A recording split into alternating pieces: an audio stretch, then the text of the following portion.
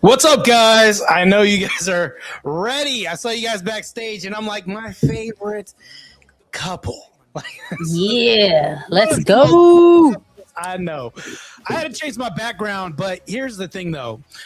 Behind me, I got my prayer corner. So I have it all set up with my icon. Oh, it looks good. Yeah, I got St. Moses the Black back here, and I got hold on, I got something crazy back here. I should actually take this out of my prayer corner. Let me get this out because I need to remove it. It's an anatomically correct vampire skull. So I don't know what it was doing back here. let me take that. So according to like anatomy, this is where the molars are supposed to anyways, it's weird relics and stuff like that. You need to have an exorcism now. You gotta clean out the demons. I don't know what that was. Well, Orthodoxy has a lot of skulls, so you might be on the money. No, I got skulls back here. I got a that skull back here. Then I got a skull behind that right there too. So Memento mori. Yeah. I know I got skulls galore because Orthodoxy has skulls, which is pretty base. So it's like something I love. But anyways, today's show is about modern dating and nihilism. We are about to get in the thick of things. This is going to be a very rough track. I've had some production made for this, so that way it could be really nice. Okay. And also, I have a segment called Dating in the Trenches. We're going to get through that. It's going to be rough, and I'm going to give you guys 10 questions throughout this whole series. And also that will propose 10 paradoxical things in nature when it comes to dating in this modern culture. Not to mention that, but I've got some rough clips that you guys are going to have to bear with me. It's a little rough. I don't know, but I do have to ask you, how long has it been since you've been off of the dating market, both of you? 4 years. It'll be 4 years in April. Okay, so not much has changed. We can at least assume that not much has changed, right? Mm-hmm. All right, it's gonna get crazy tonight. I'm just to kind of warn you guys. I got some clips. These clips. Woo! Okay, I'll just give you a hint. Anti-natalism plus. Mm-hmm. That's all. It's rough. It's rough. You're not gonna surprise me with any of this stuff, man. Like I've talked to some of these Gen Zs. They're I'll be surprised. God, I'm gonna have to get your intel on some of this stuff. It's rough out here. I've also got some screenshots. I've also got some. There's a lot. Look at Zika's eyes. She was hold on. Yeah, this episode is gonna get kind of spicy. It's all appropriate. I'm an Orthodox Christian. You know, we're all Orthodox here. It's all going to be appropriate, but we have to talk about the challenges when we're dealing with dating, because right now we have a lot of fighters on our side, but these fighters, they aren't. Well, we'll get into that. Let me kind of go into this intro and stuff, because I got an intro I got to play and some other stuff. You know how it is. A little production here, a little production there. All right, let's get into it, people.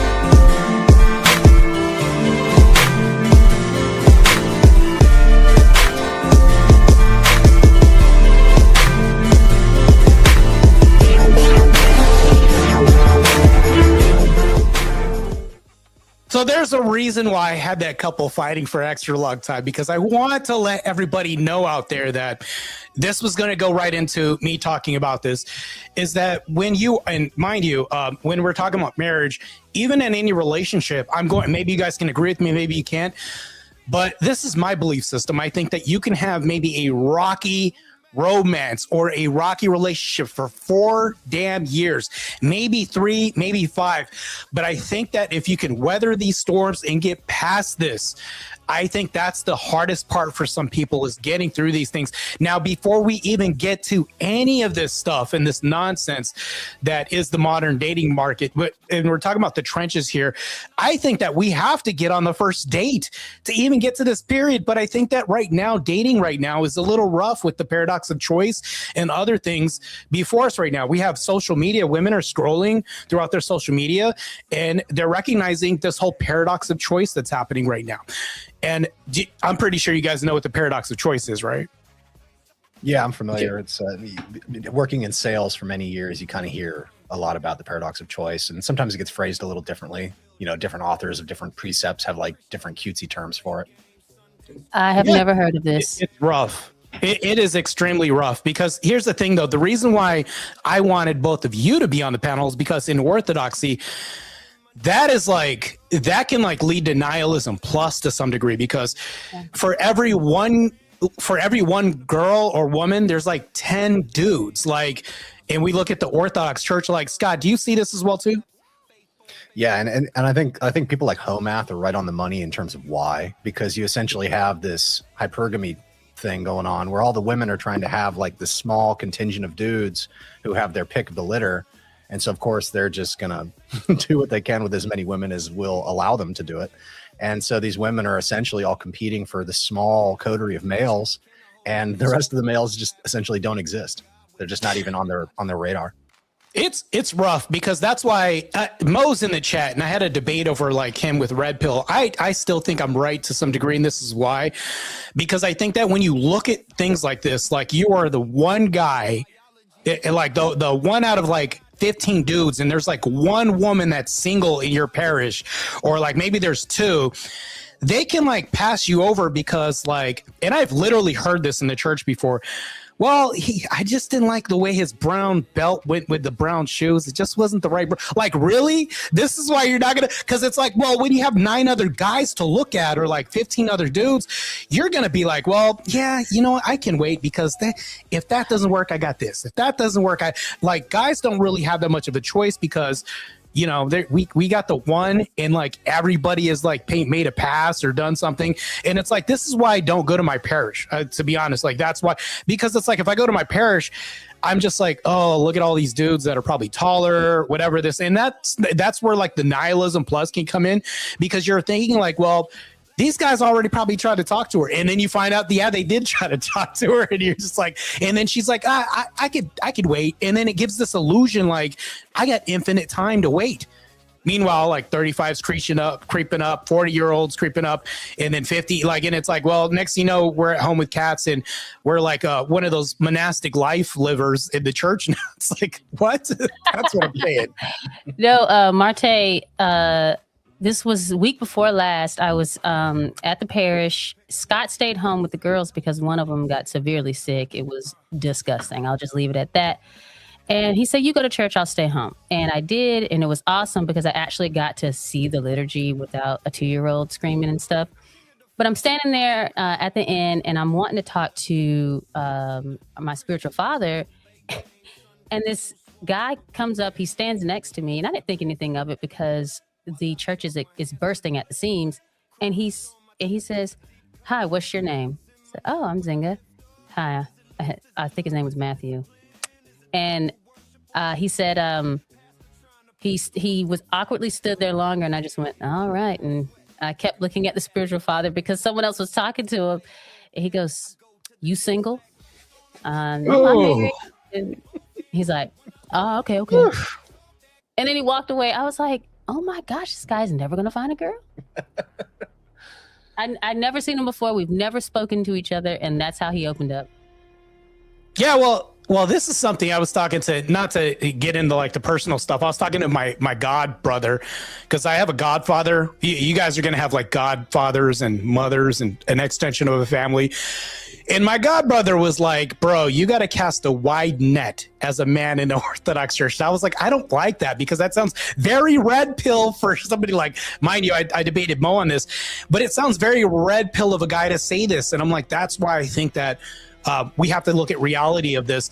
And it's like, well, I can't just look at a parish. I can't just look at, and then we're also going to get into the topic of Orthodox or Christian men getting outside of the church and trying to convert somebody, because that's basically what you're going to have to do if you're the guy that thinks about this, and then the options and ramifications that are going to happen. Because think about this. If a man is in the church and he is like, well, there's only one lady at my parish that I can have as a wife, but then there's like 15 other suitors besides me, and I'm in line. It's like you're probably going to be like, well, let me check out these dating apps and let me see what this life is like, because maybe a woman will follow me from a Protestant church, and maybe she'll find Orthodoxy appealing. Like, that's across the back of my mind. 50,000 in 1.5 times.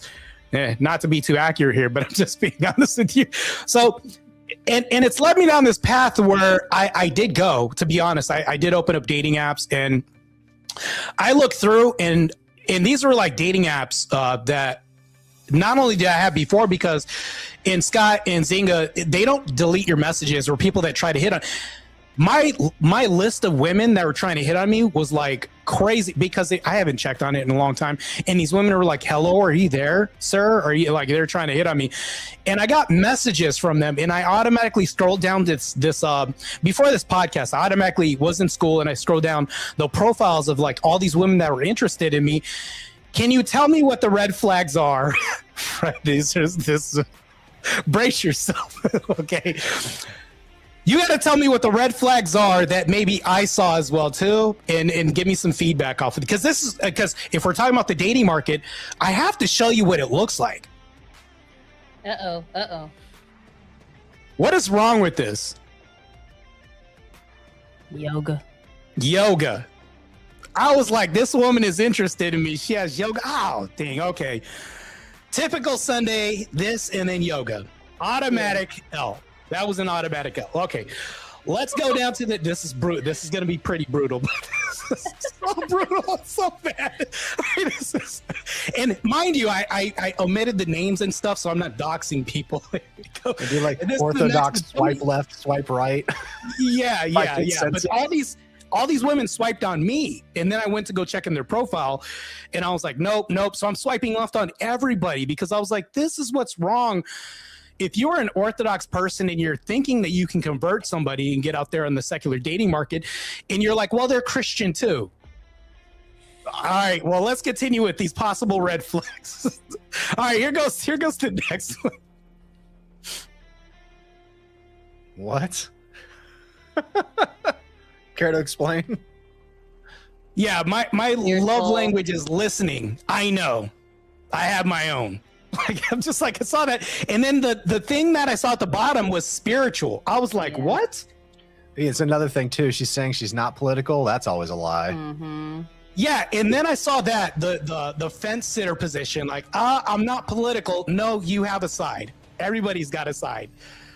So then I saw that. I was like, oh, this is brutal. All right, self-employed. This is brutal for even me, because I'm getting PTSD again here. All right. Yeah, that's a no. Here we go. Okay, because you guys are going to be like the pseudo vetters, right? All right, next one. What's wrong with both of? There's two things wrong here. There's spiritual three. and liberal. Yes. She's an attorney. Well, they love to debate, so they're going to debate me as an attorney at law. Yeah. As a spiritual liberal, that's crazy. It means she's going to be a boss babe, and she ain't going to want to take any directions whatsoever from you. Yeah, that is crazy. Let me take that from the studio. I'm going to take these down too. All right, I got three more, and then we're going to get into another segment. Oh gosh, this is rough even for me. These are all women. She'll be like, Marte, I was a litigator. Okay, Listen, you stick to. I can give you some tips on how to debate better.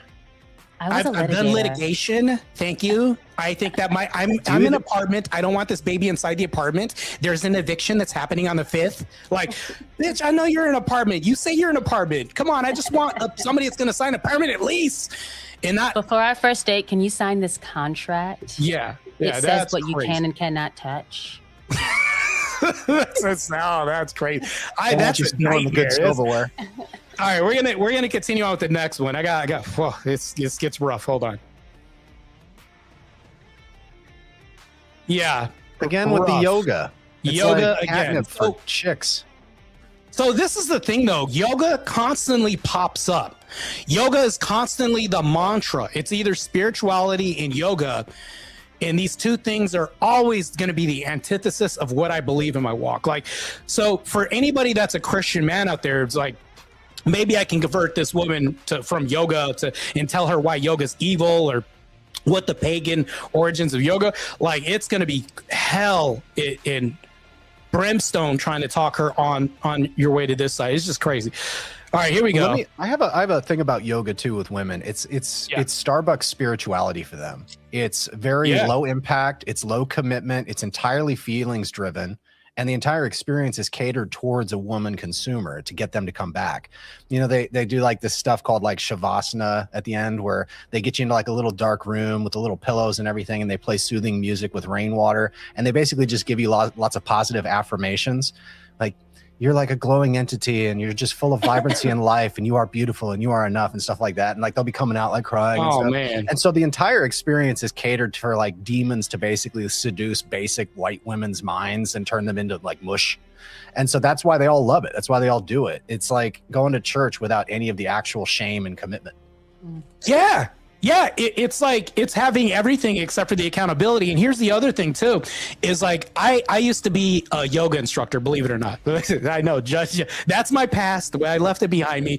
And I was a grandmaster in right hand Reiki, and I was very spiritual. All this, I just found out in those communities that they don't like. There's an inversion that happens to feminine nature. They'll always talk about, you know, the feminine, divine feminine, but divine masculine is absent. It doesn't exist. They always talk about Gaia. There's no like male version of Earth or anything like this. So here's the thing though, is there's a very sneaky thing that happens in this community, especially on dating apps, is they'll call themselves goddesses. You ever notice that? They'll deify themselves on dating apps, and they'll tell you this. They'll say, yeah, you know, I'm having a goddess retreat. You know, Scott, it would sound really weird if you and I had a god retreat. And we like, this would sound really weird if we said that, right? It would legit sound weird, yeah. But I think it's just part of this larger trend of, I think Rachel talks about it and does a really good job, Rachel Wilson. But like all of this feminism gets funneled into sort of a pseudo-religious demonic thing where, you know, like I used to be with a woman who was really big into like circus arts. And so we were always around people who were into circus arts. Well, circus arts people are always around sex workers and pole dancers, and all these sort of crews all sort of somehow coalesce together. Isn't that interesting? And so they would always be talking about goddess this and pass the ball of light as we warm up. Yeah. And all of it inevitably is woo-woo, witchcraft, demon worship stuff, all kind of packaged together. And it all just kind of goes into the same category. And so anytime you meet these women, you know, they're young, they're kind of lithe, they're fit, they seem really attractive, they take care of themselves. And it's like, oh, it's because they're part of this sort of group of people. And so it's like, they can be very physically appealing, but spiritually they're just a mess. Yeah. And that's the thing though, is these women, like, at least more than half of them are really gorgeous. Like, they're beautiful. If I wasn't an Orthodox Christian, I would have been like, man, all right, that's Tuesday for me to date. That's like, I'm not talking about sex and laying down with, because I was actually abstinent for a very long time, and I lost my V card at like 25, like late in life. So when it comes to this, like, I wasn't the kind of guy to rush out to the streets and, you know, just run through, you know, I don't do that. It has never been my MO. That's not what I did. But like, I would say as a secular person, if I went out there and I didn't really care about my religious denomination or care about my path with Christ, I'd probably be like, yeah, I'm dating her on Tuesday. We'll see what happens. I'm dating. So now it's like, I'm drawing a hard line, because I think that now it's not just the Orthodox Church. It's out there in the world where you're the one guy, and then there's like all these women with all their options, and you're just lost in this whole pack of people that you now don't want to date because either they're yoga or they're spiritual. They just don't want the accountability and all this other stuff. But I have 2 more screenshots I want to this is so brutal. All right, here we go. Liberal. And then guess what? Sex therapist. And relationship therapist at Mental Health. At Mental Health. Yikes. And then she does it for free online. Next to woman. She's also into sign language, which is a huge lefty hobby. They all got to be into sign language because they want to be super duper duper inclusive. Did you see the other thing too? Bisexual, and she's a Pacific Islander. Oh my gosh, dude. This one's got to have purple hair and a nose ring. She actually didn't. She was a brunette. I remember, but here's the thing though, because I had to crop the picture, crop her out of it. But this is the thing though. These are women that are interested in me, and I have Orthodox Christian on the this is crazy, and I'm just like, don't care, bro. These women are crazy. They honestly don't care. They don't care. Well, most people don't care if they don't have values. They just figure no one else does. When I was on the dating app on Hinge, and when I met Scott, I met a guy that played drums at his church every Sunday. And I was telling him that I'm very devout. I wasn't even Orthodox at the time. And I said, yeah, I'm very devout and I'm waiting for marriage till I have sex. And he was like, nah, I ain't about that. Played drums at his church every Sunday. You would think he's devout, but he wasn't. So these people don't have values. They say there's something, but they can change their mind tomorrow. And they just figure everyone else is the same way, I think. Yeah, it is crazy because the people that hit me up, I'm just like, wow, you got 2 nose rings, and you're like, yeah, it's just wild out there. So I have one more I'm going to show. That last one was crazy. It was the ton of red flags. That one was all red flags, dude. There were no other flags. Super red. All right, here we go. Here, I'm going to show you one last one before we get to the nitty gritty. Here we go. Too old. Look at her intro, her unusual skills. Yeah, okay. Someone to pay for extra guacamole. Her skills are pretending to listen. She's one of those women who's gone on a ton of dates with men she wasn't attracted to just to get free meals. I'm like, how is your skill pretending to listen? Like this, literally, like, so guess what, Scott? I said today, I was like, you know what? I'm just going to screenshot everything, and I didn't even skip anybody. This was all in a row. It wasn't like I cherry picked these people. It was in a row. It wasn't like, okay, let me only find the bad ones. They all were like this. Trust me, dude, I get it. Because I met my wife on Hinge on an app like this, and so, I was there too. Now I didn't try very hard. Like I was very lazy with my dating. I would just kind of throw out a little bit of information and see if anything came back. And every now and then I'd get I'd get some pings and I'd have some conversations, but usually it didn't go past a couple lines of dialogue. And then they would come back. Like, I don't know if this happens to you, but like you'd pretty much dismiss them and they'd dismiss you or ghost you. And you'd be like, okay, I'm done with that one. And you'd remove them. And then they'd be like, I don't know, 3 weeks, 3 months later, like, hey, ... And it's like, hey, yourself? Like, what do you want? Yeah, it's crazy because like, so, all right, let me change the screen up a little bit. There we go. Okay. So here's the thing though, is like, it's rough out there. And I did the same thing that you did, Scott, is I was like, I didn't really pay it too much attention. And I deleted the apps, but I didn't like remove my profile. So all of my profiles were up and people could still message them, even if I didn't have the app on my phone. So I just downloaded it just to see, because I was like, you know what? I'm not really finding too much luck in the Orthodox Church where I'm at, or any Orthodox church. So I'm just like, if you think about this, it's like time is of the essence. We don't really have too much time. And then here's the other thing that I'm going to get into. So I do debates, and you guys know I do debates against a lot of liberals, lefties, people like this, right? Here's the problem that I ran into. And not only was this a big problem, but I was like, okay, I'm going to debate this person. I'm going to debate that person. And then I ran into so many different debates with people that were like anti-natalist. People were just anti-Christianity, anti all this other stuff. And I'm like pro-Christianity, right? Mm-hmm. So here's the thing though, is I look at it like this. I'm a guy that's telling these people and giving them prescriptions. And I'm like, okay, you need to have kids. You need to settle down and get married. And then what they're going to do is say, hey, hold on. Do you have a wife, Marte? What do I say? Like, Marte, do you got kids? Like, do you have a bunch of children because you want me to have children? Like, I have, like, that takes a lot of wind out of my argument. And it's like, how am I going to sit here and fight for said traditional values? Think about this. Like, this is very deep. I'm probably gonna, this is like a jab at myself too. Like, I'm out here fighting, but I'm not like making haste or trying to kind of like make sure that this is like something that's taken care of on my end. So I can say, hey, I'm walking this walk. I don't have that. That's another reason why I'm out here on the dating market as well too, because I'm like, time is of the essence.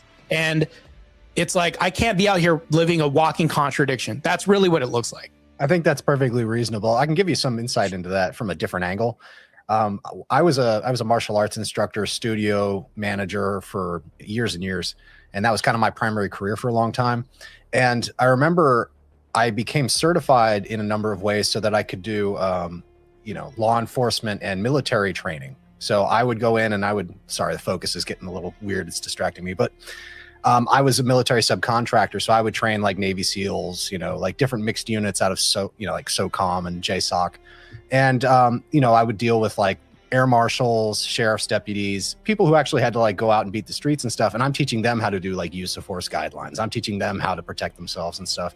And I remember I always felt like this internal contradiction, like, well, I've never done these jobs. Like, I never served in the military. I was never in law enforcement. And I always felt like I was kind of a fraud on some level.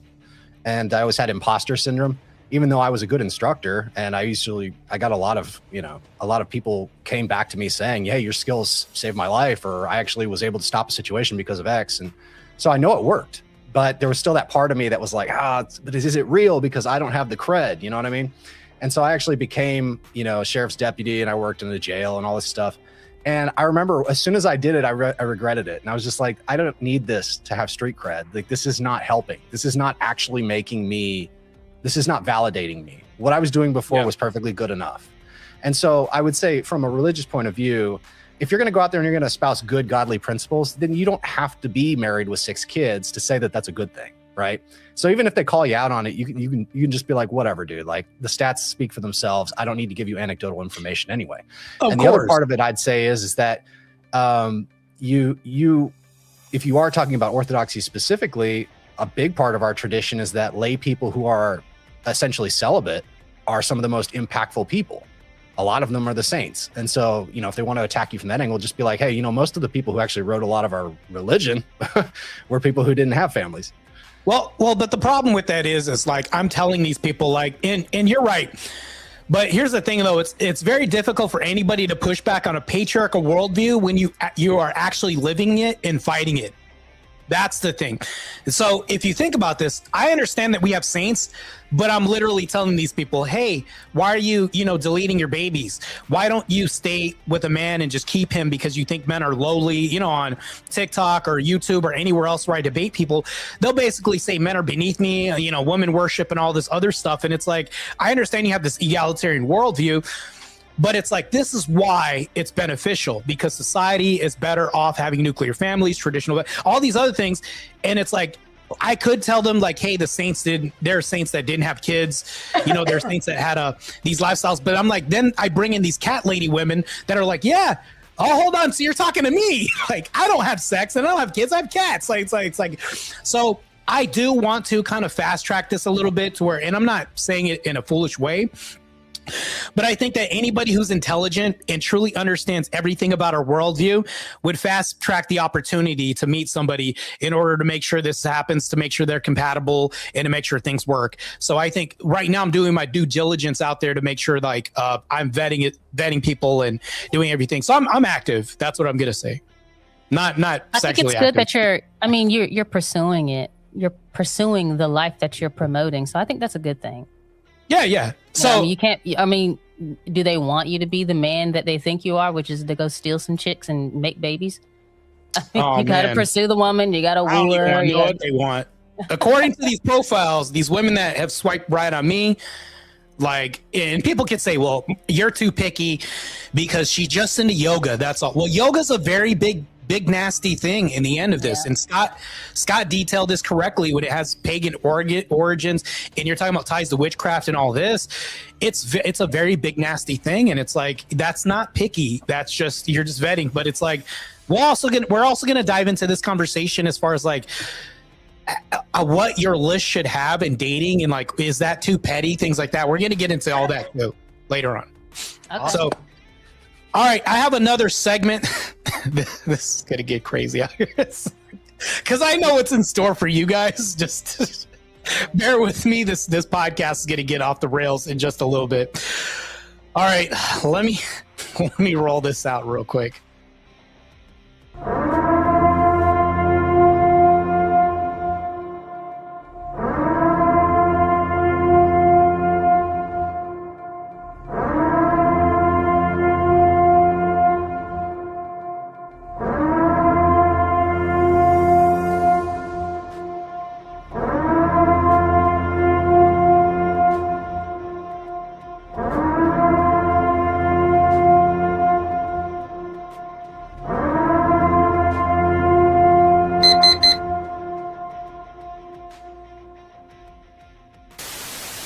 Some viewers may find the following video disturbing. Viewer discretion is advised.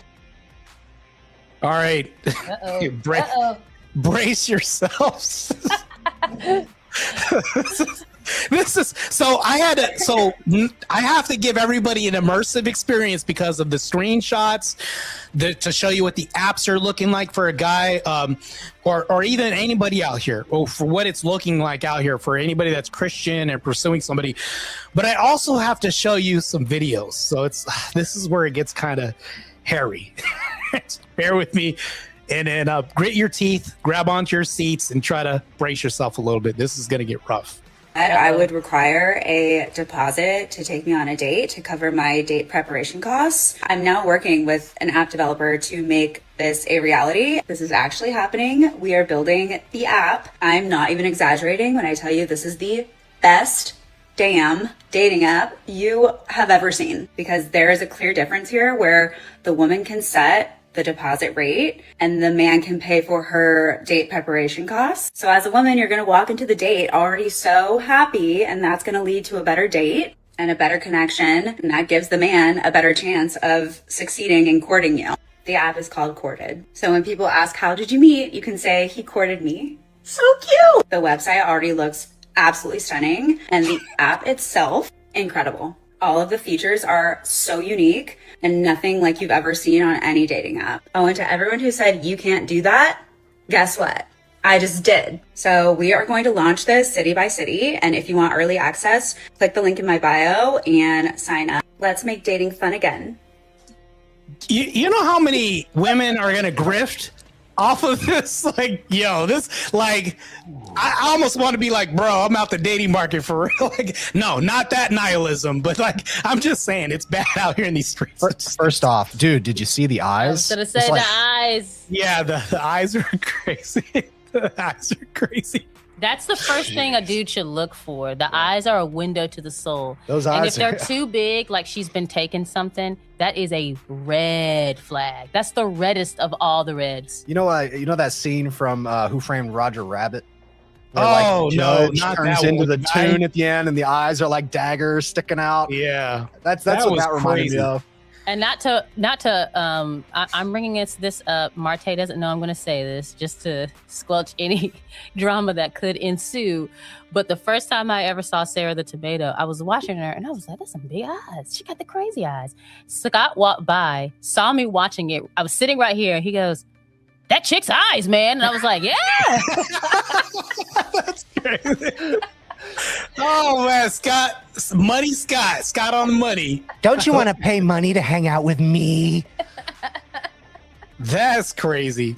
But apparently she's saying she set TikTok ablaze because she's trying to come out with this.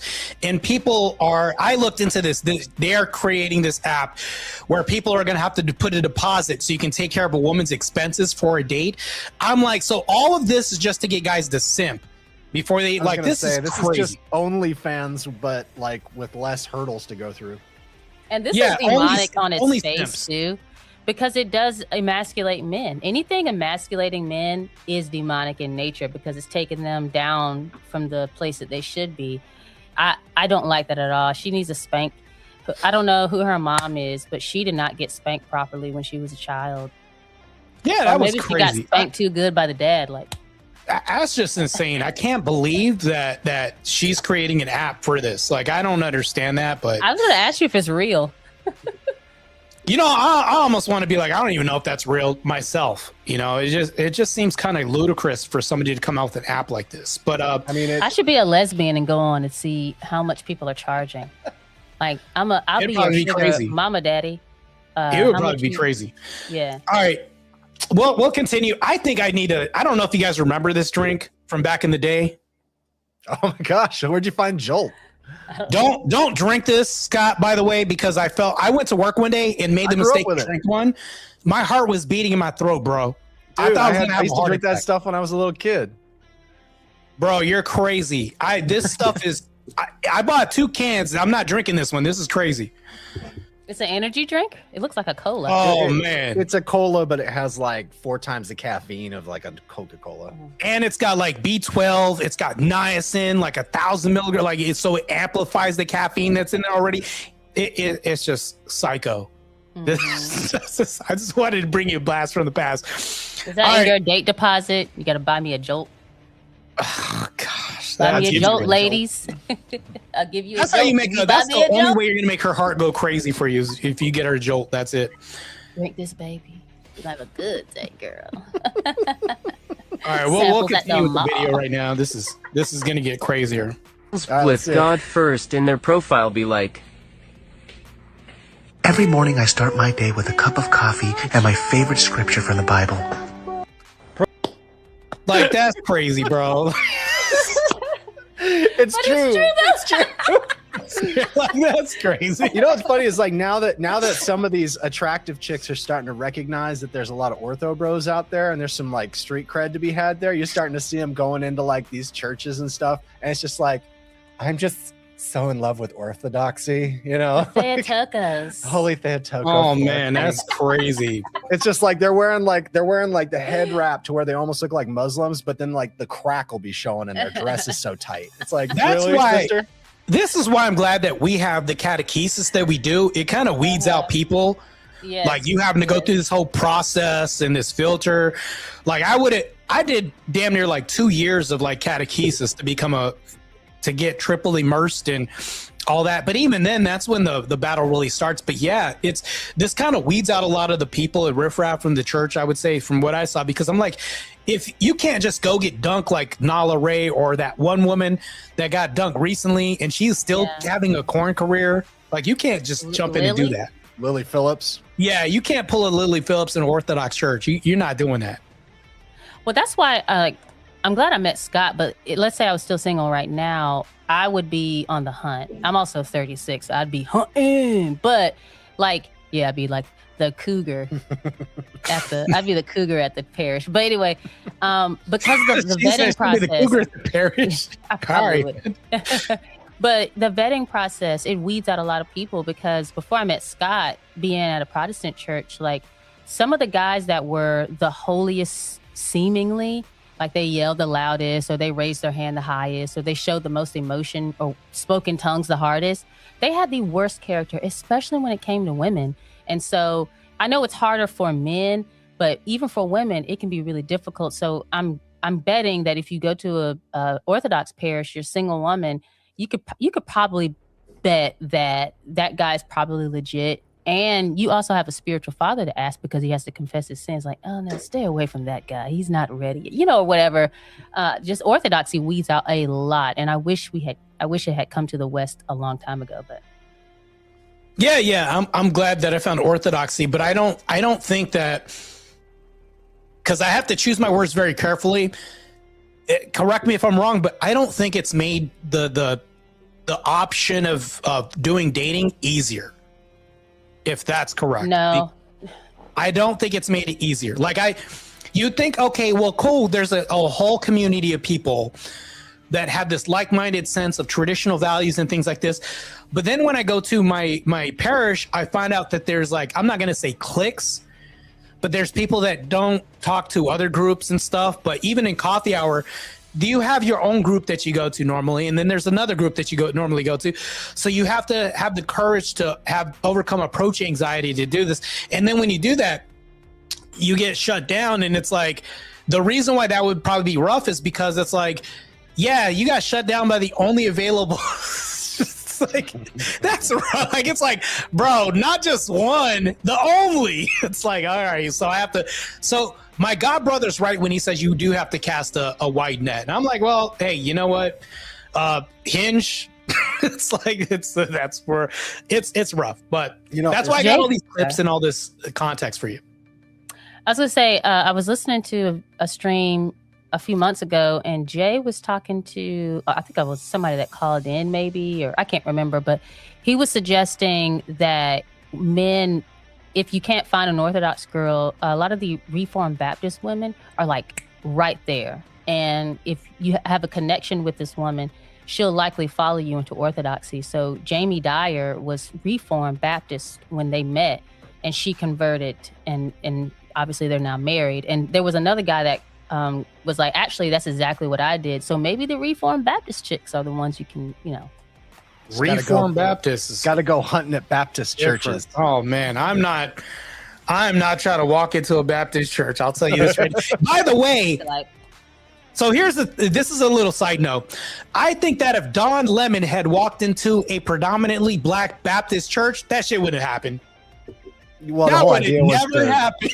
Well, the whole idea was white supremacy, right? Yeah, that wouldn't have worked out. Right. It would have never happened because the mothers in the first pew with the hats bigger than their heads having the hat competition, and then the guys that are the Ursher, they call them Urshers, they would have just whooped his ass. Like, well, people fight in black churches. Did you see the video of the two worship leader ladies? They almost got into a fist fight. Some dudes had to come on the stage to stop them in the middle of the worship service. Oh, that's crazy. And you've seen other people, like I've seen, like where there's been altar calls and then a fight ensues during the sermon. Like, black people are just they're right there and ready. You give them a chance and they're ready to fight. So if those white people had come in, it would have been a knockdown, drag out for sure. That's why I was like, I understand why Don Lemon didn't walk into a predominantly black Baptist church, because that wouldn't have flew at all. Like, of course he would have walked into a white church where they're like, oh, you know what? We're just super passive over here. Matter of fact, being nice is our tagline. Like, that would have never flew in a black church. Okay, I'm just gonna say that. People were saying they wouldn't have done that to a mosque, and I'm like, they wouldn't have done it to a black church either. Yeah, it's definitely not a black church. All right, I got way more clips, and it believe me, if you thought it was crazy, it gets crazier. Well, I threw in some funny stuff to kind of lighten the mood a little bit because I don't want it to be nothing but nihilism. So here we go. If you find that your wife is continuously ordering boxes from Amazon and receiving them every day, let her know that she should be satisfied with just one box. Because after all, you've been getting the same box for years, and it's not even Prime anymore. Michael, that is Michael, that is so mean. And why is it that wives are always expected to cook for their husbands? Like, why wouldn't it be the other way around? It's the law, babe. What do you mean the law? According to the law, all prisoners must be fed 3 meals a day. Michael! I had to do it because I was like, that's some funny marriage life humor. I had to throw it. Michael. She was like, Michael. You ever see they have a really good marriage if they could do videos like that. I was gonna say those two are probably really happy. Do you ever see the episodes of this one couple that went viral where they just do horrific pranks to each other? Like, you're talking about the cream and the bubbles? Yeah, like where they're like knocking each other down with stuff, and like stuff's like elaborately falling from the ceiling when they open doors. Yeah, that's funny. I think the guy's a firefighter or EMS or something like that. Yeah, those are pretty good videos. I like watching couples like that to get. But this is like where the delusion comes in, because if you see that video, you're like, oh, I want to find that.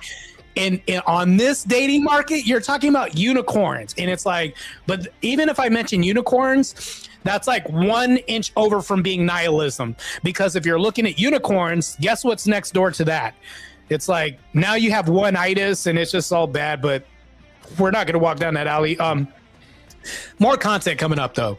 We're not a prisoner. What?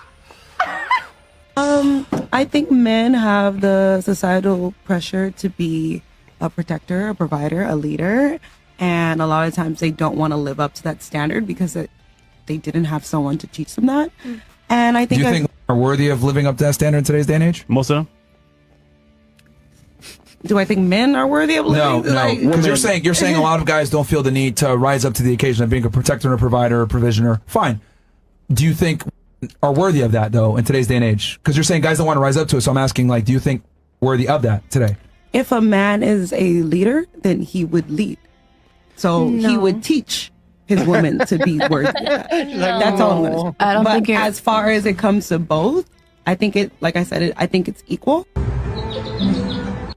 So yeah, that's crazy. I don't post a lot of Fresh and Fit because I don't like to delve into like a lot of red pill content. But I wanted her response. She was like, "Well, if he's a leader, he's just going to lead anyways." Like, but this takes two people. I like how the other 304s though understood what he was saying, and they're like, "No, we're not worth it." No. yeah, they were like, "Yeah, we're not worth Not it." really. No. I'm gonna do an entire stream, and I'm gonna act like a 304 on the whatever or the Fresh and Fit podcast. Watch that be the show gets you the most subscribers of any show you've ever done. I'm gonna do it, but I gotta get I gotta get some fake That's wild. Get you like a bodysuit so it looks like your boobs, but they're not real. Just giant. No, that's insane. Zynga. I think that's a bad. You're gonna catfish people. You're gonna have like the eyelashes that look like butterflies. Scott, you're endorsing her to catfish people. That's so bad. The optics are bad. I do not support that. All the brothers are showing up. They're like, I don't know what an orthodox is, but you fine. Yeah, that would be crazy. I don't know about all that. I don't know what that orthodox is. Whatever, you can orthodox me all night long. Oh my all right, God. I had to throw some nature in here too, by the way, too. It's so bad that nature has reflected our dating landscape as well, too.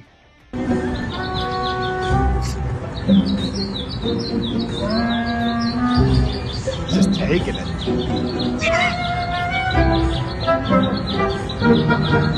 Bro. He's like thinking about video games. He's thinking about like he's getting an earful. Like, bro, really? And he moves his head, and she like adjusting, gets in. She's like, it's like that bird has dealt with that for a while. That's crazy. I was like, what? This bird gets into. It's not her fault. She was drunk. Yeah, he's probably mad. She's probably mad because he didn't make 100 worms last year. So I'm just like, that's probably what happened. I need somebody in the higher bracket. You make it. You didn't make 100 worms last year. We having problems. Like, Brad made me a nest in college. This is crazy. All right, here we go. I shouldn't have married a black I don't know if there's a place for me. There's a place for everyone in this world. It's perfect. I had to. I'm sorry. I had to do it. That's funny. All right, here we go. I threw some lighthearted stuff in there. Here we go. Back to the nihilism. Here we go. This time you seen a tall man with a tall ass woman. Tall men ain't even attracted to tall women. They like short women. So then they take all the short women, then they leave all the tall women out here. Now it's just a bunch of short dudes trying to talk to tall women, and tall women don't like short men, but short men love tall women. The tall women looking for the tall dudes, but the tall dudes done stole all the short women, so the short dudes can't have no short women. It's crazy. It's stupid. Okay, this video. I mean, that is no. true. He ain't wrong. That is true. And I'm just like, what the? I mean, I had an ex that was like 6'1", so it's whatever. It's just, I don't know. When I was in college, I went on a few dates with a woman who was 6'7" without shoes. Yeah, it's pretty tall. She put the heels on, and it was like, all right, you ready to go out? Yeah, I went with I'm not going to tell that story. You know what? It's not that bad. So I went out with this one woman, and I was bouncing at the time, but I was like, I was with this woman, and we were dating for a long time. I called her Big Bird because she was tall, but she didn't know about that. So to my friends, I called her Big Bird, but I didn't call her Big Bird to her face. Oh my God. She was like 6 foot. She was like 6 feet tall, and we were dating. And she had another friend that was 6 foot tall. And what was crazy was because I was dating her, her friend wanted to date me. And she was like, and this was like, I was a DJing at the time, but I wasn't like sleeping around and stuff. We hadn't even slept together, but she was really interested in me, and we were dating. And we showed up together, and I didn't know, like, I knew that her friend didn't know that she was hitting on me behind her back. So I had 2 6 foot tall. So anyways, needless to say, the optics were crazy. I went out to different clubs that I bounced at and other clubs that I wasn't bouncing at with 2 women, and walking in with them and just letting everybody guess what the situation was. That was like an ego, like, I'm just gonna, even though nothing happened, but my ego was like, stupid. Like, who was that dude? My ego was retarded at the time, but anyways, yeah, but it's like, so I've seen it. I think a lot of this is just your competency and your level of like understanding and your ability to talk to women. If you could talk to women and you could, like, I know this whole feelings thing, like, I understand that there's that level of like timing, and then, you know, if you can make them remember how you made them feel and all this other stuff. I already know all that stuff. But I think at the heart of this, when we're living this Orthodox life and this life with Christ, I think fundamentally in our understanding, like, I think that we are inevitably chasing Christ. We just want a woman that's going to chase Christ with us. That is what makes dating hardest, because right now, if I'm scrolling through apps, if I'm talking to women, and there's like nobody at the parish, but if I'm talking to people out there and meeting them, that's the biggest hurdle, is having them to feel like, because I don't want to proselytize, I don't want to evangelize people, like, I don't want to do any of this stuff, but I'm like, well, how much of this is a part of that? Because they're not Orthodox, they're going to have to convert at some point. And I'm just like, and you know, the red flags that we saw in the dating app, you're like, that's going to be a tough conversion. You're bisexual and you're spiritual. Like, this is great. Like, I'm just like, gosh. Ironically, man, it's like the ones who need the church the most are like the ones you kind of have to avoid. It's tough because it's like, those are the ones who really, really need to go, but they don't need to go with you. I think that given the situation on the ground as it stands, if we're just gonna, you know, call a spade and not sugarcoat things, it's gonna be really tough for single folks like you and for these new Gen Zs that are turning to Orthodoxy to find a woman at the church in the parish. We know this because there's so few of us to begin with, and then you just are reducing that down even more because it's not a feminized religion that's catered to female experience the way Protestant churches in the West typically are.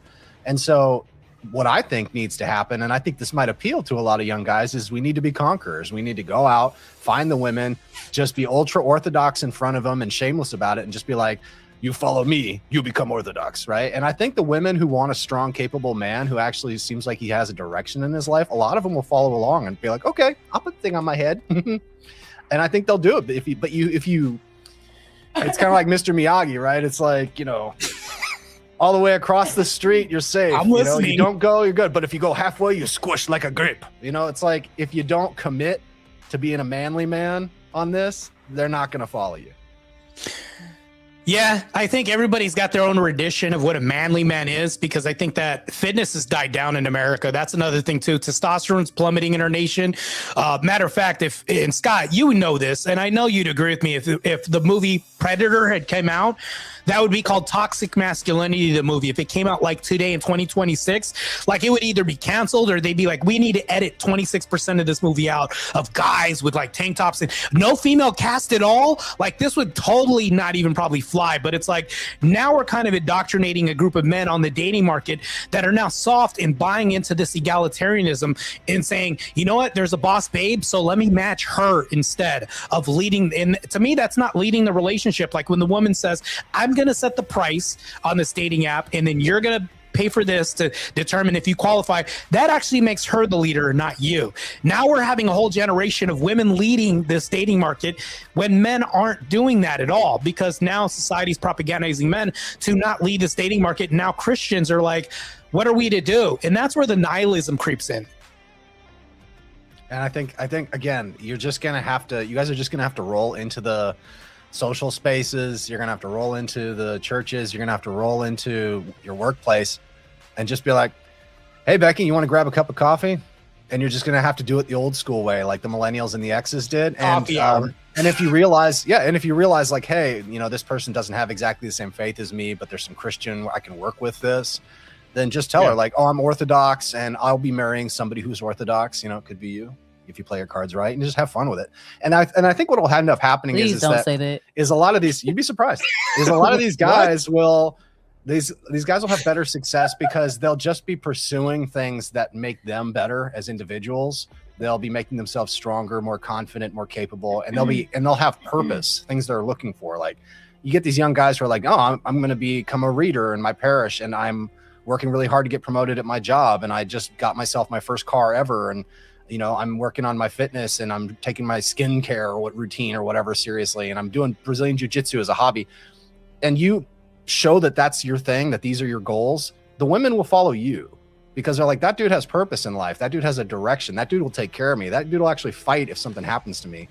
And then if they figure out, oh, he's an Orthodox Christian, well, I don't really understand what that is, but I'm willing to try because this dude's kind of a catch. So here's the crazy part about this. And of course, I have anecdotes and personal experience that I'm going to spew here because I'm here. Of course, I'm going to throw in my anecdotes. It's funny because when I was broken in college, or like when I was doing that and couch surfing and all this, I had so many numbers. Like, I had so many women's numbers when I didn't have anything, right? And then only to find out that when I started becoming successful, turned into a pro athlete, now there's like a tumbleweed that never was there before rolling through my living room. Like, it's like, so, or my phone, actually. It's like, so that's the crazy thing that happens. And there's this phenomena that we hear in dating. And I know this has like nothing to do with the topic. Well, we'll say it's a non sequitur, but I'm going to throw it in anyways, because Scott, maybe you can probably relate to this. Like, if you ever notice that when you break up with somebody, all the women it's just tumbleweed through your phone. But when you're with somebody, all the women come out the woodwork. Like, there's crazy phenomena that we see in this dating market all the time. Just like when I was broke and had nothing, when I was couch surfing, when I was running track in college and eating ramen noodles, believe it or not. And like all my books were on loan by the athletic department because I couldn't afford anything. So it's like women for days. Like, I had women jumping crazy to get in my DMs. But the more money I started making, the more successful I started becoming, the better fitness and health I started delving into, becoming a pro athlete. That actually started diminishing. And it's like, there's this perception of life, like, if you build it, they will come. Well, the red pill, it's like, well, I didn't really see that coming up, but that's just my own anecdote. It's just like the phenomena of when you get a woman, all the women want you, but then when you break up, they're nowhere to be found. Maybe it's because there's competition anxiety, like the red pill people say. But I think all of this doesn't negate the fact that you still have to work hard. You still have to follow Christ. And you still have to be the guy that maybe you want to be a reader in your church, like you were saying. Maybe I do want to work on myself to fight my own passions and things like this. I still think you have to be that guy because you have to be, in my opinion, you have to be a husband before you put a ring on that finger anyways. But I think you want a woman that's going to be a wife before she puts the crown on her head. It's tough because, listen, like Z and I have a really great marriage, and I consider myself extremely blessed, especially given my past. But we didn't meet each other in Orthodoxy. Like, we were both lost people who thought we were good Christians in Protestantism and Pentecostalism. And we ended up having to refine each other to get to where we are now. And we're still constantly working on each other. So I think there's a certain degree of like, the Orthodox bros are going to have like this hyper zealous period. It's kind of like when you quit smoking, suddenly you're judging all the other smokers. I think they need to kind of work past that. Get through the excitement a little bit and start thinking about, okay, if I'm going to actually bring a woman into this, it might just have to be somebody who's really struggling and still kind of sinful and doesn't really understand Christianity yet. It might have to be somebody outside, and you might have to just kind of be patient with them and help them catch up, because, like you said, there's just not a lot of women there in Orthodoxy. And even if there were, they're going to have that kind of hyperinflation thing where they're going to have their pick of the litter because everybody's gunning for them, and there's just not enough other women to compete. And so they're going to develop passions as a result of that excessive choice and options. And so you're going to have to find somebody who actually appreciates you, and that might have to be somebody outside. Yeah, it's rough. And you were saying something like you can go to a different Orthodox church, but think about it like this. If my parish has like one woman per like 20 dudes, the next parish probably has the same setup as well too. So I think about things like this. Like I'll compartmentalize my thoughts that way, but I also like there's this thin line between looking at reality and then like looking at nihilism as well too, because you could say, well, no, it's the same setup at this parish, I bet, and it's the same setup at that parish. But do you understand how somebody could just delve into not pursuing this and giving up? Like that's like a stone's throw away from nihilism, in my opinion. And I see how guys can just delve into this and just be lost and say, I don't know what to do, you know? Well, if I could add some hope, when I met Scott, I was extremely miserable in my like spiritual life with God. And I would always pray like, I'm supposed to have the joy of your salvation. I don't have it. It's because I wasn't in his true church. I was not only not in God's true church, but I was also in a very corrupt church. I didn't know to the degree at the time. I've found out since I've left. It's like, well, no wonder God wasn't there. The Holy Spirit wasn't there. And I would talk to Scott about it when we first started dating. And it was during the pandemic, so the church wasn't open. And when it opened and he started coming, he said to himself, I think you told me this, he said to himself, I'm going to see if she's been lying to me and trying to get my sympathy this whole time, or if it's true. He came a few times and he was like, holy smokes, that place is like just a den of vipers. And he was the one that convinced me to leave. I was raised there from 9 until 30. And that's the only church I knew. And so it was really hard for me. I knew I needed to leave for years. I knew I needed to leave, but I didn't. I didn't have the courage to do it, to be honest. I was a punk in that regard. And Scott was the one that made me brave enough to leave. And he was the one that made me brave enough to find another church. And then we became disenchanted with that, not just that church, but just like Christendom in general. And then we both found Orthodoxy separately. And so I'm saying this to say, like, he was the one that led me out of these places where I wasn't finding salvation. And now we're in a church that we can find salvation. And I'm saying all this to say that there may be other women out there that are feeling the same way, but because we're agreeable and, you know, we're not exactly the most courageous sex. We can have courage, but, you know, men more so. Especially if you're talking about drawing lines in the sand, that's mostly men doing that type of thing. Yeah. And some of these women, they just may need to be shown, oh, actually, this is the true church. The reason why you're miserable is because of this. The reason why you're not happy is because of this. Like, you need to be over here. So they just might actually need real leadership. And I'll tell you this, one of the things I've been noticing about a lot of like prominent Protestant apologists and influencers and pastors that have a big platform, they're scared to death of orthodoxy. They're even having conversations on podcasts like, is Protestantism feminine? And they couldn't even answer the question. And so everyone knows that orthodoxy is on the rise, and they're afraid that their churches are going to shrink. I think one way it's going to shrink is by these Orthodox men stealing the women. Have you ever seen 7 Brides for 7 Brothers? They go into the town and these dudes, they literally just steal the women and bring them back home. And then there's an avalanche. So they have to wait till the next spring to get the women. It was crazy. But anyway, go and see that movie. The Orthodox dudes may have to go steal some women from the village. That's what I'm saying, man. You guys are gonna have to get out there and go get them. Because like I understand, club them in the head and just drag. That sounds like SA. No, I don't know. They didn't have to hit them because they weren't much of a fight. They just picked them up over their shoulder and just. Yeah, it's crazy. In a wholesome way, but like you get these wholesome young guys, SA. Man. This is crazy. No. It's a movie after the Hays Codes law. So there was nothing like that. Okay. It's a very like clean musical from like the 50s. Clarifying in case anybody else not here. So yeah, sorry about that. Yeah, no, I was just gonna say it's like I think if everybody wants to be a purist about it and be like, okay, well, I can only marry an Orthodox woman, then you're going to have to become a passport bro to open up your options. And not everybody can afford to go overseas and date a Polish chick. You know what I mean? It's like, you're going to have to deal with the soil God gave you. And there might be all these wonderful potential Orthodox women, brothers and sisters out there that, brothers too, yeah, you know, for some of the women who are in the same boat, probably not as many, but I'm sure that applies here and there. You might just have to go and go outside of the church. I know women who are Protestant and they've looked into Catholicism because of a man. They didn't pull the trigger, but they looked into it at least because of the man. So, well, this is the problem with passport bros, and this is something that I've never had reconciled. Like Anonymous couldn't even reconcile this on his program. I'll bring him up so I can debunk this as well too, because I heard him. I heard, maybe it wasn't him, maybe it was somebody else, but people are saying maybe you have to go outside the country. The problem with this is, and both of you guys can agree with me on this, I'm an Orthodox Christian and I'm like trying to look for a wife, right? Meanwhile, like the women that are in the Orthodox Church that want to talk to me, if there are any, I could just imagine, are like getting older to where it's like they feel like they're running out of time.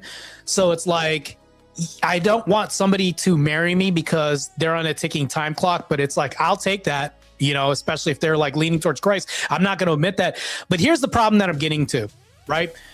If I go outside of the country as an Orthodox Christian to find somebody who lives in a traditional culture, like let's say they're Greek, right? And they live in Greece or Athens or somewhere else, right? And I bring them over here. They're going to be subjected to the same indoctrination, the same propaganda now. Now they have new female friends that are, unless I like prohibit them from going outside, they're going to see commercials now. And it's like, now they're going to be subjected to the same environment. And it's like, that's the problem that people are going to run into. It's not the fact that like, and I understand them being traditional, but what's keeping them traditional is their community and their society. But if you take them from their society and bring them over here, now there's a change. There's brand new stuff. Oh, what's OF? It's like, maybe they know what OF is, but they're like, oh, your Instagram algorithm's different than the US. Oh, TikTok here in the US is different. Oh, I'm seeing, oh, maybe I should be more of a boss. You know, it's like, God, this is crazy. So that's the problem that I always run into. Scott, maybe you can kind of reconcile that because these other guys couldn't. I think it's just a cultural thing. Like, obviously, if you go and you try to marry like a Korean chick who, you know, probably never practiced religion except for some kind of maybe cultural stuff that they do in Korea. I don't even know what you'd call it. Like, they're not really religious. They don't really have religious convictions. And they marry, I don't know, a white or a black dude or a Hispanic dude or whatever from America or from like France. They're not doing it for love. It's transactional. So the whole thing's kind of bunk from the beginning. It's kind of doomed to fail. But if you're going in there with, but if you're going in like let's say you're part of like a ROCOR parish and you go and visit like Romania and you find a chick there and then you bring her back to your Romanian parish with a similar community, I don't think it'll be as big a problem. There you go. Okay, there you got. See, that's what nobody else was able to bring. I think a way to reconcile this, and I'm like, I can see the break because what you did, Scott.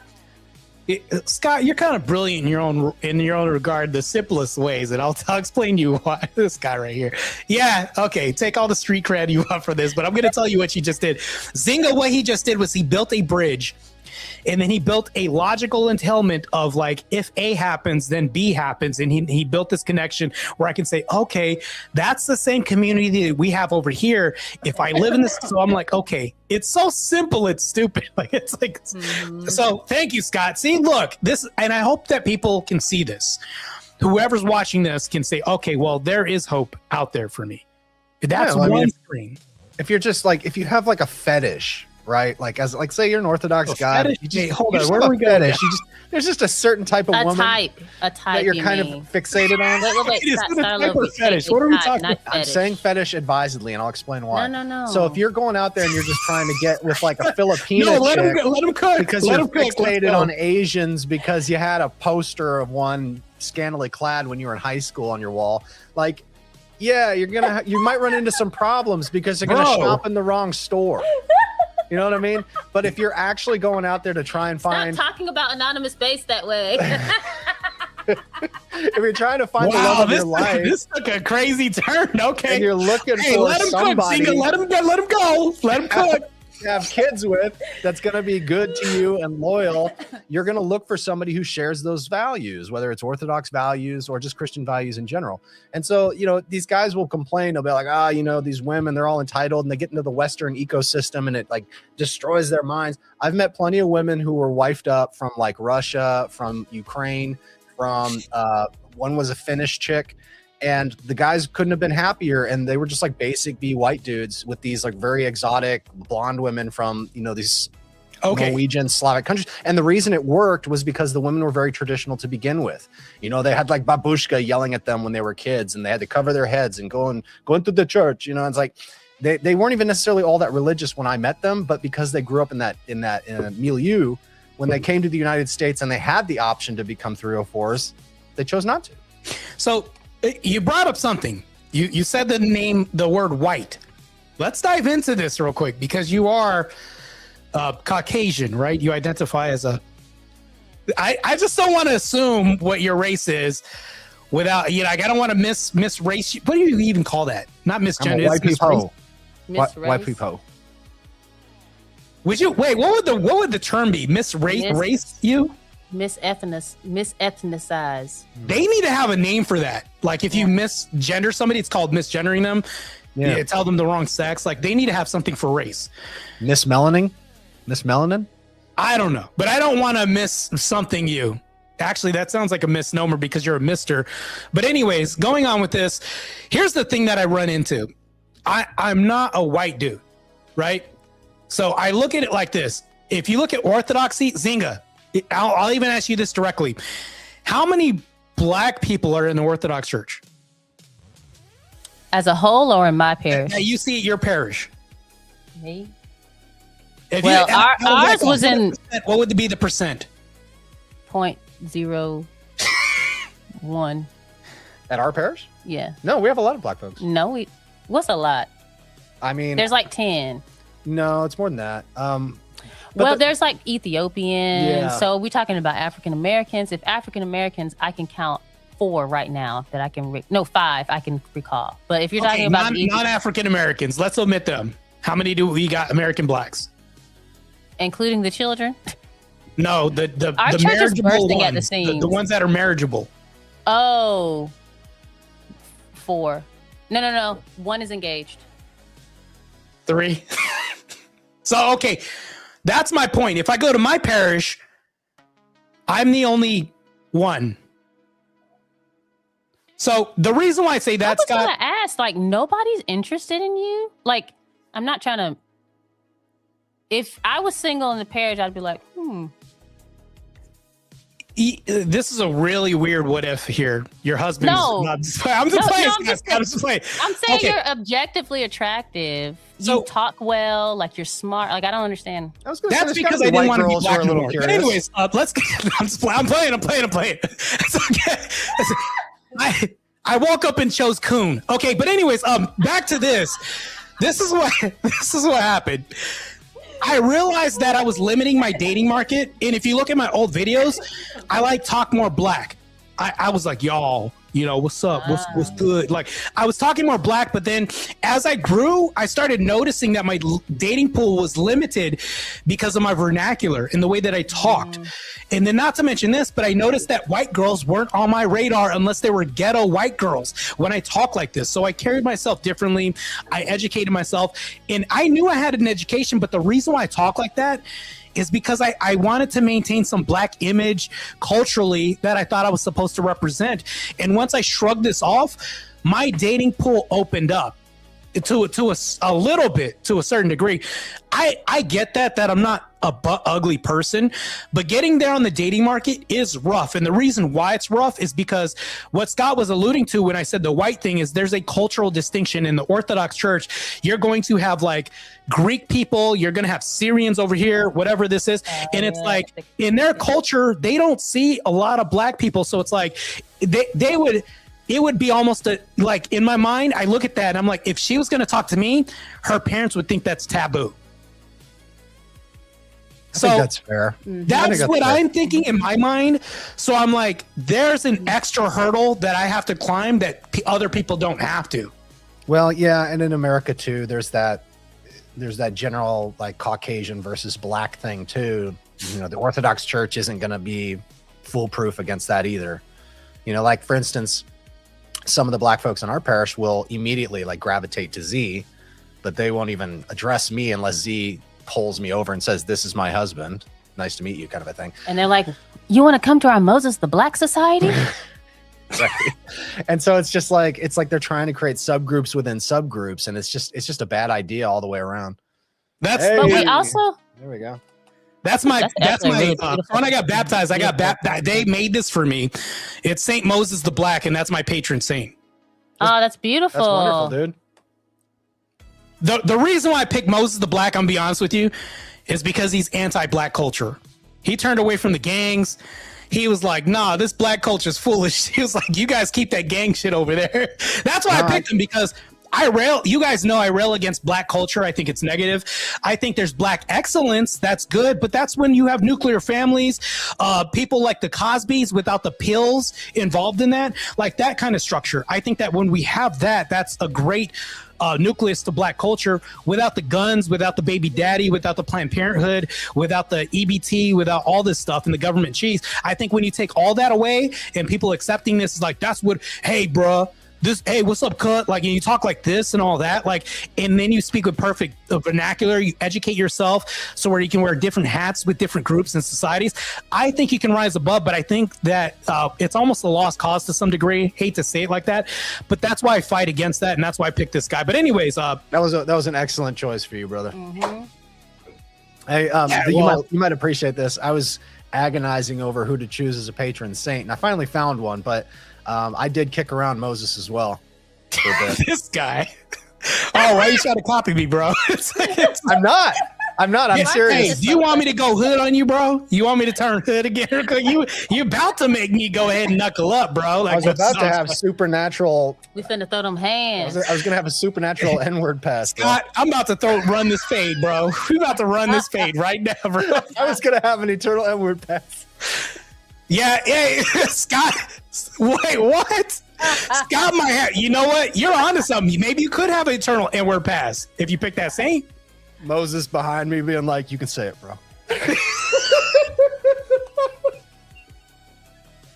I might have to clip this shit. To be honest, Zinga, you can be mad if you want. I'm probably clipping this shit. I'm just gonna let you know right now.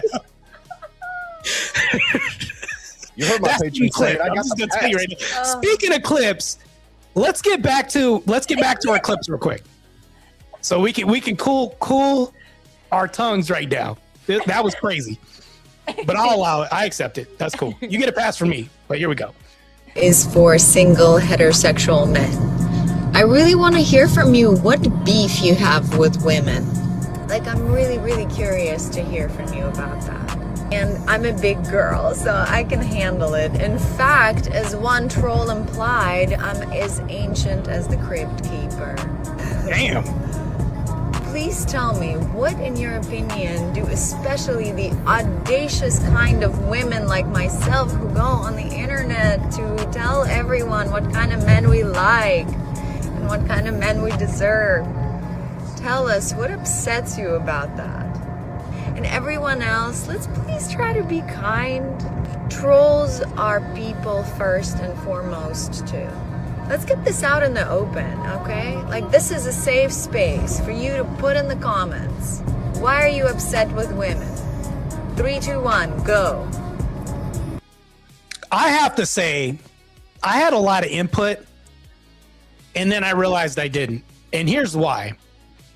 Being on the dating market and saying, you know what? Here are the facts. I'm going to graduate diesel tech school. There's a contract that's awaiting for me. And this guy's like, well, as long as you can hold the CDL for at least a year, you don't even have to drive. I'll put you on my plan, but I'll leave a slot open for $1,500 a month.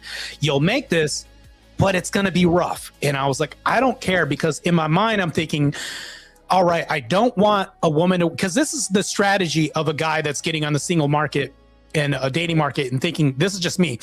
I'm working 2 jobs that I really don't want to work right now. And I'm going through school, killing myself, to just be told I'm going to be on the job market, working a job that I really don't want to work to level up. And it's automatically probably going to be like $15,000 a month, but it's going to be rough, little sleep, but it's guaranteed. And I'm like, okay, because it's a contract, I'll do this. And what's getting me over this hump is the hope that once I get somebody on the dating market, they now have an option of saying, I don't have to work, but I can work.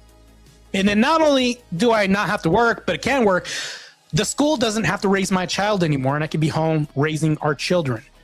Like, this is the thinking of somebody that wants to be a husband before he gets on the dating market.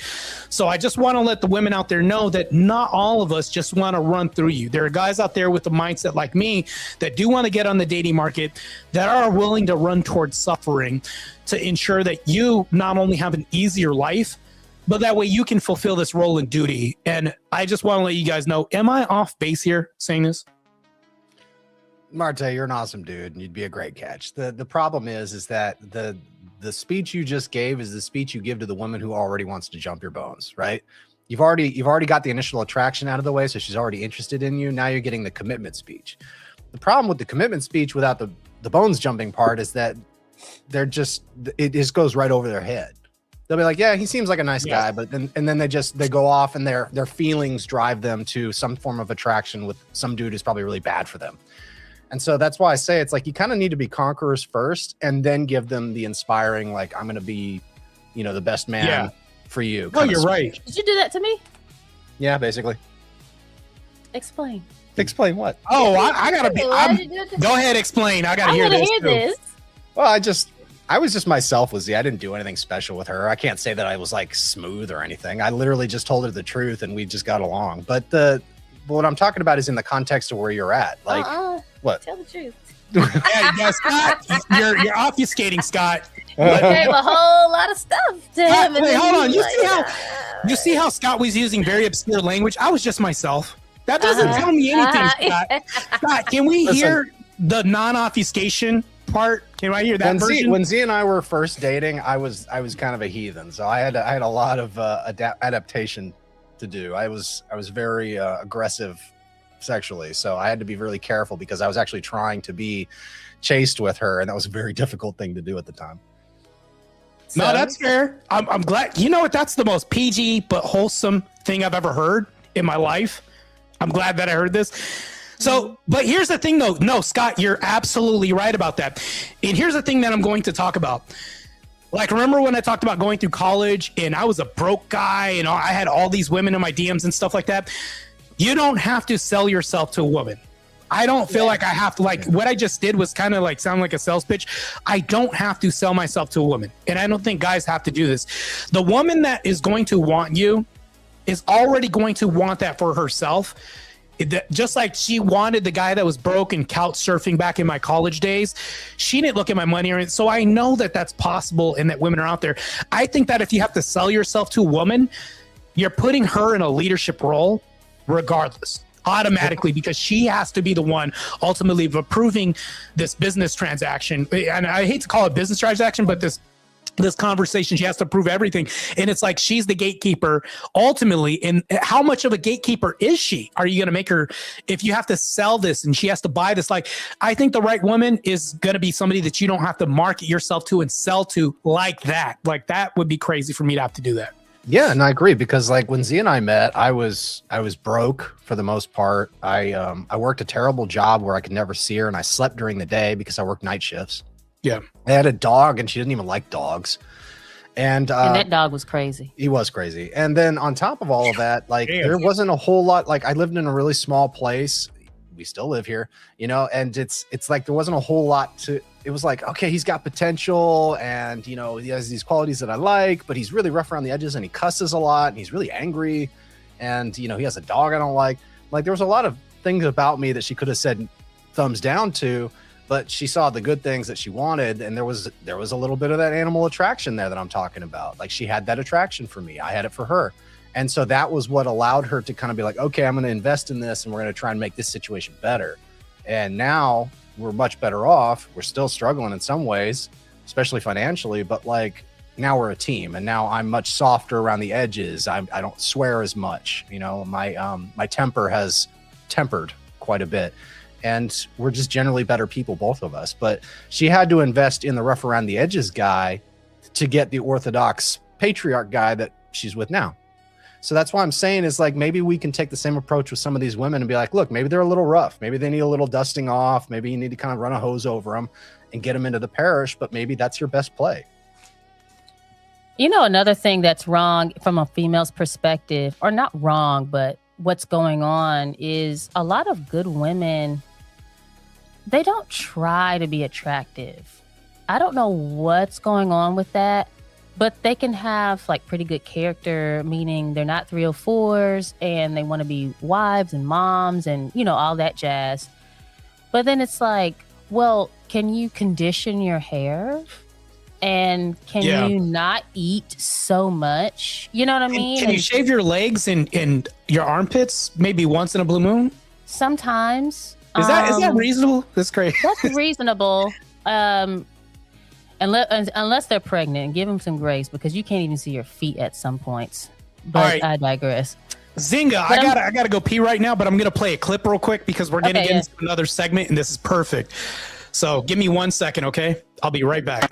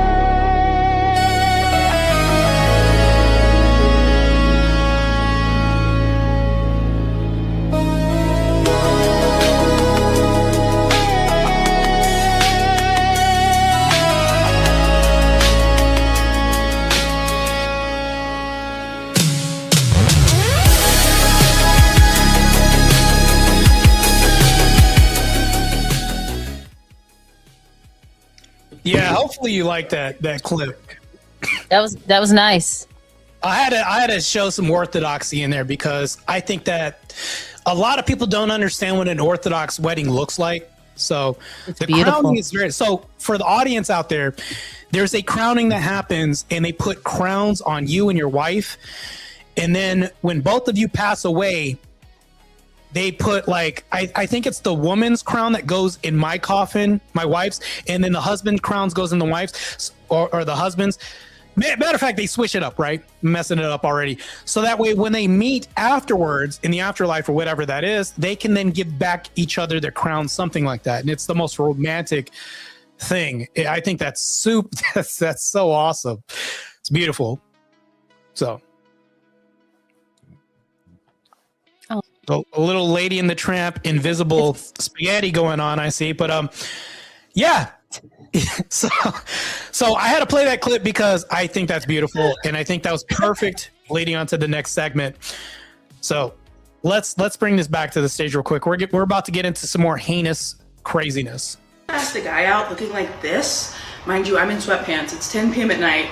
Maybe that was a little weird actually, because we're like outside and it's dark, and I'm like, hey, come here. But then I was like, are you single? And he was like, yeah. And he got like this huge smile on his face, and I was like, I was wondering if I could get your number.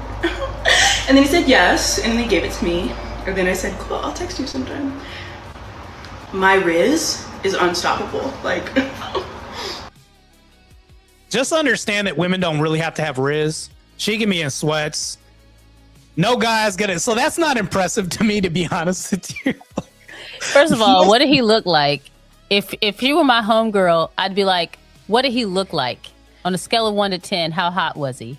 Yeah, she's not talking about how he looks, obviously. Right, because he was ugly as sin. That's why. Could have been. He's probably homeless. And damn, Zinga. No, seriously, because women be lying. Go for the other thing too is when I was a teenager, you know, I grew up without my dad, so some of the guys in the church would like give me advice, and one of the guys gave me the "men only want one thing" conversation when I was 15, and I looked at boys like, oh my gosh, after that, like, ew. And this guy came up to me at one point. He was like, I was playing basketball. I was young and a tomboy. I had like a ponytail, no makeup, like t-shirt and basketball shorts, literally.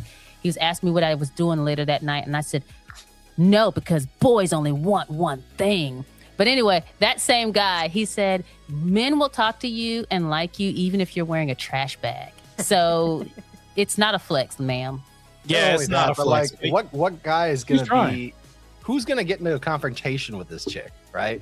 You're out in a social environment, you're having a good time, and some woman kind of like frolics over to you and it's like, hey, you're kind of cute. I have ice cream in my mouth. Will you give me your number? You're going to be like, you're going to look, you're like, no, I'm not going to give you my number. Like, nobody's going to do that unless they're a real dick because they don't want to have the confrontation. Like, you could get some rabid, angry feminist on you and now your night's like, now you've gone viral. That's a different way to look at it. Yeah, I could see that too. Like I would just give her my number, and then if she texted me, I'd be like, ignore. He probably thought she was easy. Yeah. Like, oh, she don't take care of herself. She looked like she got low self-esteem. Yeah. Okay. Damn, Zinga. Probably some brother out there. He's probably like, hey, I'll take any white girl as long as they can walk. Low self-esteem. Let's get a what? Yeah. You see these guys, like you see these like younger brothers who are like super yoked and like super fit, and then they'll have like a white woman who looks like a hippopotamus. I'm like, this is the most. I see that all the time. Yes. I see that often. I was at the gym and I just saw that today before I came in and got prepped for the podcast. That's crazy. Only reason why I'm single is because I'm like 33 years old and I'm pushing like 190 and I drive a Tesla. Other than that, there are no red flags whenever you only got one baby daddy and he's dead. I feel like no red flags. She got a baby daddy. And then he's what? That's crazy. Okay. Yeah, she's telling me aren't I supposed to be the one to tell her if she got red flags or not?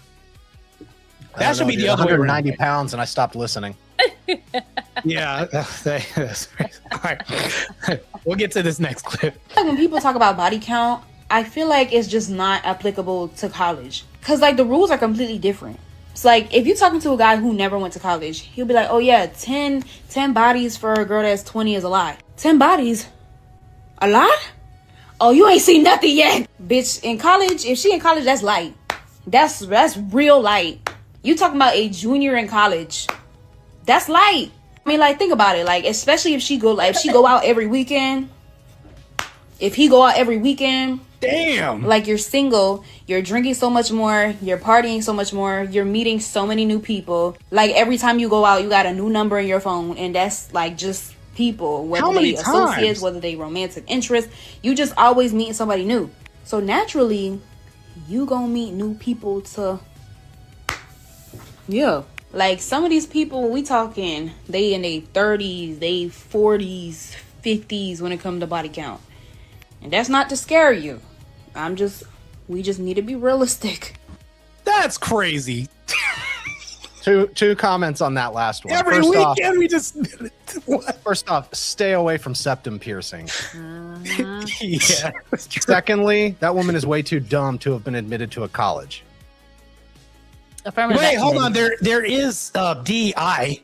There are DI students. Yeah. So affirmative action. Affirmative action too. There's what's always funny about these women is that because they're 304s, they just expect that everybody else is. Like everybody that's at the party or at the bar getting drunk, of course they're going home with somebody. Projection. It's projection. I was just like, I've been at I didn't party when I was a teenager. More so when I got older. But I never went home with anybody. Like if I went to the bar with friends or whatever, we went dancing or just like having fun or whatever. I didn't get drunk every time. I did make some mistakes. I never went home with anybody. Ever. Not one time. Not one time. It's just like people have fun without getting their rocks off. Like, what are you talking about? Yeah. Same thing. I wasn't the worst in my group of guys that I was friends with in college, but I was close. And I would tell other dudes about my escapades and their eyes would get like this big. Like just because guys can doesn't mean they do. And so it applies. The same logic applies to men as well. Like if you're a dude like me, it's very easy to project and be like, oh, all these guys are out there just getting laid left and right. Trust me. Blah, blah, blah, blah. It's not actually true. There's a lot of dudes who just don't. Some people even have the ability to, and they abstain on purpose. It's amazing. I've done that. So I remember one time I went to a bar. And it was like right after college, and I had this job, and it was like right before I was getting. Actually, I think I was in law enforcement at the time, and I was working, and I went out with a friend, and my friend was like, "Hey, bro," he was like another officer that I work with, and his name was Officer Burton, really cool guy. We're still friends to this day. And he said, "That girl is looking at you," and I was like, "She's not looking at me." And I looked at her, and she kept looking at our table, and I was like, "Yeah, maybe she is." He was like hyping me up. Turns out she wasn't looking at me; she was probably looking at him. So I walked up to her, and like there are mistakes that we make in modern dating that I'll never do again. I will never approach a woman if she's with her friends. Like I'll wait till her friends go to the bathroom and then approach her when she's by herself, like get the straight gazelle. I'll never do this again because when I walked up to her, and this is like, I'm 5'5", 230 pounds. I'm not the tallest guy in the world, but I'm also not a midget. So I walk up and I say, "Hey, can I get you another one of these? You know, I'm Marte. What's your name?" Something, I forgot what I said. Something about her, whatever her name. She says, "My name is such and such, but in order to pass here, you got to be this tall to talk to me." Her friends like broke down laughing. And of course my confidence was like, so I'm there hearing this. And then that night I sat down and I'm like, I don't drink, right? As soon as they told me this, I was like, man, F that B. I was like, whatever. Hey, matter of fact, Rob, let's get some drinks. I know what. He was like, you don't drink, though. He was like, you're going to get 3? And I was like, yeah, F. He was like, bro, you're a lightweight. So I drank, and then I drank, and then I got like this courage, and I walked up to her again, and Robert's like, don't do it to yourself, bro. So I walked up to her again. Abort. And then I walked up, and I said, you know what? I just wanted, she was like, no, stop and don't. And I said, hold on real quick. Let me just say something. I was drunk as a skunk. And my friend heard this, and he still tells the story to this day. I went up to this girl and I said, listen, you're probably the most beautiful woman in this bar, in this, drinking. And I said, it actually took a lot of courage to walk up to you and talk to you. I think you're a really nice person on the inside. And I think your friends are nice too. I just wanted to tell you to have a good evening, even though that kind of like crushed my confidence I told her all this, right? And then I turned and pivoted and walked straight to my booth again. And next thing you know, I heard, "You bitch, he's right." And I felt some drink splash on me, and turns out her friend like poured a drink on her, and she was like, "Yeah, that was a nice guy." It's like, and there was a fight that started after that. So they were like fighting, they were literally fighting, and they got thrown out because of that exchange right there. And of course, I'm like damn near blitzed. I'm in the booth, and I like sunk down. And my friend Robert's like, "I think we should go." And I was like, "Why?" "They're just arguing." He was like, "Nah, that girl hit the chick upside the head with a bottle." And I was like, "What?" And he was like, "Yeah, bro, whatever you said to this woman like pissed off those cats over there, cat fighting right now." So we ended up leaving, and my friend Robert, like, he clarified everything. He's like, "I heard everything." He was like, "I thought you were just gonna hang yourself, but what you said to her like pissed her friends off somehow and turned her friends against her, and it's crazy." But anyways, yeah. And then what's crazy is that's not even the crazy part. Last night, like the night when I went home, I had a dream. It was a nightmare, and in this nightmare, that chick picked me up and burped me. I was like, bro, I'm not approaching no women in no bars for a long ass time. I was like, I'm done. I was like, this is not happening no more, bro. I was like, I'm good. So not only did I get cooked by this woman, I got cooked in my dreams too. So yeah. What? Yeah, bro. I was like, I'm done. I was like, I'm good, bro. Oh my god. So you give her like this epic speech that like turns her minions against her to where they're physically assaulting her, and then you have to have a dream where she basically turns you into a baby. No, it wasn't even that. She said it was what she said in the dream. I forgot to tell you this. She picked me up and burped me, and then she put me down and she said, "Oh, you're good. You got the same size clothes my son got." I was like, bro, hey, and I was like, you know what? I don't want to dream no more. done dreaming. I got cooked. How do I get cooked in my dreams? This is crazy. I was like, I'm checked out, bro. Yeah, I was like, I'm done, bro. That's an experience. That experience right there, that shapes a man right there. I got checked out, bro. I checked out of dating and I checked out of dreams for a period of time after that. I was like, I'm good, bro. No more. Yeah, AB says Marte's dreams are roasted. Yeah, I got roasted in my dreams, bro. I was like, how do I get roasted by my own dreams? This is crazy, bro. Oh my gosh. That's not fair, man. My son wears Oshkosh be gosh too. That's what she said. I was like, man, I'm good. I'm done with these dreams. Anyways. If it makes you feel better, I think the hardest rejection I ever got from a woman was this girl was giving me the eyes for like an hour. And I was just so preoccupied playing pool and hanging out with my friends that I just kept looking over at her and kind of giving her like the hey, you know, and like she was just like, you know, it was like clearly telling me like, would you come over here and buy me a drink or whatever? And I was just like, I'll get around to it. And all my friends kept nudging me and being like, choices. Are you gonna go over there or what? I'm like, after I finish this game. So finally I go over there and I'm pretty loosey-goosey at this point. I'm probably like 4 or 5 drinks deep. And I just start talking to her about this, that, and the other. And she's just kind of listening to me and nodding her head and kind of smiling and stuff. And then finally she stops me like mid-sentence. And I'm like, oh, and she's just like, I wanted to F you really bad until you opened your mouth. But now it's not going to happen. Have a nice night. And I was just like, what did you say? I don't even remember what I said. You didn't say anything. Can you tell us exactly what you said, bro? I'm trying to remember because I legitimately don't remember. Did you talk about politics? Oh, Scott, obfuscate again. Don't obfuscate, bro.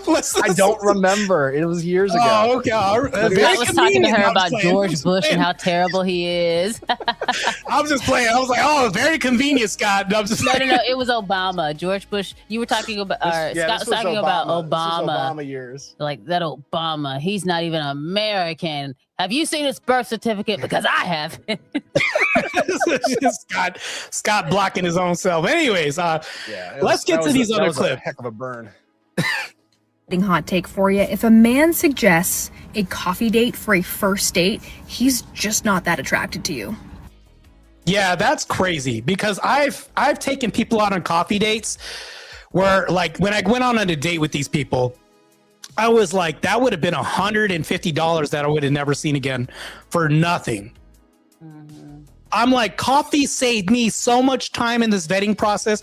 And I always think like, you have to earn like a fancy date with me. You can't just be like, and here's the thing though, if I start off giving somebody a promotion automatically, I have to keep this trend going. When really they could not even be worth. How do I know that you're worth or somebody that is able to get the $150 date or $200, whatever this restaurant we're going to go, even like to like a regular nice restaurant. Like, how do I know I'm never going to get that time or money back again? I have to make sure like you're at least competent and you can hold a conversation, but I'm just going to award you $150 and time I'll never get back. That's my argument against that. And that never made sense why women in modern dating would be like, you're broke if you just want coffee and this and that. But don't you understand? Like, we have to vet people. Like, that's my reasoning.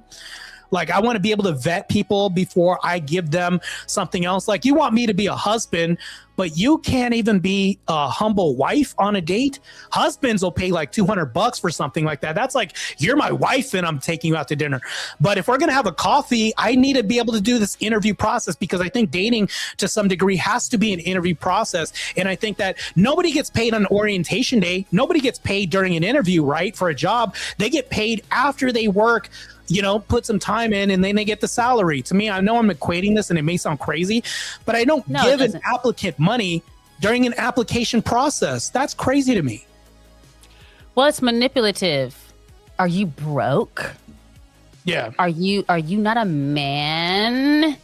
Because maybe that'll get you to do what I want you to do, which is to buy me a steak, right? Yeah. And it's just a manipulative tactic to get men to do what they want, which is so they can have dinner that they can never afford themselves because they're brokies. The other thing too is like, as the woman, I don't want to go on a nice dinner with someone I don't want to be with. Like, I don't enjoy conversation with you. Like the lady didn't enjoy the conversation with Scott. Clearly. Like she would have been like miserable. I still want to for find like, out what you said, but you don't remember. Me too. I'm not gonna harp on it. Like, imagine a person you don't really enjoy talking to, but you're only on the appetite, or he just took your drink order, and you're like, oh, I have to sit here even longer with this person. You don't want to spend that much time, no matter how good the food is. Like, I don't think there's any food that's good enough for you to sit there with someone you don't enjoy their company. So a coffee date, you can split out real quick. Oh, you know what? Gotta go. I went on a coffee date with a guy. I was set up. It was a blind date. And he just told me every horrible thing that had ever happened to him his whole life. And at one point I tried to interject some jokes and lighten the mood a little bit. And then at the end, he told me, I just want to tell you, like, here's my baggage. This is really me. But it was all bad. It was all bad. And I thought he was attractive. He was a cute black guy. And I walked away from there feeling sad. And I didn't text him. He didn't text me, left it at that. And then the guy who set us up said, hey, how did it go? And I told him it was actually really depressing. Like, your friend needs some actual serious help. It was that bad. I mean, like, people, like death and all kinds. It was like the most depressing thing I've ever been involved in. But the guy wanted me to pursue him because he's tired of pursuing women. It was so weird. But I'm glad I didn't spend a whole evening with that man. You know what I mean? Like, as the woman, you don't want to spend that time with someone, no matter how good the food is at a restaurant. It's just, well, that's weird that you have to tell somebody that. Like, to me, it's like, and I always think about this in mind, Scott, and I'll even ask you, because you're a man, you probably like food as much as I do. Have you ever been depressed eating a delicious burrito? Can't say that I have. I've always felt pretty satisfied. Yeah, pretty satisfied. Zynga, probably the same, right? With Mexican food or whatever that is. So if I take you out on a date, like, there should be no depression, no sad stories. So I think that if the food is really good, I think because the inverse can happen too, because you're saying, well, I don't want to, I can't enjoy my food if the conversation's bad. But also, it's hard to have a bad conversation when the food is really good, meaning like you're in a good mood because the food's set. So it's like anything that comes out of your mouth isn't going to be depressive. So it means to say like this was really on his mind and he was really trying to screw it up to some degree, because that's crazy. Like, I don't know. The friend of mine that set us up, he was like, yeah, he has had some things happen. But I'm like, why would you open up a date that way? But the way he articulated it to me, his reason for doing it was like, he was trying to put all his, like, you put your best foot forward. He was putting his worst foot forward. So I know what I'm getting into. And I was just like, oh my God. It was so sad. Like, I felt bad for him because he had some really terrible things happen to him, but he just carried it around like a backpack and just opened it up for everyone to see. It was very strange. That was a trauma dump date. That's what you got. He was trying to give you the PTSD from his past. I mean, if he bought me a steak, right, I would have ate it and it would have been good. But I would have never called him back, but I would have felt bad because he just spent like $30, $60 on my meal. You know what I mean? That's just so you went to a therapy session and you were the therapist. That's crazy. Mm-hmm. Yeah, I mean, with women like this, though, I've known a few of them over the years when I lived in Los Angeles, and they're conflating two different Angeles? things. Scott, yeah, that's a cesspool. That's crazy. I know. That's why I met a lot of chicks like that chick in that last short. So it's like, when I see women like that, I remember women from my past, and they're conflating two different things. Like, they'll get on these TikToks or their IG, or back in my day it was Vine, and they'll be like, why are these guys only liking coffee dates? Blah blah blah blah. And it's like because they don't date. They find rich older men to take them to expensive places, And then like some dude who's actually in her income bracket, who's young and attractive, will like take her out to where he can afford to take her because he's not going to invest, like you said, $300 on some random chick he just met. And then she'll be like, I don't understand. That's what all the other guys do. It's like all the other guys are in their 60s and they work in the music industry. Yeah, but then the six-year-old guys want to actually get the sugar. These are two different things. And it's gross. Good luck, girl. Yeah, it's like if you want to go have steak dinner every night, you're gonna have to go to a guy who has saggy balls. Like that's the rule. Yeah, you're gonna have to go to the Geritol person. Yeah. That's crazy. All right, we got way more clips, and then I also have a segment that's a paradoxical question quiz for both of you too. So some men with this one, but the reason some of y'all's grandparents stayed together so long, the reason their marriages stood the test of time and their generation and blah, blah, blah, is because the women were financially trapped. When a woman makes her own money, the only thing a man can really offer is how he treats her. And not all y'all's grandmothers had that. That's why there's a male loneliness epidemic. That's crazy. I think that women are telling us that we have a loneliness epidemic.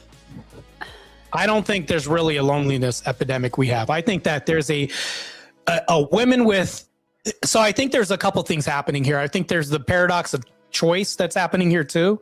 And social media is also inflating issues that we have, thinking that, oh, okay, I have my pick of the litter, whatever this is, and I can have all the time in the world.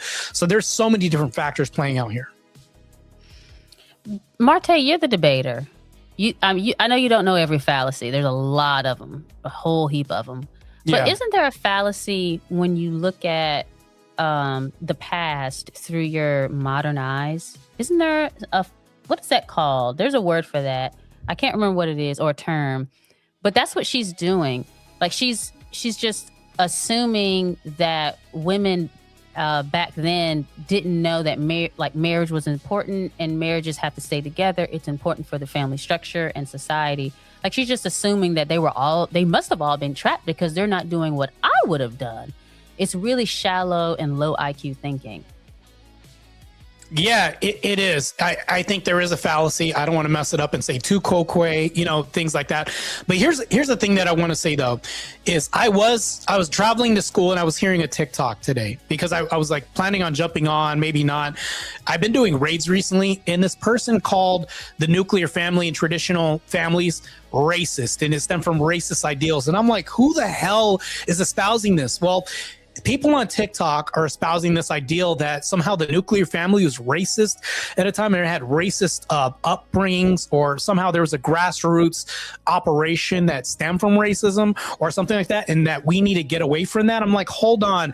Well, it's very problematic when a son doesn't have his dad, and it's also problematic when a daughter doesn't have their mom. I think that when we divide and conquer and destroy families, I think that TikTok is the bastion of where all of this happens. And matter of fact, it's a cesspool where you can hear all these ideas espoused that are nonsensical. To me, it is really nonsense. I don't understand how people have these ideas when really the thing that we're diving into as Orthodox Christians, or even people that call themselves good men or trying to be better men with themselves, leaning into dating, wanting to find a wife that's going to stick around. That's traditional by nature because you want to be able to retain a wife. A wife also wants to retain her husband.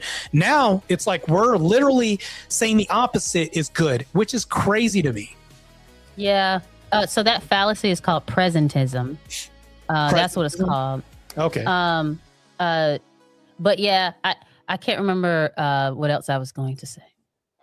There was something else that he said that triggered me, and then I just forgot. So maybe I'll come back to me. Oh, we'll get to it. Yeah. I don't care how bad life get. I am not dating no overly religious man. The minute you tell me you be at church multiple times a week or like every single whatever, you'll never hear from me again. That's because I feel like you should be with the overly religious women. I think you should be with the ones that wear the turtlenecks, the ones with the respectability politics as a handbook, the ones that are the religious pick-me's. I think you need to be with them, right? But no, you want to run up behind us. You want to run with the spiritual Jezebels. You want to run with the women that run with wolves. What's that about? And a lot of people will say, oh, that's because they know that they can get what they want from you.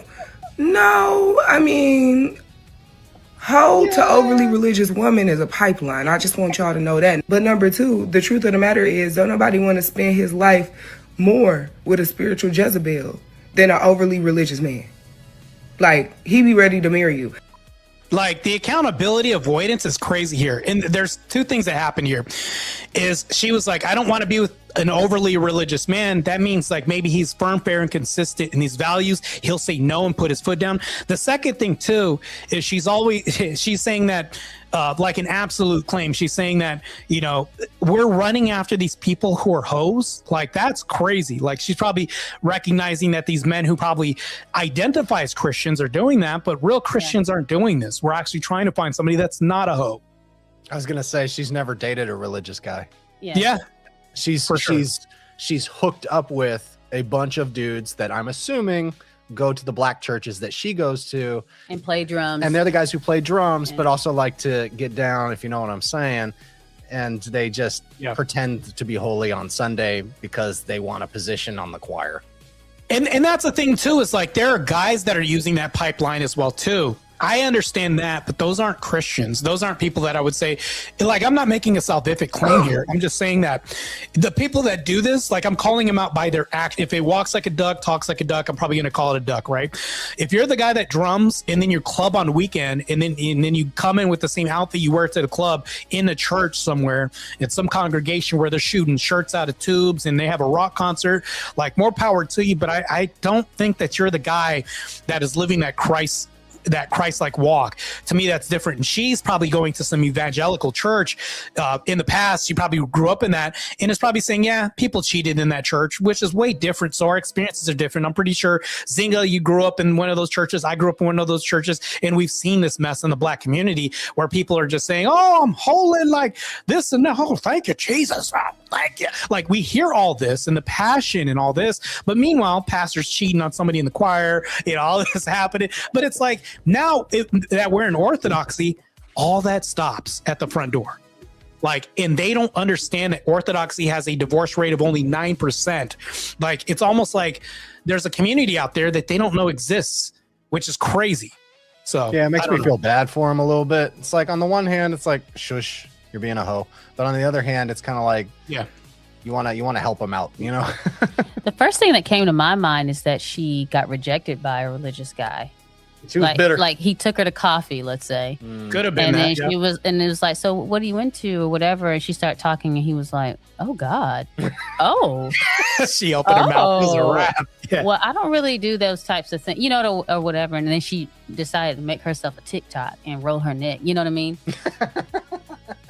She's like, oh, girl. Matter of fact, girl, we ain't gonna do that. They'd be ready to marry you. No, like, man, that's they're crazy. not marrying you. Not even close. A lot of respectable women don't like hoes because they think that hoes don't deserve what they get. A lot of doctors and lawyers and respectable women think that not being a hoe will get them a man. And it won't. Men love hoes. That's crazy. No. Well, get how. I was going to say. If I were to debate with her, I'd be like, define get. Yeah. Are you talking about he beds you, or are you talking about you get a ring and a crown? Like, what are we talking about here? Define get. Oh, yeah. Oh, girl. Look, you should be able to do debates. Stop the cap.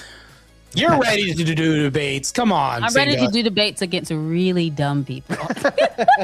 Well, hold on. You still gotta sharpen your tools. Even a dumb rock can sharpen a sharp tool.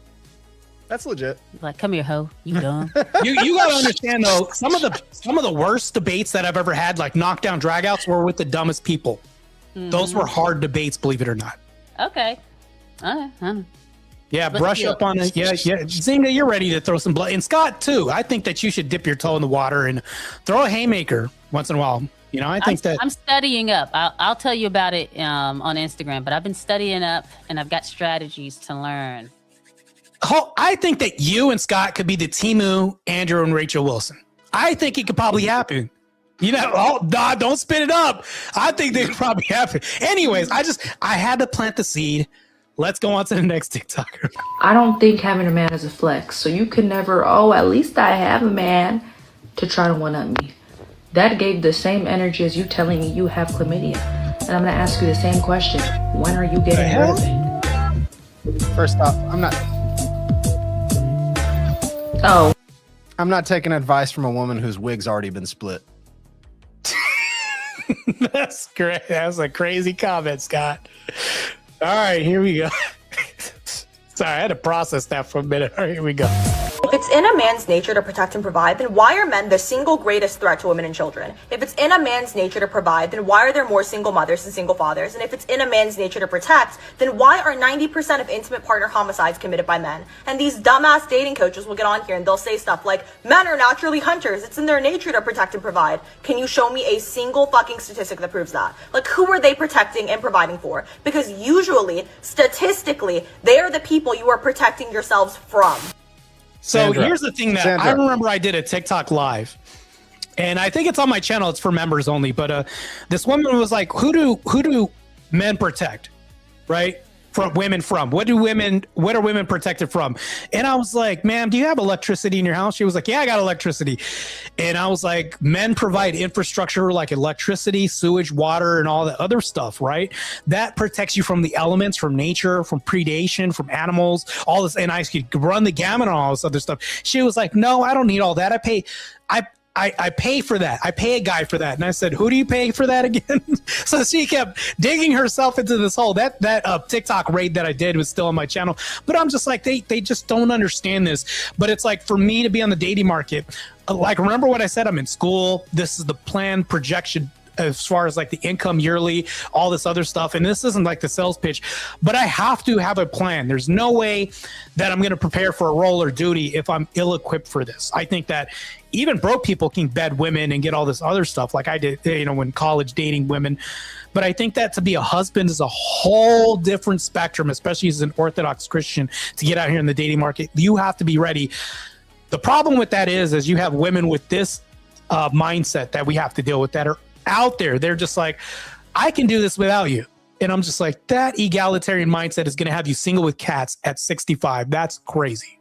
Yeah, if I was friends with this chick, I'd be like, Sandra, stop using the internet for therapy. Like, turn the phone off, you lunatic. You mean the internet that men built, maintain, and the phone that men also built and maintained? It's just a woman made Wi-Fi. I think that actually got debunked, believe it or not, too. She was also the most beautiful woman in Hollywood, and she was real smart. She made Wi-Fi. And she was black. No, she wasn't black. Crazy. She was like European. I heard she was black. Her name was Hetty. You invented everything else. Okay. Even if, like, that woman, as far as the stats, she's totally wrong on that. But even if that was the case, who are you calling in a DV situation? You're probably calling a man, and you don't want a woman that's a DEI hire to show up for your, DV situation. That's what I was going to say. Like, ma'am, there are men and women choose evil, right? They choose to harm other people in some kind of way. And it's other men who stop them. Like, if all men were choosing that, she's making it seem like the majority of men are choosing to harm people, women and children. Yeah. If that were the case, there would be a lot more victims. I've never been victimized like that. It literally doesn't make sense. Sandra, can you stop harm? Well, who do we call to stop harm, Sandra? Like, just because a portion of men choose to do harm doesn't mean that we can, with a wide swath, just say all of them are doing this. It doesn't make any sense. She's stupid. She's not thinking. It gets worse. The clips are actually going to get worse. So when I said brace yourself, this was light. I'm braced. Gird my loins. This is progressively worse. So I'm warning you guys again. So here we go. Let's do it.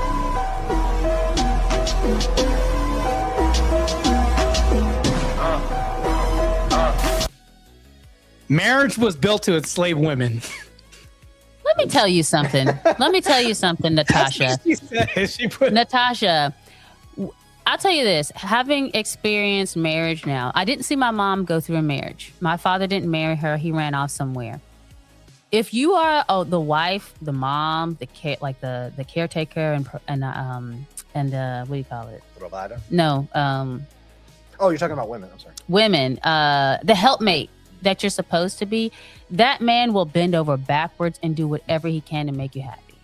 True. You play your part, he'll play his part, and he will treat you like the queen you're trying to be right now. Like, that's what I've realized is, like, if you're a good woman, and maybe you don't have it all together right now, but you're like, I am going to be a holy woman. That's my goal. And you're on that path, and you keep chugging along, and you keep chugging along. the more you go along, the more that man is like, holy smokes, this is a good woman I've got here. I'm going to treat her good. I'm going to work overtime so I can take her on that birthday dinner. I'm going to do whatever I have to do to make sure she has what she needs and she's happy. You have to be deserving. You have to be deserving. Not because you're a woman and you were born, but because of your character and your goals. So I was going to say, too, is like, how are you going to be a white girl with no eyebrows and lecture men about it? That's great. Scott. I didn't say that. You said I was going to say too. Got this powder-looking chick over this here. Crazy. Like, I'm going to lecture men right now. Meanwhile, I'm just looking at her forehead like, can we fix that? Can we fill them in with some color or something so you don't look like powder? Out with the jabs over here. All right. Summon lightning bolts. Let's continue. A big misconception about me is that I'm a feminist. I'm not a feminist, right? I believe women are superior to men. Damn. Feminists believe in equality. Now, I do believe we need men, right? I'm not saying we don't need men. Men are, they are needed. They are important. But I also believe that women should be worshipped. I think men need to kiss the ground women walk on. So feminist, I don't think that's the word. I don't think that's the word. And I know me saying that I think that women are superior to men sounds crazy to most people, right? But we have the portal of life between our legs. That is just fucking insane. So just based off of that alone, this is my truth. I do think women hold the power. I think women don't know their fucking power, and that's what's wrong with the world.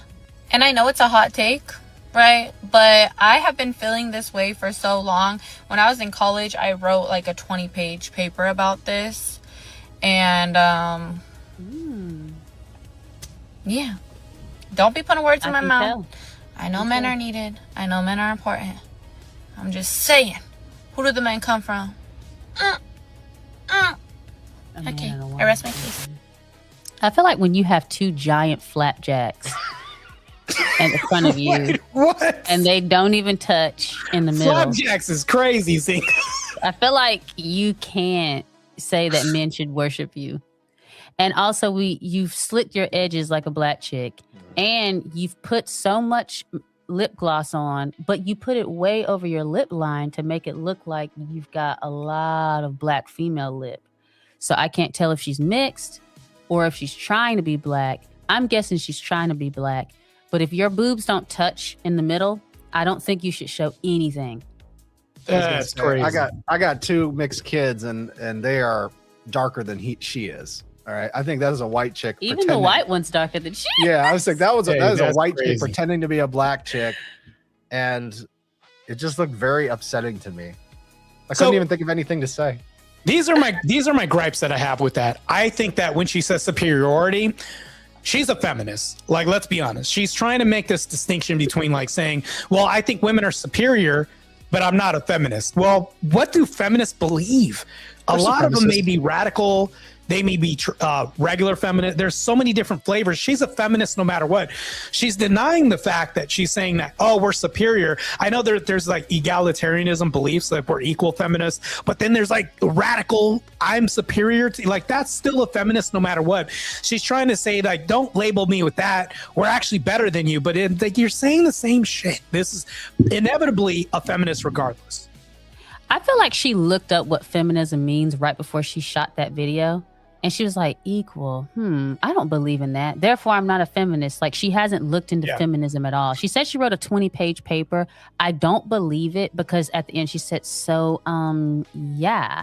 And we all know if you just look into feminism a little bit and the mothers of it, they didn't believe in equality. They just said that to make it look kind of nice and make it more palatable to the masses. But they want women on top. That's really what they want. That's where that goddess worship, we talked about that earlier. If you're to be worshipped, that means you are above. That doesn't make any sense. Last time that woman wrote a paper was in the 6th grade.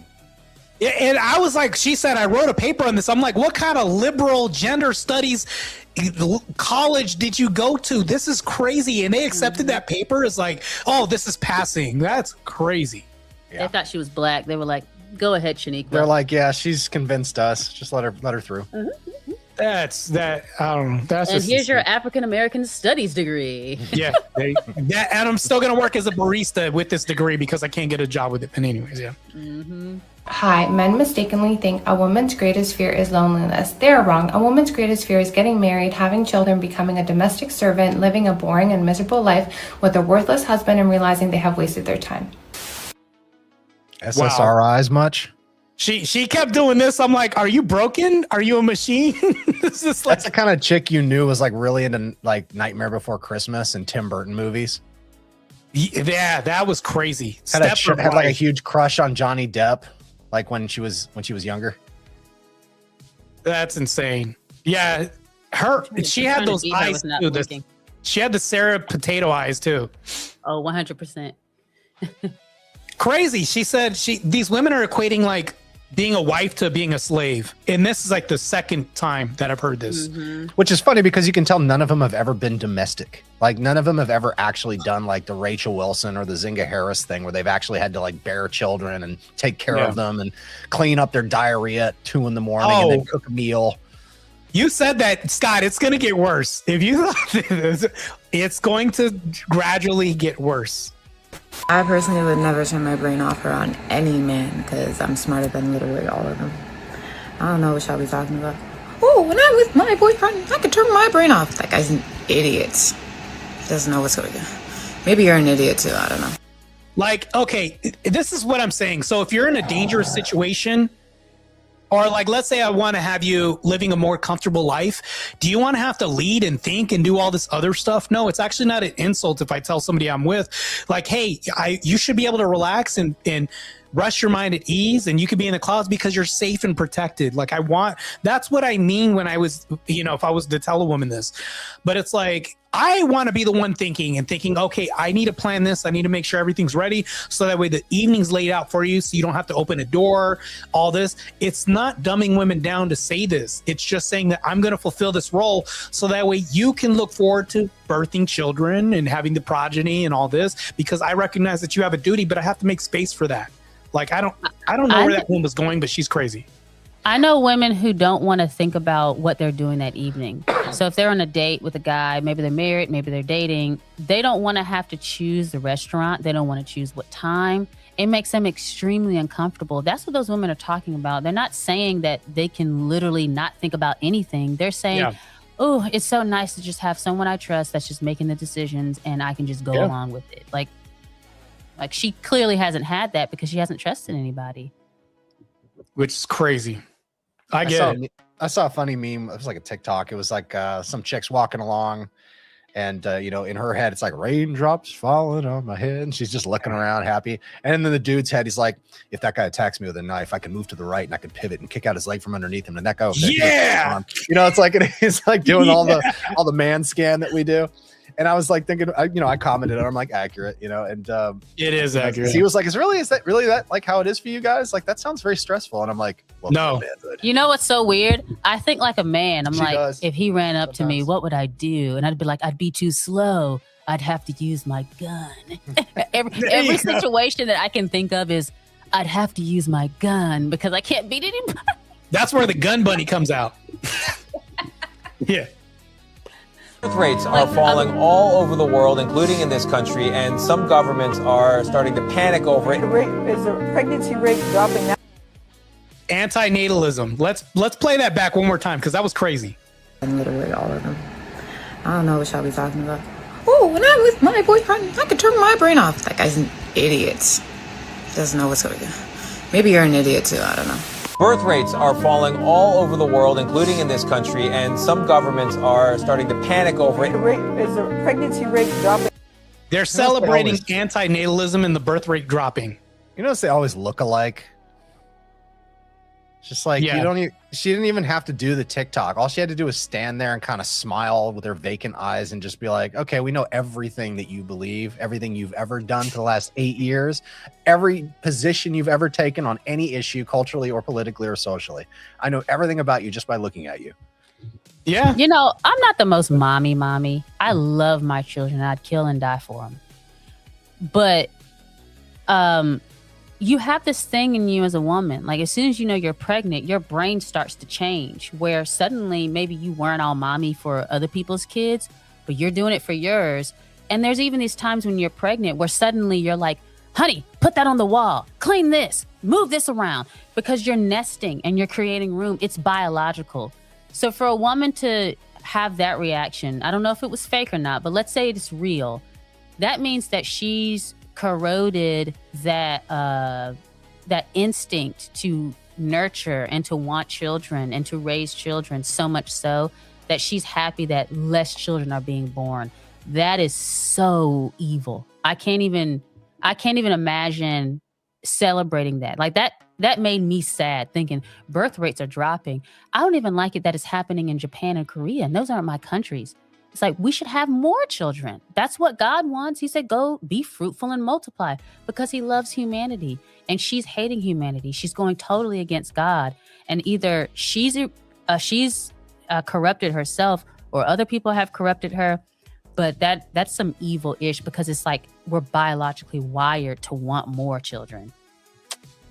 Yeah, the birthday. I mean, she's celebrating human extinction, basically. I don't know any other way to like mince words. Like, yeah, even older women, older people, they look at me and Scott all the time and they say, I wish I had more.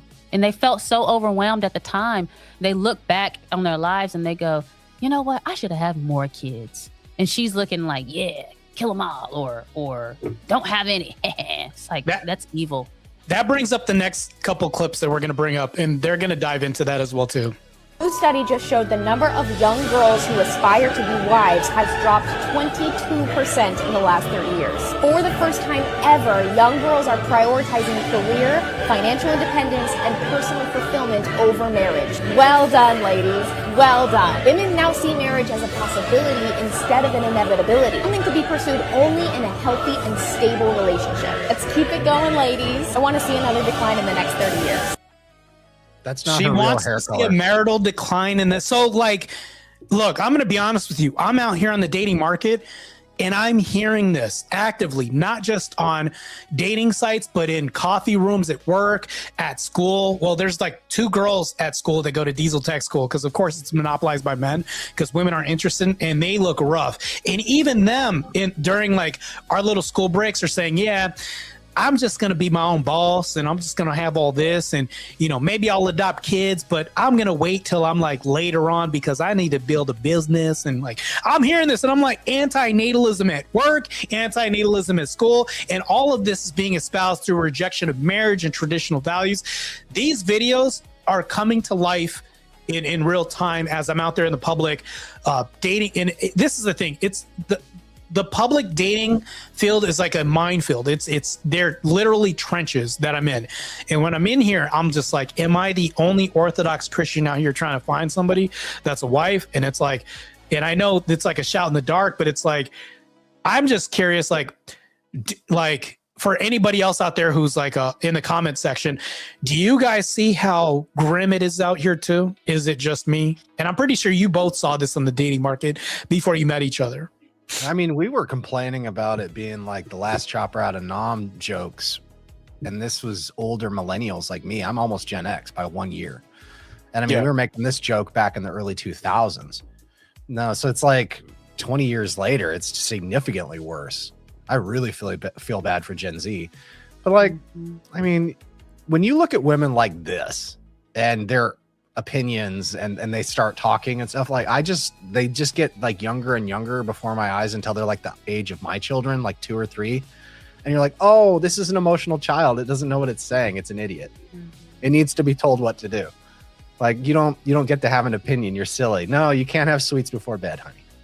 You know what I wish, Marte, is I wish women who didn't think like that would make content themselves. Like it's already kind of happening.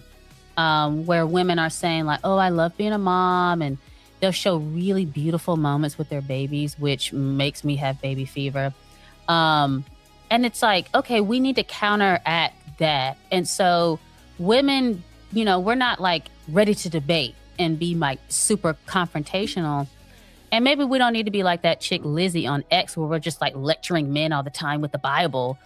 But like, why don't we make content and not fake like trad wife content? Like, watch me make cookies with my boobies. Like, not like that, but just like, I actually really like can't wait to be married. Like, husband, like, look at me, look at my recipe book I'm already making. Like, I don't know, like that sounds cheesy, I guess, but you know what I mean? Like, why don't women like that think like me make more content? And you're answering your question right now. You're literally answering it. Like I make content and I don't talk about that specifically, but just like little TikTok videos and stuff. Like these chicks who are single I think they should do more like that. But most people are Protestant and these women are like making like Bible, I don't know, it's like cheesy like sola scriptura content. I'm like, no, make some other content and get some dudes to slide in your DMs and get married and have children.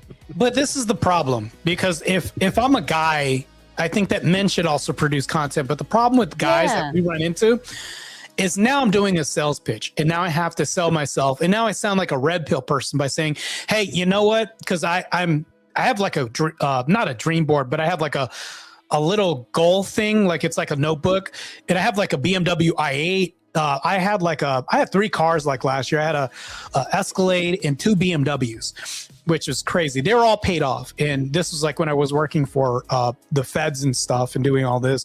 That's a long story. But anyways, when I had all this, I was like, maybe I should get out there in the dating market. But I was like, well, I should post like, because here's the thing, because this is delving around dating. I'm an IFBB pro that plans on getting back into competing on stage. As an Orthodox Christian, there are things that I need to be careful of. Like, I put pictures of just my face or my head up, and then people are like, yeah, the reason why you're not getting hit up, Marte, is because they don't know what you look like. You could be fat. Like, they need to understand what you're working with. But I'm like, men need to be modest too. Like, let's be honest with it. Like, we shouldn't be like half naked in pictures and stuff. And I understand bodybuilding and stuff, but aside from that, if there's no reason, you shouldn't be on a thong laying back like, hello, ladies. Like, there's no way on earth I'm going to be doing that. But what I'll do is I'll post pictures like maybe a tight shirt, and then I'll post like vehicles and stuff like that or whatever, because I want to say, hey, I'm a stable guy, I'm competent. But guess who ran up in my DMs? All the 304s are like, hey, Pappy, let's go to Papa Do's. Like, let's go here. And, like, you're telling me where I should take you? Like, I automatically got a bunch of boss babes in my DMs like, hey, this and that. And it's like the most anti-Christian DMs ever. So it's like, what would be the threshold that a man needs to walk on? That's the thing that I'm thinking about right now. It's like, so you don't want to show body on social media. You want to be able to be like, hey, this is what I'm looking like, but it's like you show too little. And then so it's very, this is such a weird time in 2026 to date, to navigate in these sites, mind you, because somebody brought up Christian dating mingles.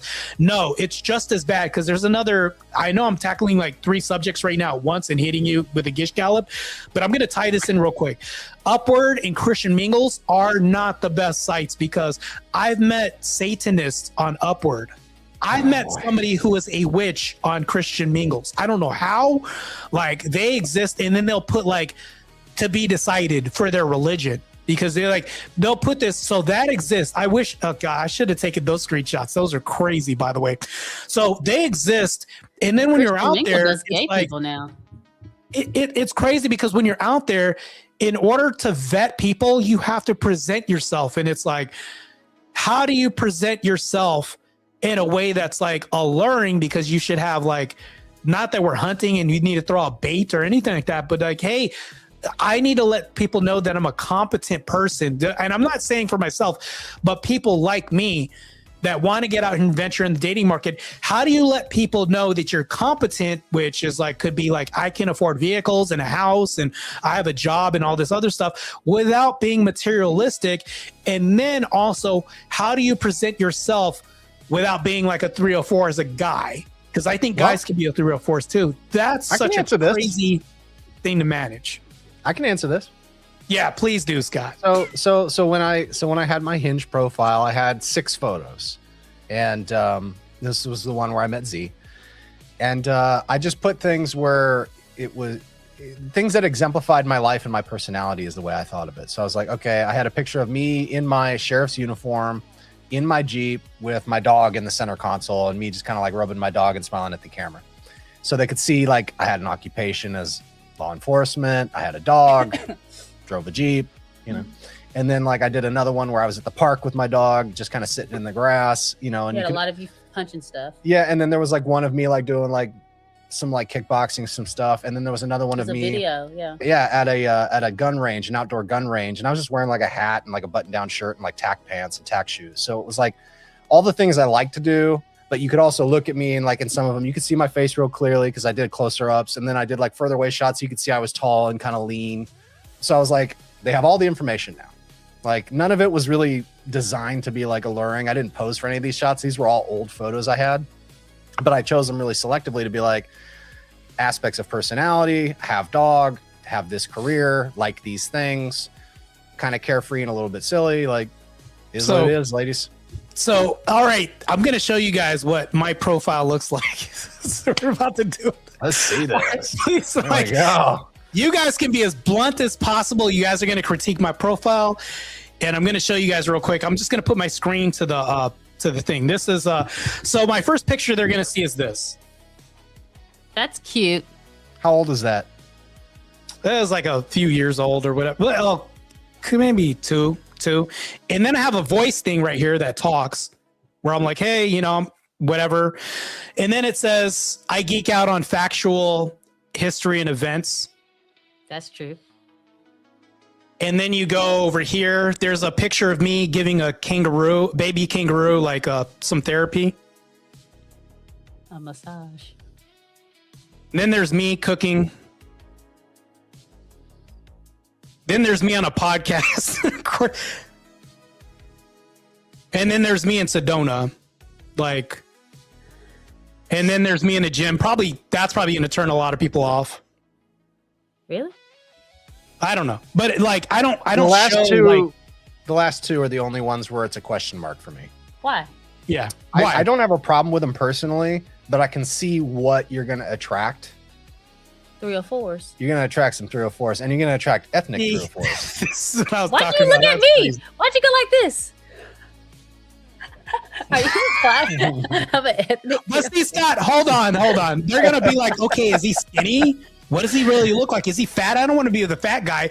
So the reason why I put those, remember, I'm fully clothed in those pictures, maybe a tank top. No, I know. But I want to let people know, like, I could feel safe with him. That's the reason why I did that. But the reason why I'm being 100% transparent here is because if I'm going to host a show about modern dating, I need to be like, hey, this is what I'm doing. I don't know what you guys are doing out here, but I want to represent myself as a Christian man that's out here, not trying to get 304s like Scott was talking about. Those pictures may attract, and that's what I want to stave off. But I also don't want to be like the guy with the burqa on, with the male version of a burqa on as well too. That's crazy. But maybe Can I say from a female point of view? Maybe put some. I'd love to hear from a female's point of view too. Guys who gym, we like to look at them, but usually they're F boys, and we know it. And so you just like. For me, like as a woman who's like, yeah, he's gonna try. Like I look at a picture like that. I don't know. Like obviously, I don't know you, and I go, he's going to try to pressure me into sex, and you just swipe because I'm not even gonna mess with it. I've done that. I did that many times where I was like, oh, he's so good looking and he's funny and I like the things that he says, and then you see a picture of him going, look at me at the gym. You go, F boy, and you swipe. So and that's why I was going to suggest, and this is my workaround for this, is because you want to be transparent and you also want to show off your hard work, dude. Like you worked really hard on those muscles. They made a career for you. Like it's worth showing. However, there's a way to, I think there's a way to do it where you can balance. God, over here. I want to hear this workaround. Let me hear this. It's crazy. Take that one photo, the one that's a little bit older in Sedona, you said, take that one out and put in your baptism photo. I was going to say your baptism. That would intrigue me. Because what it's going to do is it's going to temper the way they feel about the next photo. They'll look at that and the kangaroo and you cooking, and they'll be like, wow, he's really fit. He's really handsome. He seems like he's kind of eloquent and likes interesting things. Like, wow, like this is kind of an interesting dude. Like, wow. And then they're going to see that he's real religious. Like he posted this. He's serious about his religion. they're going to see the next photo down of you posing and stuff, and they're going to think one of two things. They're going to think, wow, he's either a hypocrite and an F-boy who likes to pose as being religious, or he is seriously religious and he has a lot of self-discipline. And I would think if so. I'm So like, this photo right I'm not here, the right? woman you're looking. Yes. I'm not like the woman you're looking for, but I'm the type, the type of woman.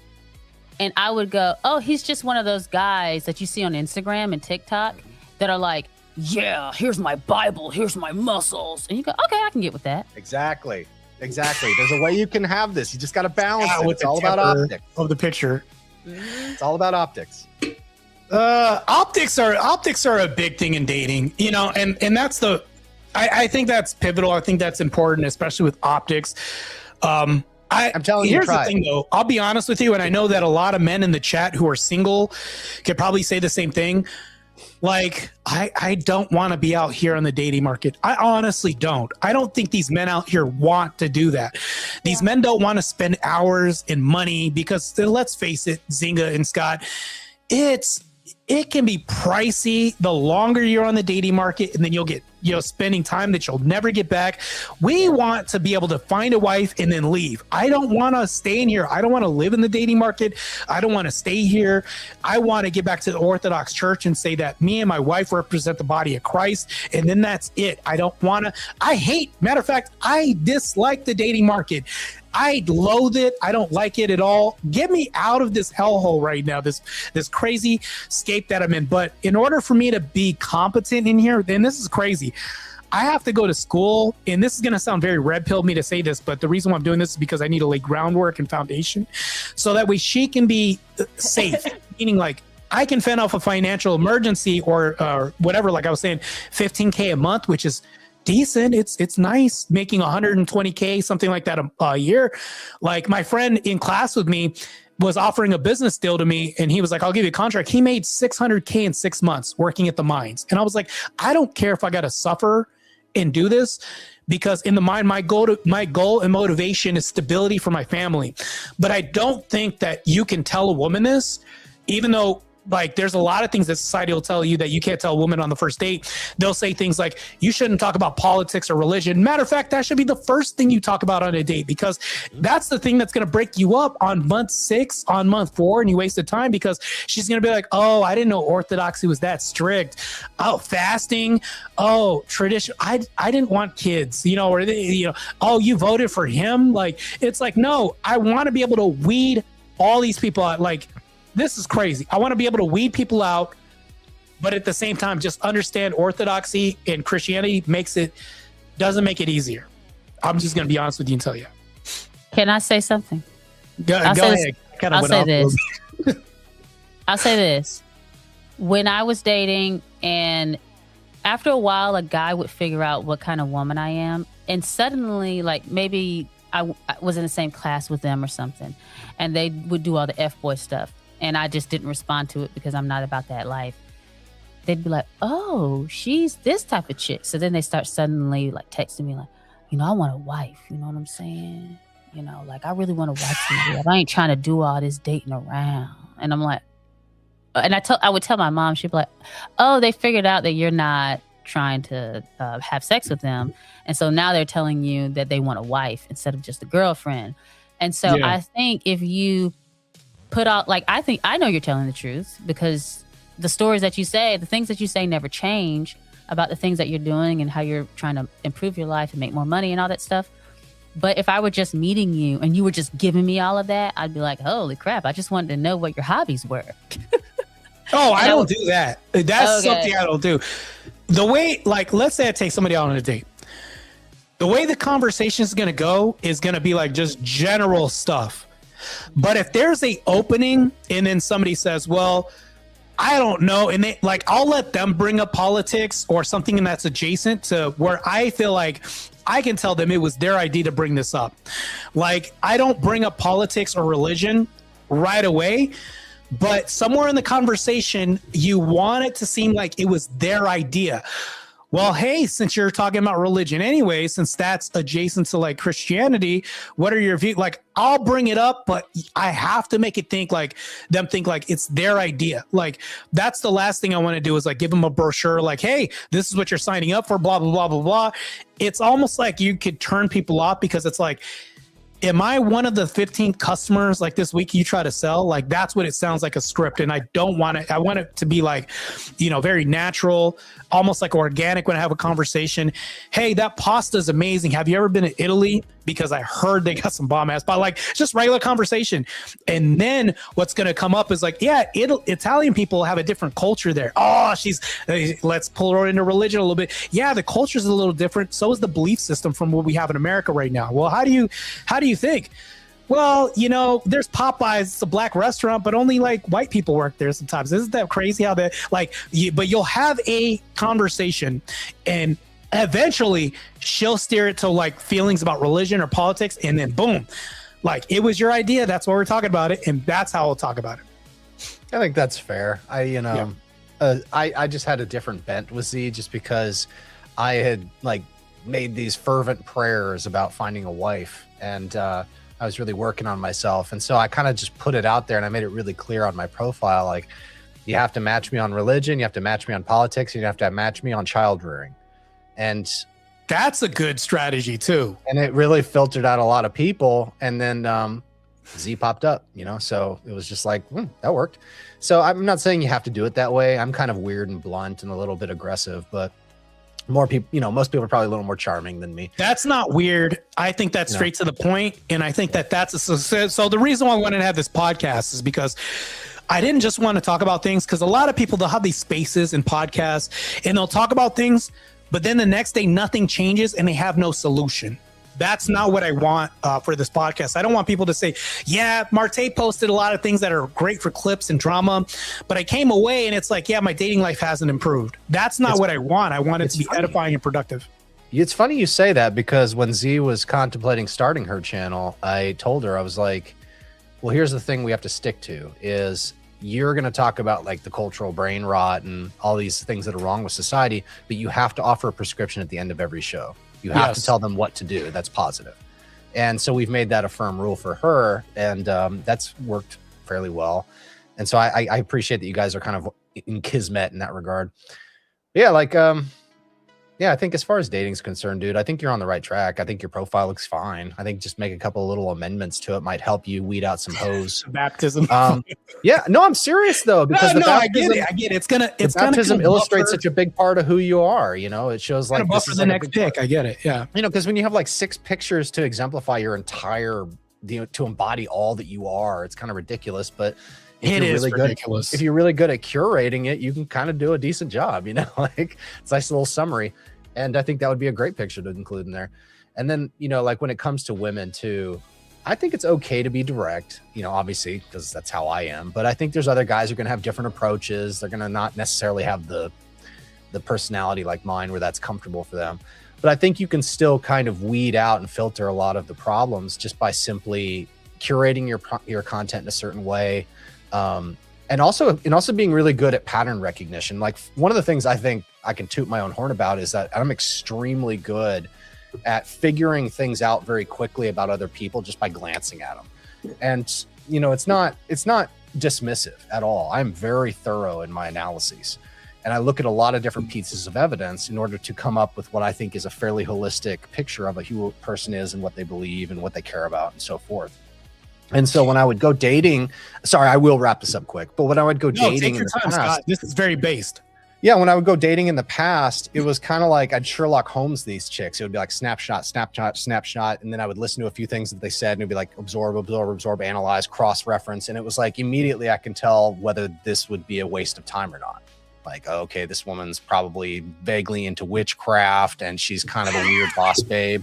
Oh, and the shoes suggest to me that she has a lot of money, which means that she's used to making her own money and she has still does that. Yeah, and so you just look at the little patterns in front of you and you can kind of be like, you know what? I'm really glad that you came out with me. It kind of had some fun. I don't think this is going to work out. and you just call it a day. Then you meet a girl the next time and she's got a little bit different outfit. She has a different personality, but there's other red flags. And you can like, you know what? Thank you so much for your time. I enjoyed this coffee. This is a great suggestion on this place, but you know what? I don't think this is going to work. And you save yourself a lot of grief. And one of the reasons that I know this works is because it's the same in sales. Like one of the best, like some of the best salespeople out there, Tim Pool actually talked about this. Tim Pool was a really excellent salesperson for these organizations that went out and got money for charities. And he was like one of their top guys, their top producers. And the reason he was so good, he said, was because he was just really good at walking into a room and determining instantaneously whether those people are going to spend money or not. I'm the same way with women. I can go in and be like, yeah, no. And I can tell you 8 reasons why really fast. No, I think that's pretty base. So one of my chatters says this. He says, Scott's strategy is smart. Last time I got on a dating app, I laid out my values in the bio. It helps weed out BS women who aren't worth the effort. And I agree with that. True. So Scott, I did the same thing. Yeah, I agree. So Scott, when you say things like my personality, I'm very blunt and all this. No, Scott, that's me. You're describing me to a T as well, too. I'm extremely blunt. I don't really care about how you feel if it's offensive to you, as long as it's like let's say someone was offended because I said I want 2 kids, right? Two children, and I'm an Orthodox Christian, all this, and she's like, oh, you just want the strict Christianity. Yeah, I do, because I can't really concede Christ for anybody, and I can't really allow a woman to take leadership when it comes to like what my goals are. And overriding, if anything, I want her to follow me as I walk towards Christ. To me, that inversion happens all the time as men concede all their values up front on dating apps all the time. And they'll omit things or they'll add things. And I'm like, well, you don't have to lie to women to get women. And here's the thing, though. You'd be surprised at how many women you can get with the truth. And not to mention this, but you weed out a lot of time that you'll waste that you'll never get back. And also, like I was saying, you'd be surprised with what women would agree to if you're honest with them. So just be honest. That's one thing I'll say. In that is part and parcel with being blunt. Like you said it's a part of your personality. Hell, it's a part of my personality too. You see me in debates clashing with these DJs all the time, and I'm completely honest with them. And it's like, if I lose a debate, I'll be honest with that too. But I think that integrity is extremely important. And that's why I have you two here, because the integrity from you two is not only are you guys a part of the Orthodox faith, but you guys are goals. Like your goals, Andrew Wilson and Rachel Wilson, are goals. When I look at this, I want to be in your position. And that's the reason why I had you here, is because if you look to the left, ladies and gentlemen, there's a before pic, and then the right of me is the after pic. Only the colors are swapped.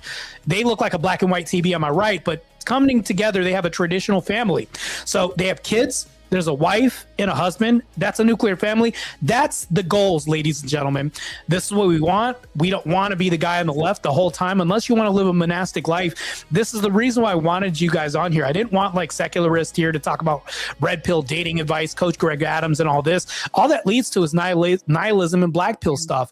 This is the reason why I mainly wanted you guys up here, because that's the foundation of the I would say the expectation that we want for society in general. Mm-hmm. And I think God hears you. I'm sure you pray about this and all of that. But I mean, I hear me. I hear me too. So it's like, yeah, I get it. It's just not to negate anything you said, but I remember prayers that I prayed. I remember specifically I was in church. It was like a pre-service prayer type of thing, and I was sitting there, and I used to do the praise team rehearsal. I played guitar, and then I would sit for the pre-service prayer, and I would sit there and I would just cry. I was so miserable, and I would just pray and ask God, like, what is going on with my life? I should be happy that I'm saved, and I don't feel happy. I was so miserable, and I would just ask God to help me. And little did I know he was going to bring this like cussing tall dude that had a crazy dog that was going to help me, show me the way. Because remember, damn, and you Scott. know this, but he used to cuss a lot. It was like every other word. And for whatever reason, it didn't turn me on, but it didn't turn me off. But anyway, Scott had me, he was very sweet about it too.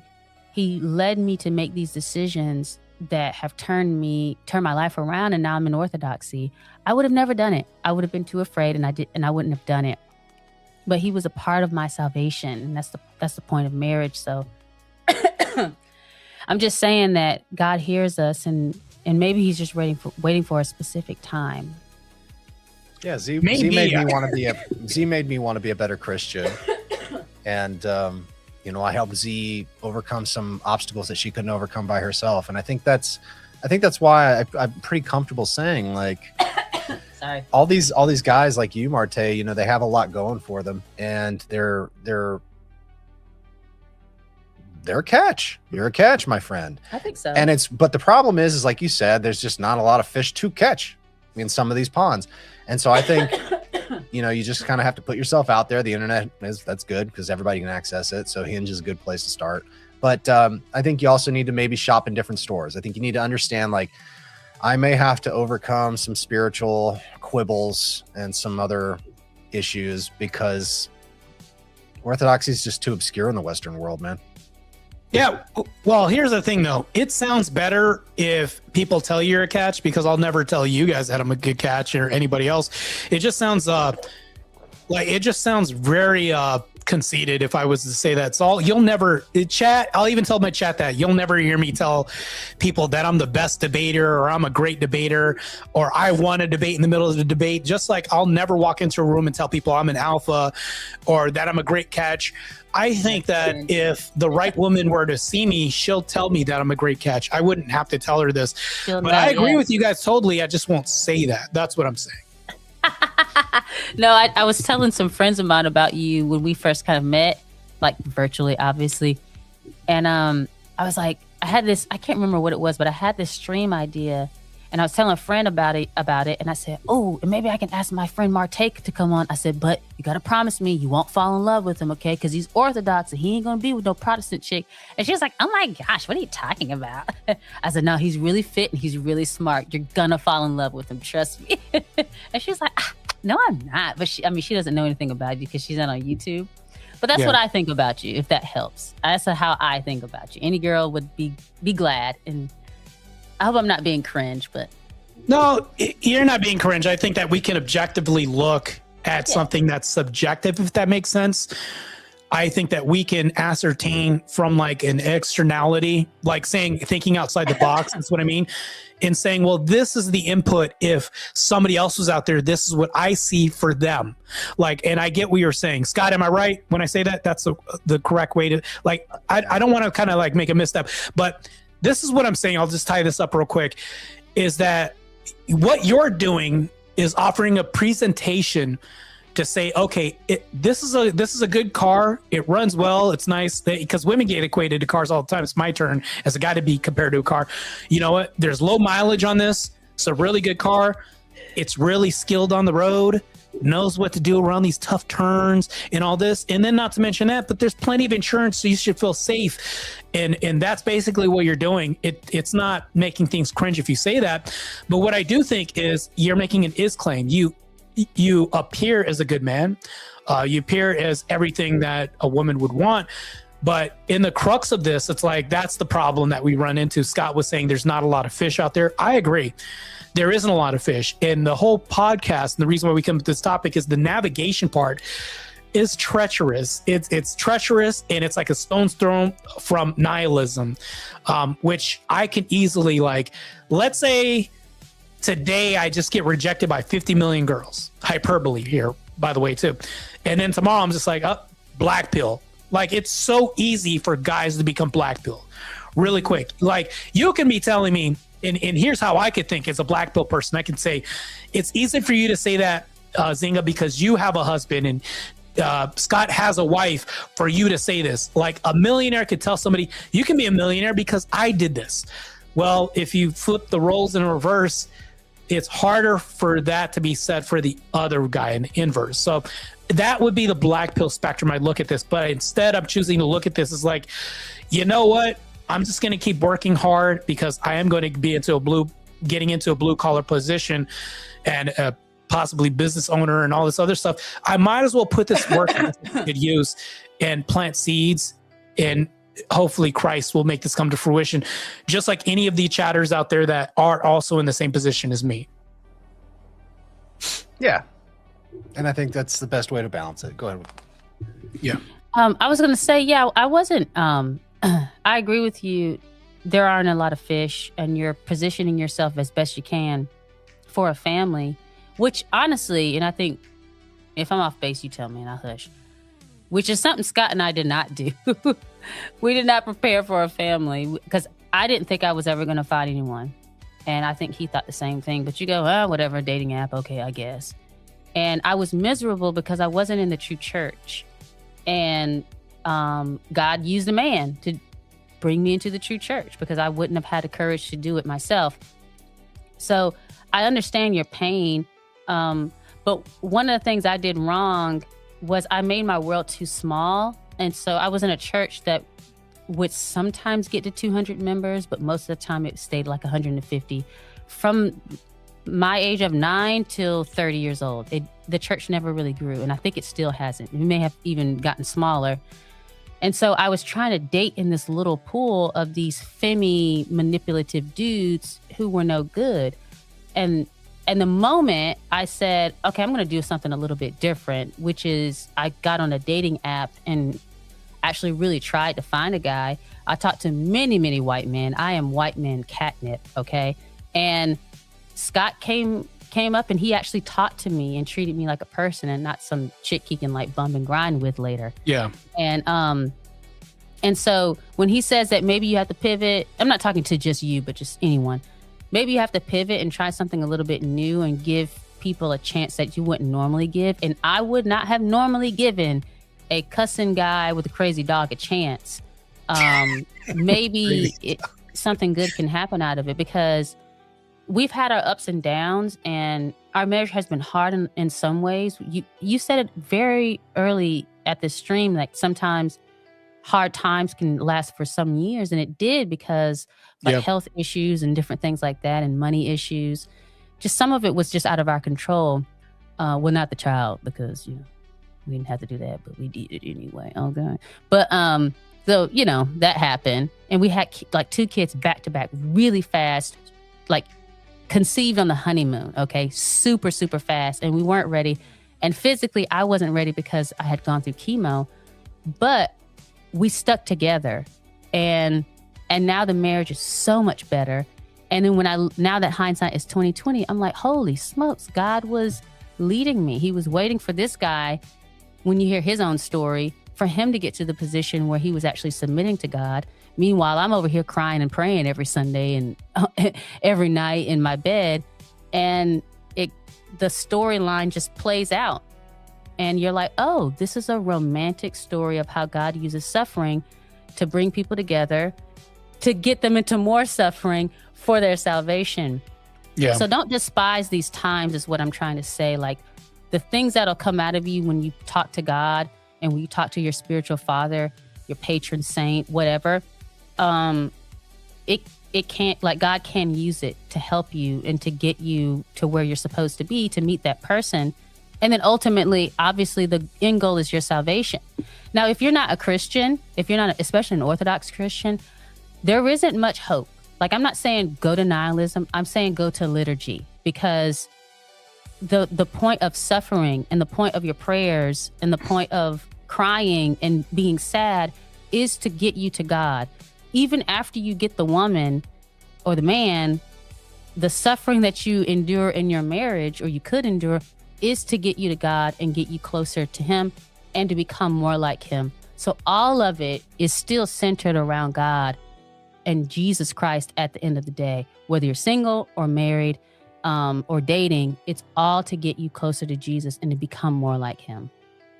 Based. All right, we're going to continue with some of this, but then we're going to get into the segment because we've been going at this for almost 3 hours. But I have 10 questions that I'm going to kind of run to you guys, and you guys are going to have to just figure out how you guys can reconcile this, and all of us do this, because like Scott and me were saying in your absence, like, I want to be able to come with solutions in this podcast. I don't want to just come out with clips and us do a reaction video. Reaction videos don't really help anybody. It's just temporary entertainment, but I want this to be edifying for the masses and maybe give them some hope, but I also want to give them a solution. Men are solution-oriented people. We have to be the fixers If there's a problem, a storm coming, like we fix houses, drains, sewage, nuclear, and all this. We 87% of the infrastructure is us. I can go on a tangent about that, but it's like we have to be solution oriented. I don't want to have a podcast just to be a guy that prances on camera and just says, "Oh, you've been entertained," but nothing's changed the next day. I want there to be change, and I want to move the social needle to where people can say, "Well, it's hard out here for a Christian." Just like they say it's hard out here for a pimp, it's hard out here for a Christian. So I want to be able to move the needle a little bit, so where somebody can come away from this podcast and say, well, damn, man, it is rough out here. Marte's got it rough. Everybody else has got it rough. Because I've even been on NX Spaces. And so this is crazy. I'm about to tell you guys about this thing that I told Rollo Tomasi about. And this caused so much of an uproar in the dating market, because this is on subject. And I said, well, hold on. Because I was in nihilism place. This is where I was at right now. And I told Rollo Tomasi this plan. Well, it's not a plan, but it's, you know how we have like the red pill, the blue pill. This is called the blind pill. So I told him I had this idea. Scott, the look on your face, I'm going to tell you what it is. And this is the blind pill. This is where I was at with nihilism and dating. I was like, you know, there's some beautiful ass blind people out there. So, and then not to mention this, you don't have to worry about hypergamy because they're not going to worry about height that much. And even if they are, what propagandization do blind people have to deal with? Because they're not watching commercials, even in their community. They're going to be like, oh, he's got muscles and there's tone right here. Hey, you know what? And matter of fact, I can be the hero because I can carry you to the door. As long as I don't move the furniture in the house, I'm slaying the dragon and I'm being the hero. And then not to mention this, but they're not going to be as materialistic as guys are, I would presume, because I think taking away that impairment would, you know, help. And not only this, but think about how much more virtuous I would be if I were dating a blind person. You know what I'm saying? And then, and not to mention this, but we're suffering together.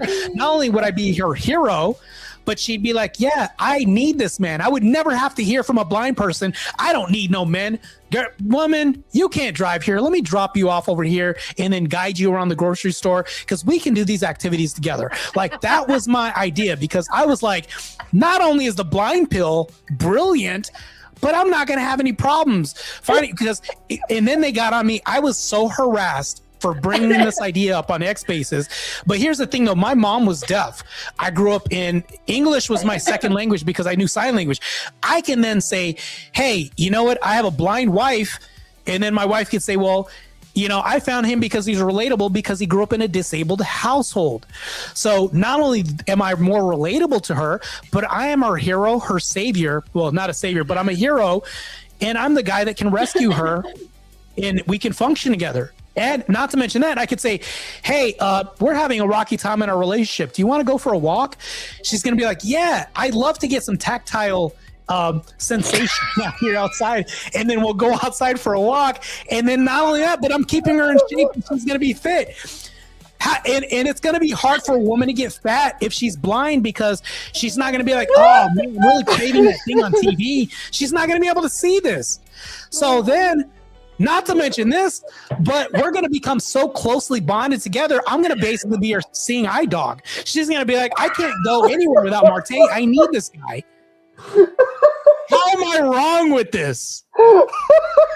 Is that not brilliant or what? She's like making her way into the bedroom with her stick. Like, I want some tactile stimulation. There you go. Tactile stimulation. Yeah, tactile. Where you is? Wait, there you is. Yeah, there we go. Yeah, you're getting it. Look, the reason why I offer the blind pill for people that are adjacent to nihilism and dating is because you're not going to have to deal with hypergamy as much. You're not going to have to deal with propagandization as much because blind people aren't going to see the propaganda that much. And then not to mention this, but here's the thing though. What blind people are 304s dancing in strip clubs? This sounds like the premise of like a late 90s rom-com where you're like the guy who's like hard up. He's like, I got to get a girl while I'm still young enough to be a dad. And he's like, how about blind chicks? Cue the funny music, you going out to places trying to hook up with blind chicks. And here's the thing, you find her and she's gorgeous and she's smart and charming and fun and she loves you and all this stuff. But then she's like, oh, like I got these options, and then suddenly obstacles get thrown in, and suddenly she's like dating all the guys, and she's like, I don't know, Marte, I just have options God, now. I got a confession. Oh God, please don't judge me too bad. Dang. God, all right, I'm gonna wait till you guys stop laughing. Don't roast me too bad on this. Look at that, Mo's coming. I know it's hard to get. It's hard for a woman to get fat if you spike her drinks with those. Just saying. If she's blind and she can't take, that's wrong. No, I'm not gonna do that. Why do I? But here's the thing, though. I got a confession. So I went. Oh God, I can't. This was last year. Well, no, it was the year before I was on X. I presented this idea before I went on Rollo Tomasi's Rational Male, and we had a conversation in Vegas and sat down. So me and Sterling Cooper, I don't know if you guys know who this is, but we were supposed to go on Rollo Tomasi's. He's an ex-porn star, or porn star. We're supposed to get there, and I guess Justin Waller was going to be there. I don't know if you know who that is either. He's somebody that's like has been around. Tate? No, he's around Andrew Tate a lot. I know who he is. Yeah. Yeah, country boy. So it's supposed to be me, Justin Waller, and Sterling Cooper on Rational Male. But I couldn't be there because I had school coming up and all this other stuff. And so I think me and Sterling still have to have a sit down about the degeneracy stuff because he's trying to fight it too. Not from a Christian sense. We'll figure that out. But anyways, so here's the thing though, is if I'm talking about dating blind women, I have to have a confession. So the year before last, I did sign up to a blind dating site as a seeing person because I was like, if I get on this site, do you know how much help I can give a woman? And I could really be the husband of her dreams because I don't think they have many people. And not only that, but it's an untapped dating market. I was like, not only is this untapped because nobody's looking for blind women, no pun intended, but it's like I can look for blind women. And then not to mention this, but I'm pretty sure that they're not all but ugly. And there's a woman that's really kind and sweet because she has to be. She's got no choice to be because what are you going to do? Cheat on me? I'm just going to leave you and you're not going to have a seeing eye person. Like, so it's like, like you have no, and I'm not saying like I'm just going to subjugate a blind person. All I'm saying is like there has to be really virtuous blind people out there because they're really, and this is going to sound really bad for me to say this, but life humbles you in such a way to where it's like, I can't really stab this guy in the back because he's the reason why I can get to the store and everything else. It's like, there's less proclivity to cheat. There's less proclivity to like bang somebody. If you don't see a person, you're not going to bang them most likely, unless it's in their community. It's like those old articles where they'd say like, why aren't you leaving this man? He's very toxic. It's like, oh, my CDs are in his truck. In your case, it's like, I literally need his truck to go anywhere. You know what God would do to Marte? She'd be like, I'm going to convert to Orthodoxy. And on the third dunk, she'd be like, oh, I can see. Oh, she's divorcing. She's leaving. No, damn it. Oh my God, I got with a troll. This is crazy. I'm out. I got the paradox of choice would happen. She'd be like, I can see all these options now that were never available. Like, and then that's the thing though, is like, we got into this argument and she was like, well, if this woman was debating me, she was like, well, if she can get a surgery to see, would you prevent that? And I was like, yeah. And the reason, well, no, let me explain. Hold on. Let me explain why. Because I think that transhumanism is bad. If we're going to put robotic eyes in people and things like that, how Christ-like is that? It's like, I'm not going to put like stilts on my legs and be taller for no woman or anything like that. Like, I think that God made us just the way we are. And she was like, no, that's wrong that you would prevent a blind person from seeing so they won't leave you. And I was like, well, it's wrong what women do too. They'll say, well, no, they do so many things on their end to prevent us from leaving. It's like, well, I want to keep you as natural as possible. Why would I interfere with God's creation? It's like, don't go to surgery. That's cheating on me, basically. Am I wrong? Marte's one would have an afro. She'd be all natural. No, we're not doing all that. That's crazy. You're doing too much, Zinga. Like, you say you want her natural? Yeah, natural eyes. Like, if you can't see, like, I got you blind. Don't change for me. Like, I want you just the way I found you, girl. Isn't that so romantic for me to keep? Like, I like how God made you. Like, that's perfect. But Marte, if she can't see, that means she can't shave her legs. Oh, she can help. Hey, you know what? You see this cactus down here? Let me help you out with that, girl. We're gonna have. I'm gonna put on. Okay, you'll shave her for you. Because I can't put a movie on. I'm going to put some music on for you. Help her with the cactus. She got all the help. When blind people sit through a movie, do they say, I heard this movie instead of like I've seen this movie. Something to think about. I don't know, but she can. You know what? If there's a You're lot like, of oh, let's watch Lord of the Rings, and she's like, oh, I've heard this. You know what? She can't watch John Wick with me because all he says is "yeah" throughout the whole movie. She ain't watching that. She's not really gonna get much out of it. But Marte, yeah, have you looked for a blind woman yet? I was on a blind woman site for a minute. Did you see any takers or like? Do they post pictures? Like, how does that work? So I got catfished on a. Oh, I can't believe I'm about to tell you guys You got this too. catfished by a blind woman. I got catfished by a blind woman. Turns out she could see, and I called her out. That was such bullshit. So hold on. The reason why I knew that I got catfished was because I did an image search. She had a Facebook, and then she was drawing something, and I was like, "Come on, really?" Like, I was like, "You're drawing, bitch! Like, there's no fucking way you're on a blind site and you're drawing, bitch! Like, this is crazy." I was so upset because she was gorgeous. Like, you gotta lie to me about being blind? This is a stand-up joke. So no, hold on. The reason I asked her, so I asked this woman. Hold on. No, let me explain real quick. The reason why I asked her, I was like, "Why did you lie to me about being blind?" I was honestly looking for a disabled woman. That sounds so bad for me to say this, by the way. I was honestly looking for disability, and then you had to lie to me about this bitch. So then she said, "This is the reason why I lied to you." She said, "The reason why I lied to you is because she was looking for the opposite." Oh my god! She was like, "I want to find a blind guy that's really good and not materialistic and not into girls' looks or anything like that." And I was like, "Man, you know what?" So wait, did you pretend to be blind? No, I was like I said I was a seeing person on there. But here's the thing, though. How do they see? Like, how do they know that they want to be with Marte? So here's the thing, though, is I was curious, and I was like, how are these blind people looking at what I'm writing on this app? Right. Yeah. So it turns out that when you're texting these blind people, you're texting their handler or person, and then they're relaying this to the blind person. So my mom was deaf, and she had a TTY. So there was an operator that read things on a screen and then typed it to my mom, and my mom saw that. That's how I was like nosy, and I was in a second-story building and saw all my mom's messages because I saw the writing. So the person who's the operator typed it so my mom could see and translated it. So I imagine this is like the same thing with a blind person on an app. But anyways, this is a really weird tangent that we went on, but it's on topic. It's dating. But I was like, show about this, man.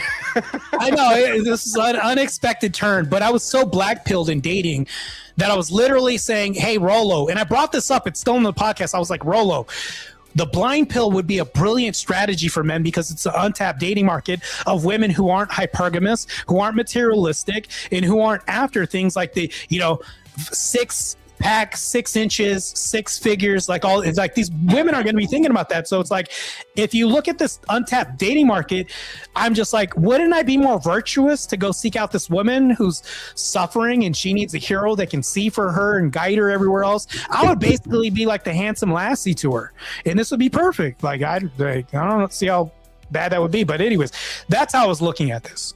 So are you a virtuous aspect? Right. Are you looking for a like a certain looking type of woman? Like, do you have a type? Now, I'm not asking what it is, but just asking if you do, and if you're willing to look outside that type. So my type isn't, and I'll tell you, my type tells me that they're not my type. I'll talk to a black woman, and she'll be like, "I'm not finna sit here and talk to you about all this. Matter of fact, I'm fixing to leave." Like, if she talks like this, I'm gonna automatically, because I went on a date with somebody that said that, and I said, "You mean you're getting ready to leave?" "Yeah, fixing to leave. It's the same thing." And I was like, "Well, you can't really repair the fact that you have to leave. Like, what are you anyways, that ended bad. We didn't even get to lunch. Like, it was really bad. So that happened, and then I'm like, man, you know what?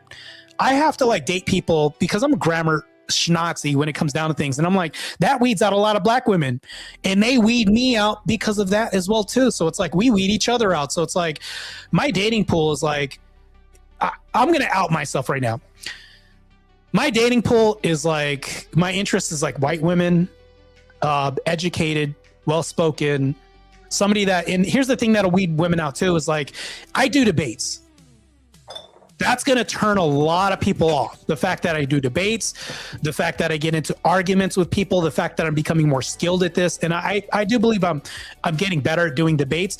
That turns a lot of women off, because I've been told this before. They were like, damn, it must suck to argue with you in a relationship. And I'm just like, damn, is that what women think about? Like, and that's the first thing that they'll say. They'll like, I'll be on a dating app or something like that, and they'll be like, well, what are you doing online? And I'll be like, yeah, I'm almost wrapping up online. Like in the past, I've messaged people, yeah, I'm almost done with this debate. Like if there was a break or we're doing a post panel debate about what?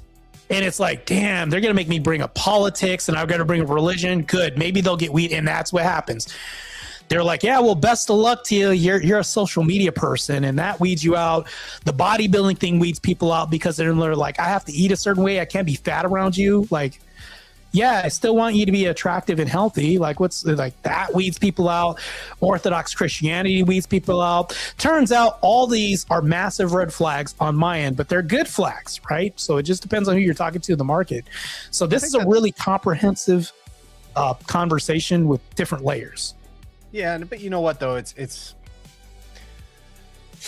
I had a conversation once when I was younger with my mom, because I was kind of frustrated by the fact that I couldn't find a girlfriend. And all the girls that seemed interested in me, I just wasn't very interested in them. I didn't find them very attractive or whatever.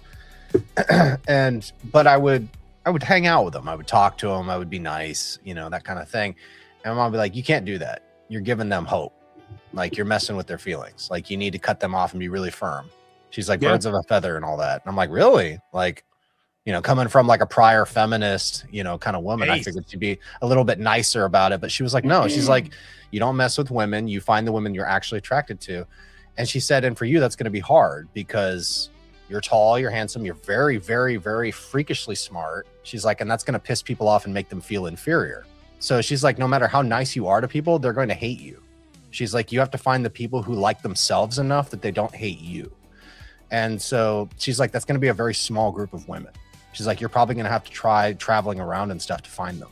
She's like, that's just going to be your lot in life. So she was very no bones about it. You know, she was like, you have X, Y, and Z gifts and genetic qualities. That's going to make you more difficult to love, essentially, by the larger portion of the population. And it sounds like you're just going through exactly what I was going through when I had this conversation with my mom, which is just like, I'm into this thing and this takes a lot of discipline and I want this and I'm doing this. Those are high value people things, Marte. Yeah. High value people things drive away most people. The ordinary folks. Yeah, ordinary folks who just want to Netflix and chill, and they're okay with a beer belly, and they really don't want to do all that working out. And they got plans to let themselves go. And they got plans to let themselves go after the honeymoon because they don't care that much. Like, you're not that kind of dude. So you only kind of women that are going to be able to stomach you on a day-to-day basis and actually respect you are the kind of women who have a lot going on for themselves as well. So women who want to fight with him. Yeah, women who want to like be his helpmate. Yeah, who are like, wow, like I really respect that he's doing these competitions. I'm gonna meal prep for him. I'm gonna have his stuff in the Tupperware. Like, I want him to go out there and win and be like, yeah, baby, that's right. Flex those muscles. You need someone like that, dude. Real quick, I do got to go pee, but we're gonna transition into the next part real quick. Just give me a second, okay?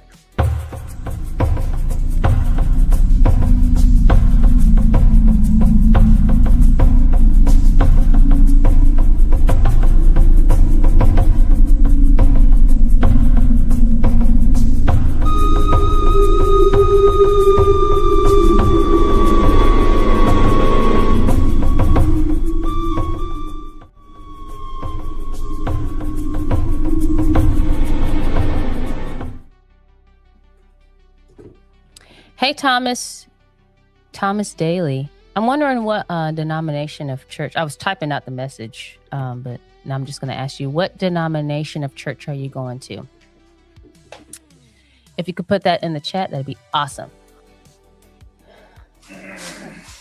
Thomas Daly said, I'm a single guy who became a Christian a year ago, and it feels like single men are unwanted in the church. If I showed up to a church for the first time with a wife and kids, it would be different. I wash my hands, by the way, too, in case you guys are wondering. No one believes you. You guys never heard of a rinse before? That's crazy. Girl, you filthy. Hush. Oh, man. Hey, by the way, just real quick, did you see Jay Dyer's stream the other day? He was talking about Candace Owens and how she was saying that the time traveler. She said the Earth not is the ghetto. child, not the time traveling, but she was saying like she doesn't feel right on Earth. The Earth is ghetto, and then she was saying all this stuff, and people in the chat were making Jay Dyer laugh so hard that he was literally had tears. Someone said, "Yeah, the Earth is ashy," and they were like, "Earth on EBT." That's crazy. It was really funny. You got to go back and watch that. That's great. Wickmoto said, "What did he rinse him with? My shirt." That's what I did with my shirt. Jolt. So I'm pretty sure you guys Jolt. saw the Christian chaos segment that we're going to get into. The reason why it's chaos is because getting into this dating market, we're going to have quandaries, I'll say, that we have to deal with. Let me bring it up because I did bring notes and I brought a crap ton of notes to the table. Dang, you came prepared. Ready. Yeah, so I have some questions that I got to ask, and we're going to get into these conversations. So you guys have heard would you rather questions before, right? There are 10 would you rather, and then we're going to get into the paradoxical nature of some of this. Okay.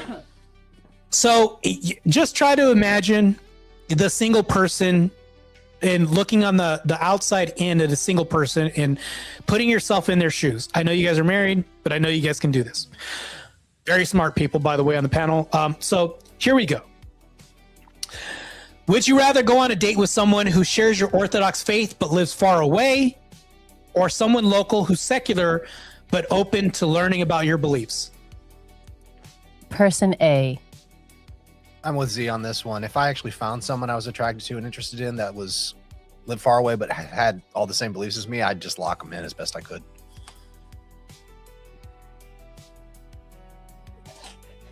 Yeah. All right. Oh, God. I should have actually not ever said this question. This is trying to see how much I could talk. Well, here's the thing, though. If said person that you're interested in doesn't feel romance towards you because you haven't met and they're really apprehensive and you don't want to feel like you have to sell yourself to them and time is running out, I don't think that person's interested in fast tracking any of this other stuff. I think that two things can be true. I think that because I'm not in a relationship with that person or the person here at the home court advantage, I think that maybe both things can happen at the same time, and I can increase my chances throwing casting a wider net. This question depends on gender or sex. So, like, if you're a guy, it's harder. So I would say absolutely try to lock them down because you're going to have less options. But as a woman, let's say the woman is on the other end of that long distance thing, she has local options. She doesn't need a long distance person. How old is the woman? If she's 36 like me, you ain't got much options. Unless you're going to rob the cradle. There's also that. Yeah, it's almost, you don't have time to F around. I think we're played past the extent of the rules, though. I think we were just supposed to give quick answers, all right? No, there is no rules. We're going to have conjecture and conversation about this. That's fine. Just making sure. That's fine. It's not like a speed round. These are just because we're trying to reconcile some of these things that could be paradoxical in nature. And some of these have to be fleshed out because let's just say that I was recently talking to somebody that lived out of the country, but they liked me, but they weren't really romantically interested in me. When you hear this, it's like, I'm not doing a sales pitch. Even though I could try to lock you in and all this other stuff, it's like, yeah, but time is running out. And if time isn't important to you, it can't be important to me because I have to look as far as like now. If it's not important to you, but it's important to me, already we're not seeing eye to eye and there's like a mismatch going on. That's a massive mismatch. Yeah, and it sounds also like she kind of had you in a quasi friend zone. Yeah. That's a really damn. That's pretty. That sounds really accurate. So let me go on to the next question. Would you rather explain your commitment to chastity before marriage on the first date, or wait until things get serious and risk a bigger fallout? Before. Yeah, definitely before. They need to know. That's mean. It's a very mean-spirited thing to do, is not tell them. So you guys before, right? Yeah, I told Scott before. Before we ever met in person on FaceTime. Yeah, she made sure Clink, clink. I was not in her presence unless I knew that she was going to be chased. I didn't do that. That's awesome. I just wanted you to know so you would be like, or yeah. Yeah. That's cool. That's cool. I like that. I like the upfront and honest answer. That was quick. So next question. Would you rather use a mainstream dating app and filter through secular profiles, or stick to a niche Christian site with fewer options? My answer to this is I did the niche thing. So I downloaded probably about 4 or 5 different apps before I landed on Hinge. And Bumble pissed me off because it asked for my pronouns. So I said F you and I deleted it. And then there were a couple others I did, but it had like weird gay stuff in it. So I deleted those out of spite. And so Hinge was the only one that seemed relatively normal and wholesome, where it wasn't weird. That's the one I showed you guys. And it left it up to you if you wanted to get all gay with it. And so I literally only used that one. I didn't even touch any other apps. So the reason why I also deleted Bumble wasn't because of just the gender stuff. It was because women have to lead the relationship. They have to accept everything. It basically turns the woman into a boss babe. Yep. Like men have women have less power than men on the app. It's not even equal at all. That's the reason why I was like, I don't like that. Yeah, because I liked your profile on Hinge. Mm-hmm. He didn't like me. I liked him. Yeah, but that's different. Mainstream. Like you can accept, but on Bumble, it's the other way around. Like if I match up with somebody, like let's say I match with them, they have to write me first. I can't ever write them first. Yeah, well, yeah, that wouldn't have worked because I liked him and then he messaged me, I think. Right? Mm-hmm. Yeah. Yeah. On Bumble, you can't do that because if you match with somebody, the woman has to message you first. There's no way you can message her because you're blocked until she messages you. Right. It puts the woman, the onus is on her to have the control. Is Hinge mainstream? The reason why I went with Hinge is because everyone around me was like, we were in this big friend group. And a lot of them had met on Hinge. And I was told like, oh yeah, that's the place you want to go if you want an actual relationship and not just a hookup. So I was like, okay, and I just did Hinge. But I didn't try any others. Except for I think I did Upward. But and then I did Donald Date. You remember when Donald Trump had someone made a Donald Trump dating app? Donald Trump had a dating app? That's crazy. I don't think it was his. I think they just called it that. And I did it because I thought it was funny. But I gave myself a fake name and everything. So that wasn't real, but... No, you're catfishing. Had you a nice MAGA boy. It's probably still out there. Zing over here catfishing people before she met. That's crazy. I was like, who am I going to meet? This is hilarious. Bunch of good old boys be like, I never dated a black girl, but I'll make an exception for you, honey. Your booty ain't big enough. I'll feed you. Need more cornbread, skinny girl. All right. So I met a couple in my last Orthodox church, and they said they met on an app called Date Right. And this is like a right-leaning conservative dating site. I was on this app, but it's like there's such slim pickings, and I'm like, I don't know how they met if I can't match with one person. It's crazy. But Tinder was crazy because there's OF profiles that are just marketing OF sites. That's it. And they're like, hey, if you really like me, you can subscribe to my OF on Tinder. So it's like, yeah, I still got a profile in there. And and here's the thing though, if I meet somebody and they're a good Christian, godly woman, I'm deleting all my sites. Like I said, I don't even want to be on that site anyways, or any other sites. But I have to deal with this. I have to get dirty and get in the mud. And spend time, learning about somebody's life until I hear the pronouns and be like, yeah, that's like money and time I'll never see again. That's what the part I hate about dating. I just say so. Well, the good thing is people wear uniforms. Like you said, you knew immediately that chick was a lefty, like anti-natalist. Oh yeah, that's people true. Wear uniforms, so you can go pretty quickly. But the problem is that a lot of like church girls will look the part. And then you start talking to them, and then they're like, "Oh yeah, I love the view." And you're like, "Okay, yeah." Well, speaking of which, Dan Ramirez says, "What's up? Manar is an effing psychopath." Yes, he is. Because I'll bring this up. I was in a stream before I jumped into this one. And he was like, yeah, I destroyed Marte in this debate. And I was like, do you want me to post the poll again? Where you like, I was just like, there was a poll. You know that, right? So I won the last 5 debates I've done, including like the traditional marriage one on Cool Vix. Then I won 4 straight back. I beat Counterpoints, who's actually a pretty formidable, supposed to be. He wasn't that formidable that I thought. And then the First Amender, like, oh, come on. So, but I was on Manar's podcast, and he was like saying this. He was saying that this was bad. He was like, you're a Christian man and you support dating, courting. That's so degenerate for you to think about dating as a Christian. I was like, what? I was like, I need to learn about this Muslim religion a little bit more, because that's fascinating that you look at dating as degenerate. Like courting somebody is degenerate. Like, how do you guys get married? Like, do they take the burqa off the goat and do they take the burqa off the goat and park it in front of your house? I don't know. What do they do? Like, I don't understand this.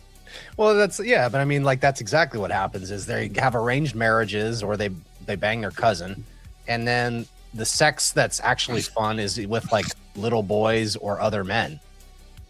The one with women is just for procreation. Yeah, the women are just annoying, like progeny generators for them. Like they don't need to date or any of that stuff. They're not actually like in a relationship where they interact with each other all that much, except for like, make me more food.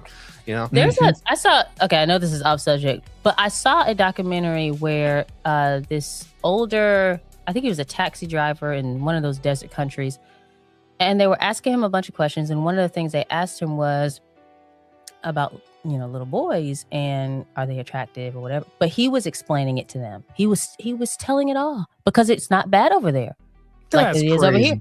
And he was like, yeah, like they're pretty and they're attractive, and what happens is the family's very poor and I have money, and so they'll give me the boy. And it was disgusting. It's like, that's what your people do, Manure. Zinga, I don't know if you ever saw the debate or like me putting the highlights of the debate on, but Manure had a problem when I brought up, like, because if we're talking about marrying cousins in Iran, the legal age is 9 years old, but then these are going to be inbred cousins on the dating market. There was no, like, I as soon as because I was like, I'm saving this for the middle of the debate. And then he was like, what? Cream pieing inbred 9-year-olds? Like, he was like, what are you talking about? He said cream pieing 9-year-olds. Like, and I was like, bro, this is your religion. This is what you do. This is on topic. And then he said, what do 9-year-old? He said, what do 9-year-old cousins have to do with the prompt? And the prompt was literally marrying your first cousin. I was like, you can't be this dumb. Yeah. I mean, they can be that dumb. Manure, I've seen You're right. He is. Maybe this is so crazy, bro. You would break the laptop trying to have a conversation with him. Oh, I shouldn't do it then. He is. I like my laptop. He is the most artarded. Like, he's off the wall artarded. Like, otherworldly, beyond Mars and Venus and Pluto and all of them. Yikes. He said I lost the debate because I didn't bring up Christianity. And I was like, I don't have to destroy your argument. Yeah. And I was like, Christianity isn't even in the prompt. Like, I was like, what? He said his parents aren't cousins. I don't know. It's like, what do we call that? The Zerg rush? You just destroy his base. You don't have to defend your own. Like, I've seen him on other like streams. He just jumps into. He just goes. Yeah. He spurgs a lot. And I was like, I already knew I was gonna have to deal with that. So. I've left streams that he's been on because he just and I can't do it. I can't do it because I want to punch him in the face and break my wrist doing it. No, I would love to be on the stream. I'm actually trying to do a debate with him about ICE. As a former Fed, I would love to debate him and this guy named Mr. Work. But whenever we're on panels together, like I love trying to destroy Minar and just make him look bad. He ends up destroying himself. But anyways, back to the subject. I don't know how we got lost. Oh yeah, because in relation to marrying people and dating, he was bastardizing dating for Christians. But I'm like, but you would marry your first cousin that's a 9-year-old inbred. And that we don't want on the dating market. Like in your culture, it's okay to marry your cousins. You're producing inbred people for the dating market. That means that we now have to date inbred people. Like, I don't think we want this production line or assembly line of inbred people like The Hills Have Eyes, Wrong Turn series and all this. I don't think that that's what the dating market needs right now. I don't think we want that. But anyways, it's such a crazy thing. Like, I was like, I don't know how he's going to win this debate. He lost in the polls. But this is my next question. Would you rather date someone who respects your church attendance but doesn't join you, or someone who goes with you but questions Orthodox traditions? Number 2 you can work with. Number 1 is never going to convert. Zynga's still thinking. I agree. Oh, so based. She's like, I'm just gonna. Yeah, you know what? Ruben, there's no voting that gets canceled in that house. I'll tell you that. Like, I don't think Zynga would ever cancel Scott's vote out, Chad, if you can hear what I'm saying. So we're gonna move along. I was reaching for some stew last night, and she called me out and said I couldn't do that. She said she needed to save that stew. So I listened. Like a good husband, I went, you know what? I don't need to eat all that. I've had too much to eat. I don't want to get fat, and we do need leftovers for tomorrow. And so I deferred to my lovely wife. Based. Okay, here we go. Would you rather compromise on attending a secular wedding with a potential partner, or hold firm and potentially end the relationship early? What kind of wedding? A secular? Yeah. Would you rather compromise on attending a secular wedding with a potential partner, or hold firm and potentially end the relationship early? It depends on the wedding. Yeah, like, secular. It really does. Like, does that mean a man and a woman coming together for a shotgun? Yeah, man and a woman coming together. We'll just say that. Yeah. I would. You know, this is actually a really good question, because I actually just had this. I sent an email to my spiritual father because I was a little tore up about something. I have a wedding coming up soon for a family member, and they want me to be in the wedding, but they're not religious at all, and they may not even they may not even get a real priest. They might just get somebody who's Elvis. Legally can get them married in the eyes of the law.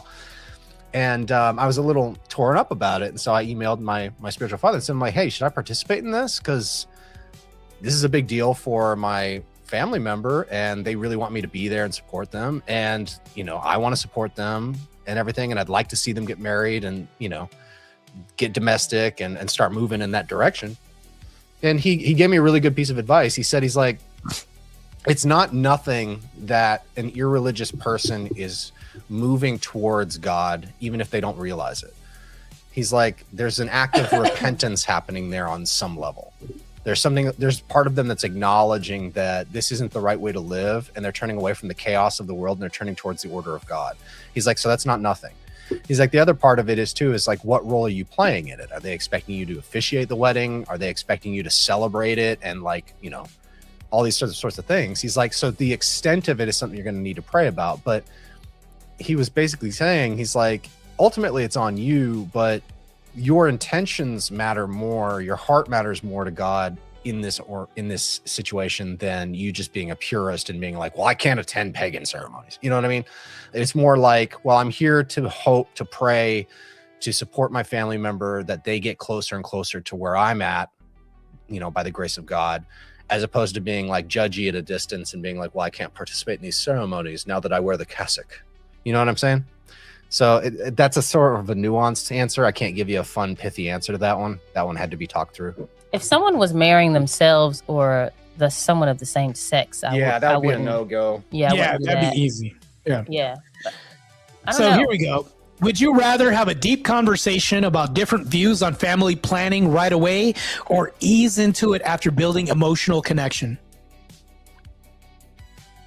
I can have that conversation right away. I was gonna say right away. Yeah, me too.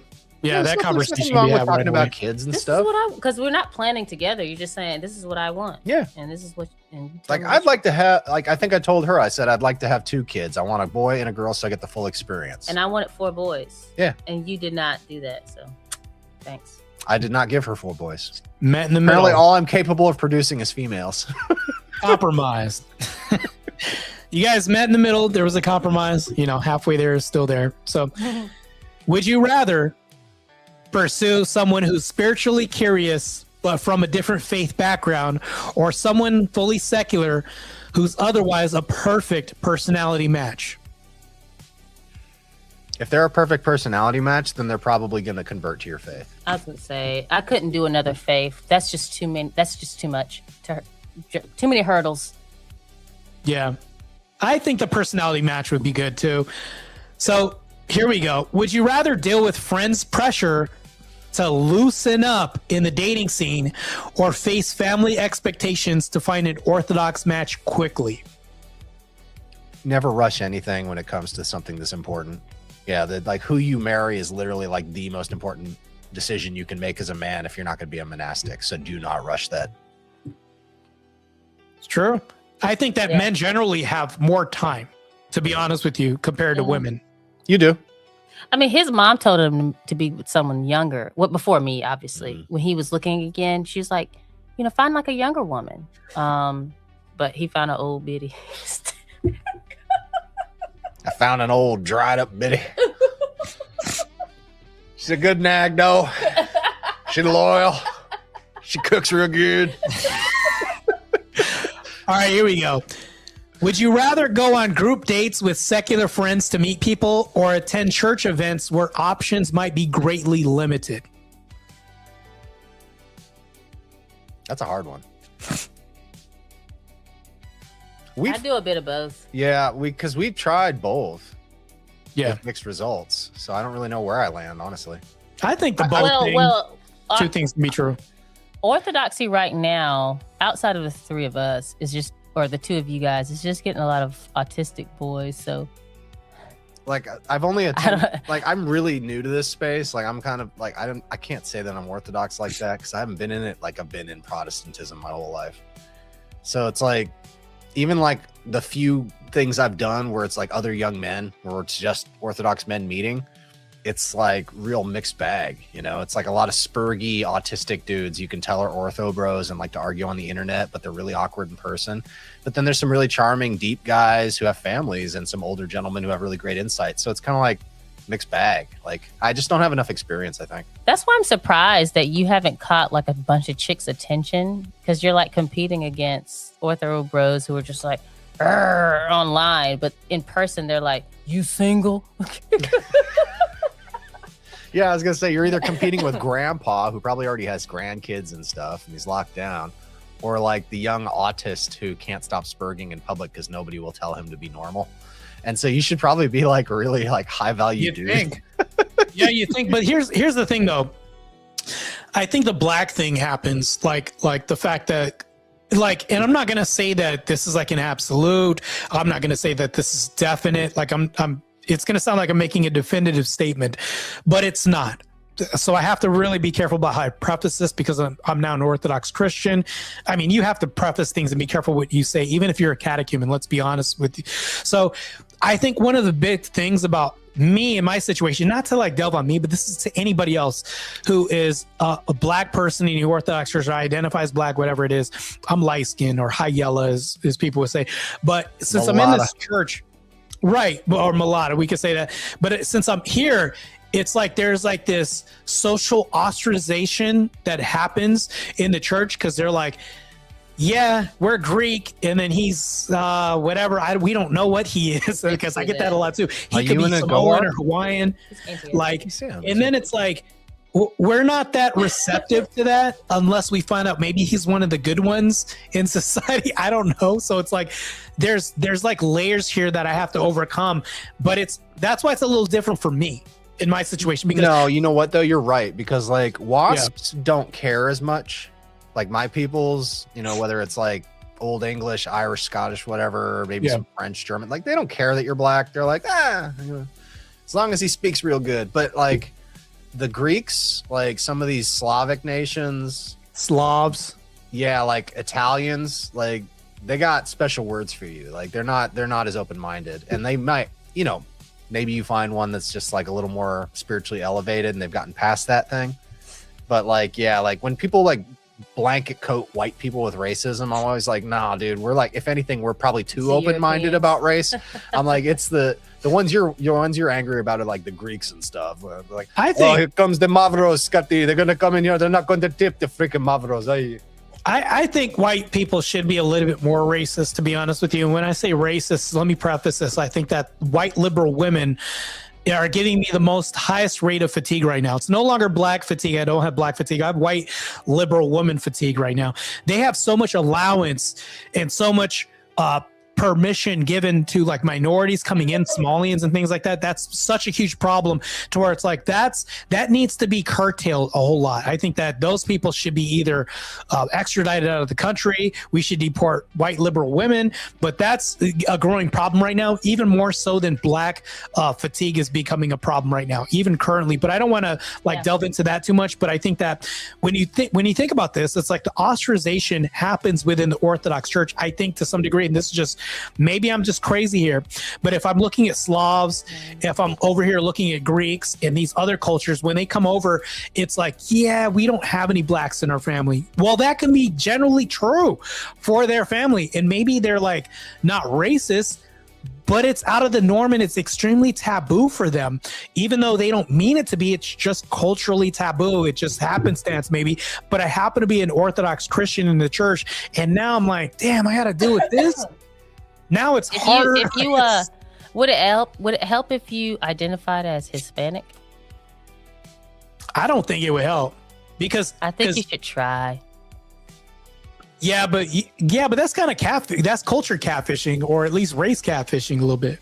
Well, you're mixed, so. Yeah, but still, it's like, but I'm gonna teach my kids my mom, to be black like, sometimes, to be white sometimes. Okay, so you're really black then. Like if they see my mom and my dad, like. Yeah. So, but here's the other thing too, is like, I think that I don't really get that much opportunity. I'm a really outspoken person. I'm an extrovert. Well, otherwise, why would I be on YouTube having a channel? But when I do talk to people at coffee hour, it's like, I have to like work my way up to talk to people because I don't want to feel like I'm impeding. Coffee hour is not like, and I want everybody else to understand who doesn't understand what coffee hour is.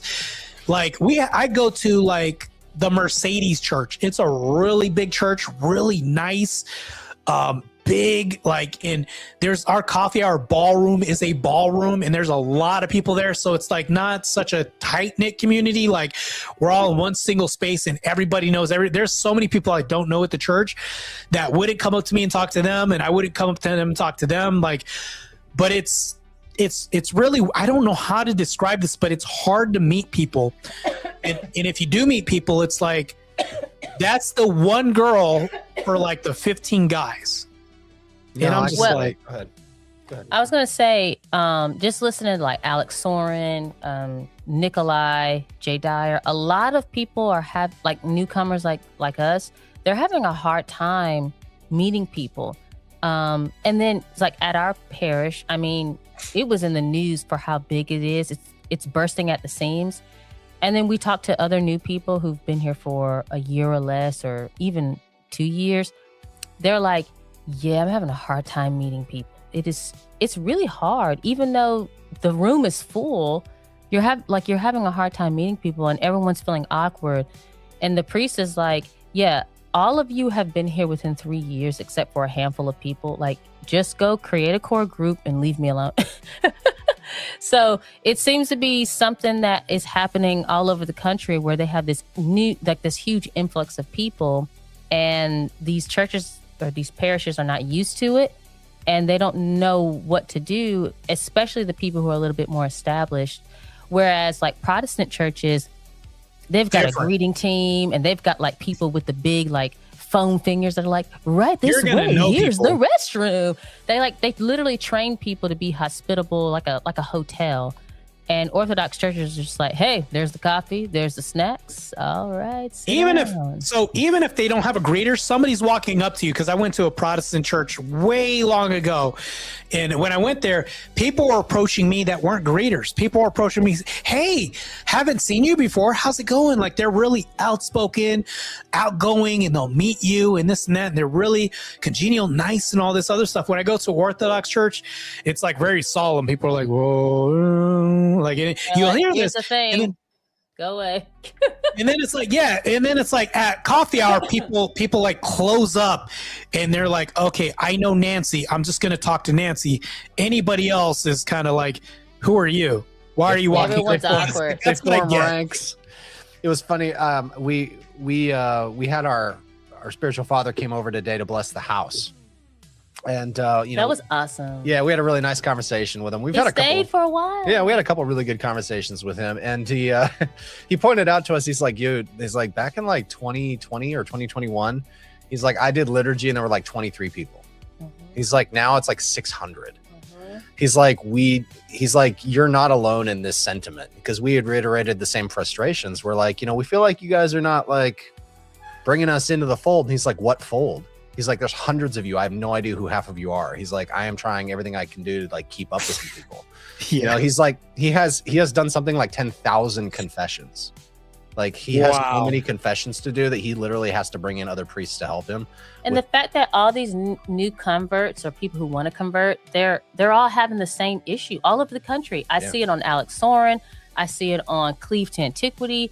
All of these channels is people like they won't talk to me. No one will talk to me. Everyone's having the same complaint. That doesn't necessarily help you, but it's just like saying it's not unique to you. Yeah, it is rough. Yeah. And that's the thing too, is like because I talked about this with Z several times, and after talking to our spiritual father and everything, I'm like, what we need to do is we need to be the hub of the wheel. We're both extroverted people who are natural leaders. I can say that. I'm not feeling prideful.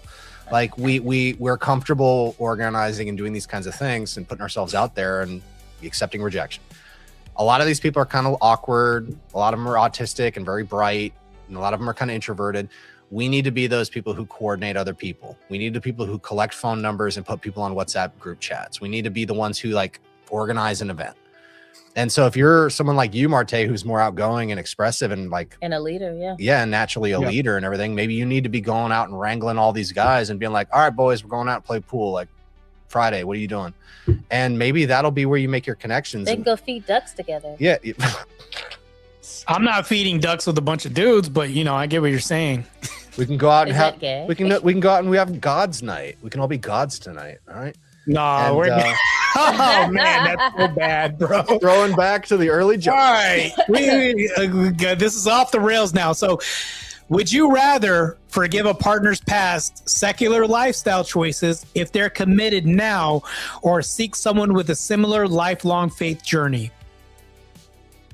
Well, we wouldn't be together if we took the second one. I did the first, and I'll still do it. So these are the paradoxes that we have in modern dating. Political polarization and partner selection. In an increasingly divided society, conservative men often face rejection from potential partners due to different political views, with many women viewing support for conservative figures like Trump as a deal breaker. How do you reconcile this? You don't reconcile with murderers. Like, that's the thing. Like, True. I can have facts. Yeah, like, I can have a disagreement with you about tax policy, as the joke goes. I can have a disagreement with you about foreign policy. Should we invade Iraq, or should we be more strict on sanctions? Those are normal things that people can argue about. But if you're like, no, I want to like terminate babies because my convenience, you're a witch demon, and I need you to go repent and get away from me. Like, we have nothing else to discuss. Or if they're like, oh, I'm perfectly fine with gay marriage. Okay, we have nothing in common. We literally have nothing in common now. You like abominations. I don't. Sorry. Yeah, no, that's true. That's very based. So here we go. This creates a smaller dating pool It exacerbates loneliness and frustration. So we have a gender ideological divide. This is the paradoxical thing in nature. Young women are trending more liberal while young men lean conservative, leading to mismatched values on key issues like gender roles and social policies, making it hard to find ideological compatibility. Do you guys see this in the dating market right now through social media and even like scrolling? Yeah, I mean, and like the statistics and stuff bear it out, but I see it like the Gen Z men are leaning more towards being based in general, and they kind of they look down on like wokeness and stuff like that. But the women are just leaning into it with everything they got, and I think some of that's fake. I think some of that's just trying to like consensus seeking. They're trying to fit in, but like they're doing it. Well, even at our church, it's mostly men. Yeah. It's mostly young men. Yeah. Like the women who come to church, they always look uncomfortable, like they're being dragged there, but they want to come because they love their guy or whatever. But like they look very uncomfortable. Damn, I see that. I think I could see some of that. But I also see women that come to church and they're like head over heels for Christ. Like I also see that too. That's such a beautiful thing now. Yeah. If I see a woman that almost ignores me, but she's so like, she's like, Christ is my life. Christ is everything. That's so attractive to me. Well, as a guy who's like been a filthy, dirty, rotten sinner in some ways, like you can identify other sinners real easy, especially if they have the same sins as you. And like some of these women who come into the parish, I'm like, ooh, she been a 304. But right now, she's got the head covering and their eyes are like up and like the tears are falling. And I'm like, she's doing good. Yeah, you've been in bad places sometimes. You can just think about that. Yeah, that makes sense. I can see that. So we also have this paradox in dating, the dating app algorithms and bias paradox. Mainstream dating apps tend to favor progressive users, pushing conservatives to less popular niche platforms, resulting in fewer matches and a sense of exclusion from digital dating scene. Wow. That's definitely true. Right now, that's 100% true. I knew that years ago. I didn't know that. That's from wired.com, by the way. That's 100% true. That's been true probably since the early teens. So the next paradox we have is the shared values mismatch, which we've kind of touched on, but not quite. Conservatives seeking traditional value structures, religious compatibility, or anti-baby deletion stances, struggling to find partners who align as secular or progressive views dominate the market. That's a very problematic thing. Yeah. Extremely problematic. Well, they're also just hooking up. They're not like getting together and having children. So, I mean, I hate to say it like this, but that's kind of a positive. Yeah, I've had this conversation with atheists who were like, "Oh, I'm so frustrated with like Bumble and Tinder. Everything's just hookups now. I can't find anybody who really wants to just like do anything more serious." And it's like, well, because you don't treat it serious. You treat it as a hookup app.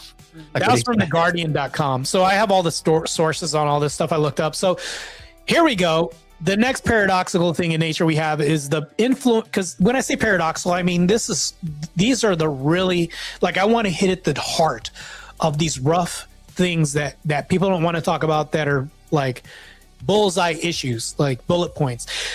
So we have the influence of social media and red pill rhetoric.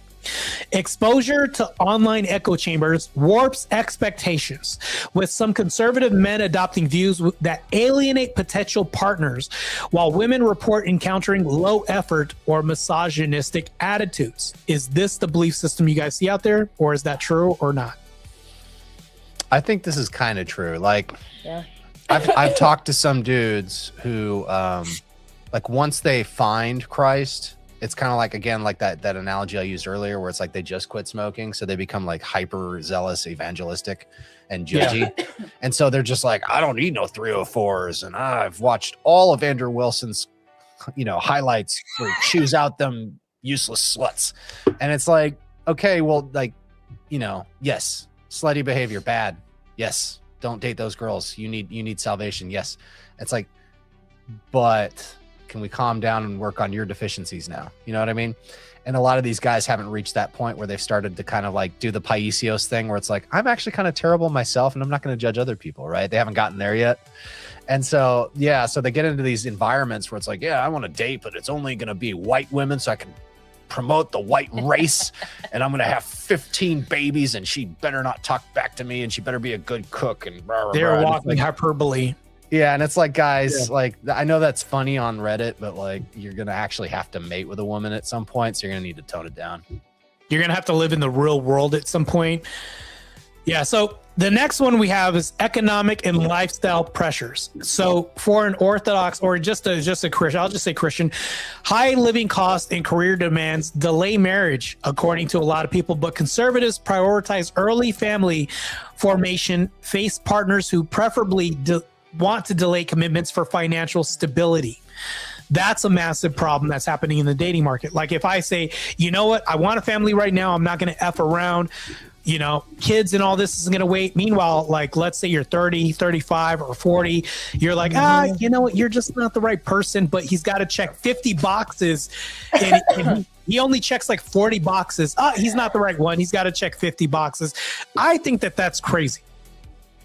I do too. And when you see these women on these like kind of like dating streams, I just found a new one the other day with a woman, but there's also like Kevin Samuels, and he'll say, how much do you want him to make a year?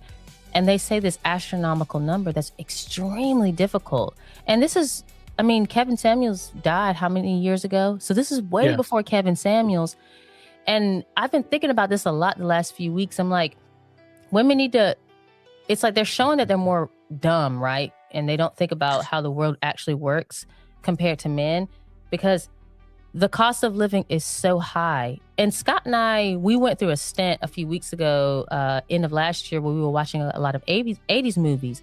One of them was Lethal Weapon, the 3 Lethal Weapons. And I said, look at that house that Danny Glover has.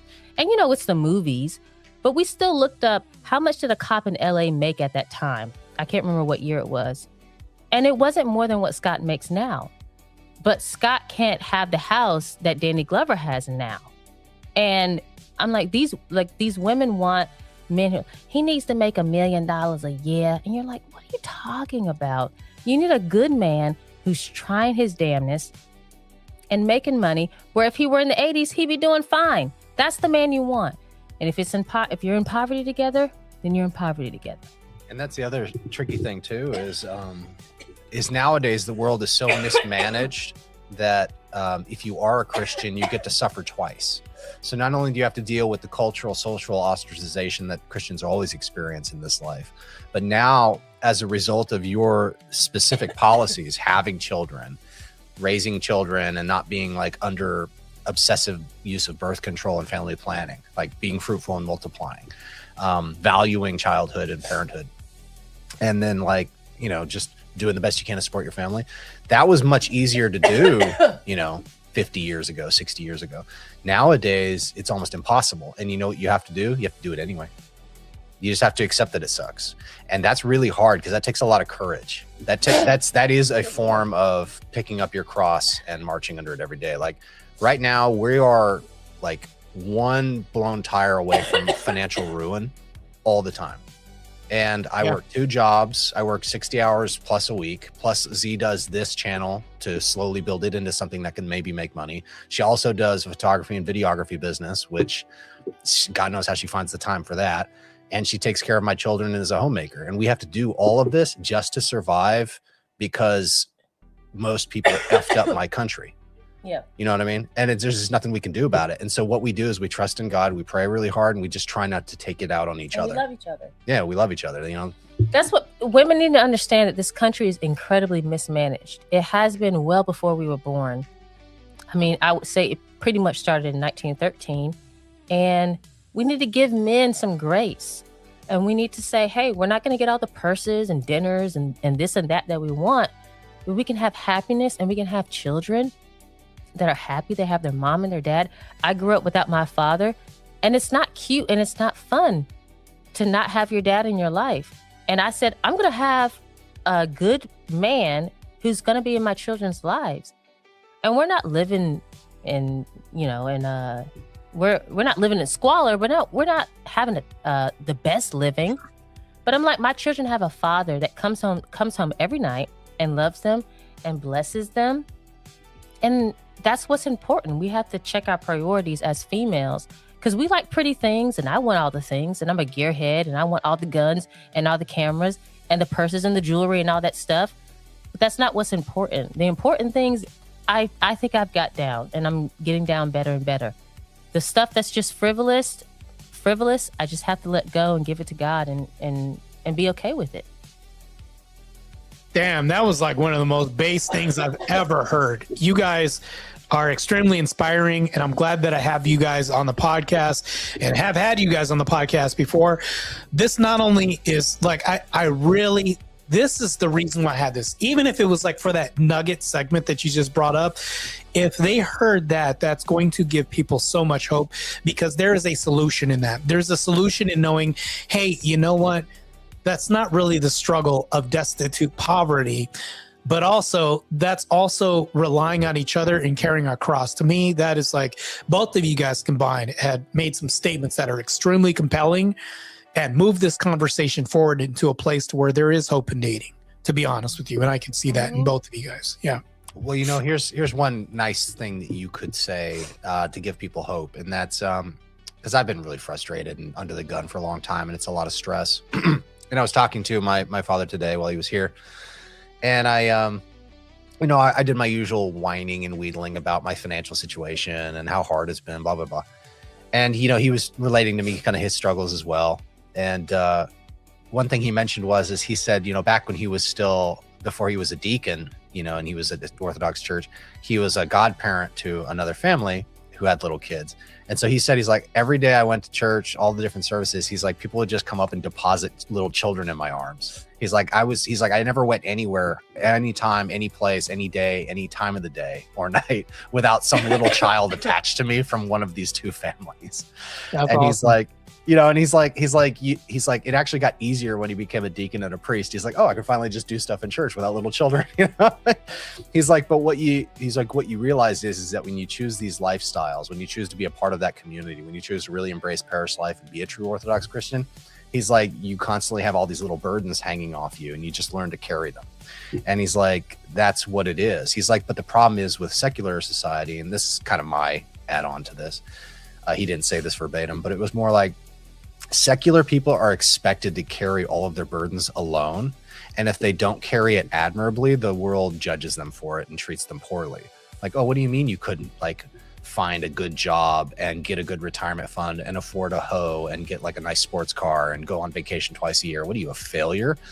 Yeah, because that's hard to do. Have you seen this economy? Have you met Biden? Have you been here for a while? It's like impossible. And so anybody who does that, it's like, you're either evil and you've worked to game the system, or you're just really good. Like, good for you. And so if you try to take a Christian lifestyle in this messed up world in the West, like, you need friends, you need allies. And so the more people who embrace Z and I's lifestyle and embrace the suck, so to speak, it gets less sucky for all of us. So the more people that lean into this curve, this skid, I'll call it, this car crash that is Christianity, the less people are going to go off the cliff. And that's the thing, is like, we need to help each other. We need to stop yapping at each other. We need to stop virtue signaling. We need to stop arguing online as much. And we need to physically like take care of each other's kids so that we can go on a freaking date. You know, like, we need to actually show up and fix your person's car because you're good at changing oil, and they're kind of a white collar guy and they're not good at changing their own oil. But you're Christian brothers in Christ and you should be helping them out. If one family's really freaking broke, but they're doing everything they can and they're not being slobs, homie's not sitting there playing NFL or Madden all day long, he's actually busting his ass and he's still not making ends meet, you should be cooking him dinner if you've got extra. Like, this is what Christianity is. And this is what I want to be a part of. I want to get to the point to where Z and I are so successful that I can just shower other Christians that were like us in this same boat, the same level of frustration and grind, just shower them with gifts and be like, hey, bud, here's a new car. Oh, hey, bud, here's dinner. Like, hey, bud, I got a job for you. It's going to be awesome. Let's do this. That's what I want.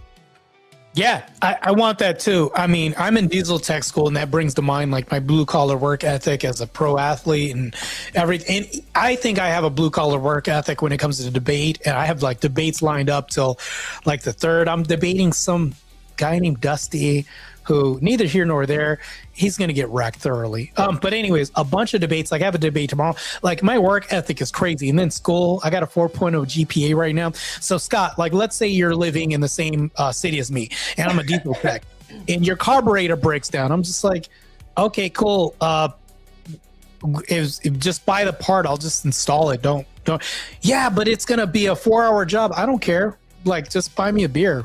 Like or whatever, or let's get a drink and then let's bullshit about life. I don't really care. I'll fix it up. We'll have like bonding time, connection time, and I'm pretty sure you'll pay it forward and just conversation with me, and then that's all I need. No expectation, but I think that that's what we need to do is create these communities. Like I'm not gonna say I have problems dating.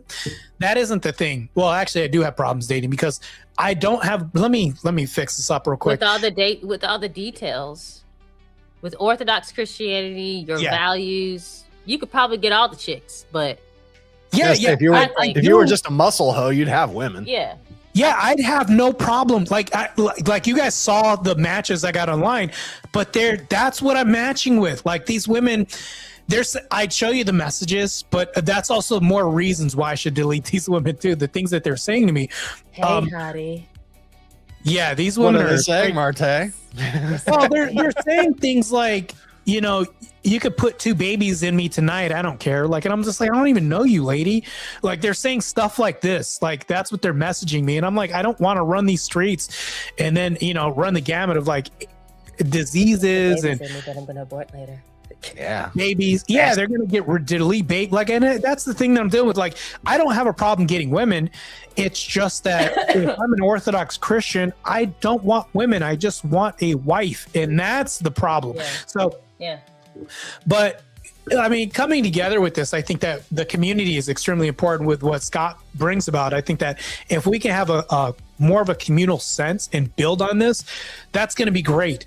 But moving towards this, I have some real paradoxes for you.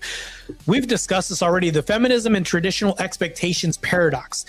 Feminism promotes women's independence, career focus, and equality, empowering them to reject traditional roles. However, here's where the paradoxical nature comes in. Many men seeking a wife material partner desire someone who embraces homemaking and family first priorities, creates a mismatch where empowered women are less inclined to fit into these outdated molds, according to feminists. Yeah. And this is why you have to treat feminists like they're children. They don't know what's good for them and they ruin societies. Like there's a reason, you know, there's a reason the Bible talks about like a society that's being run by women and children is a society under judgment.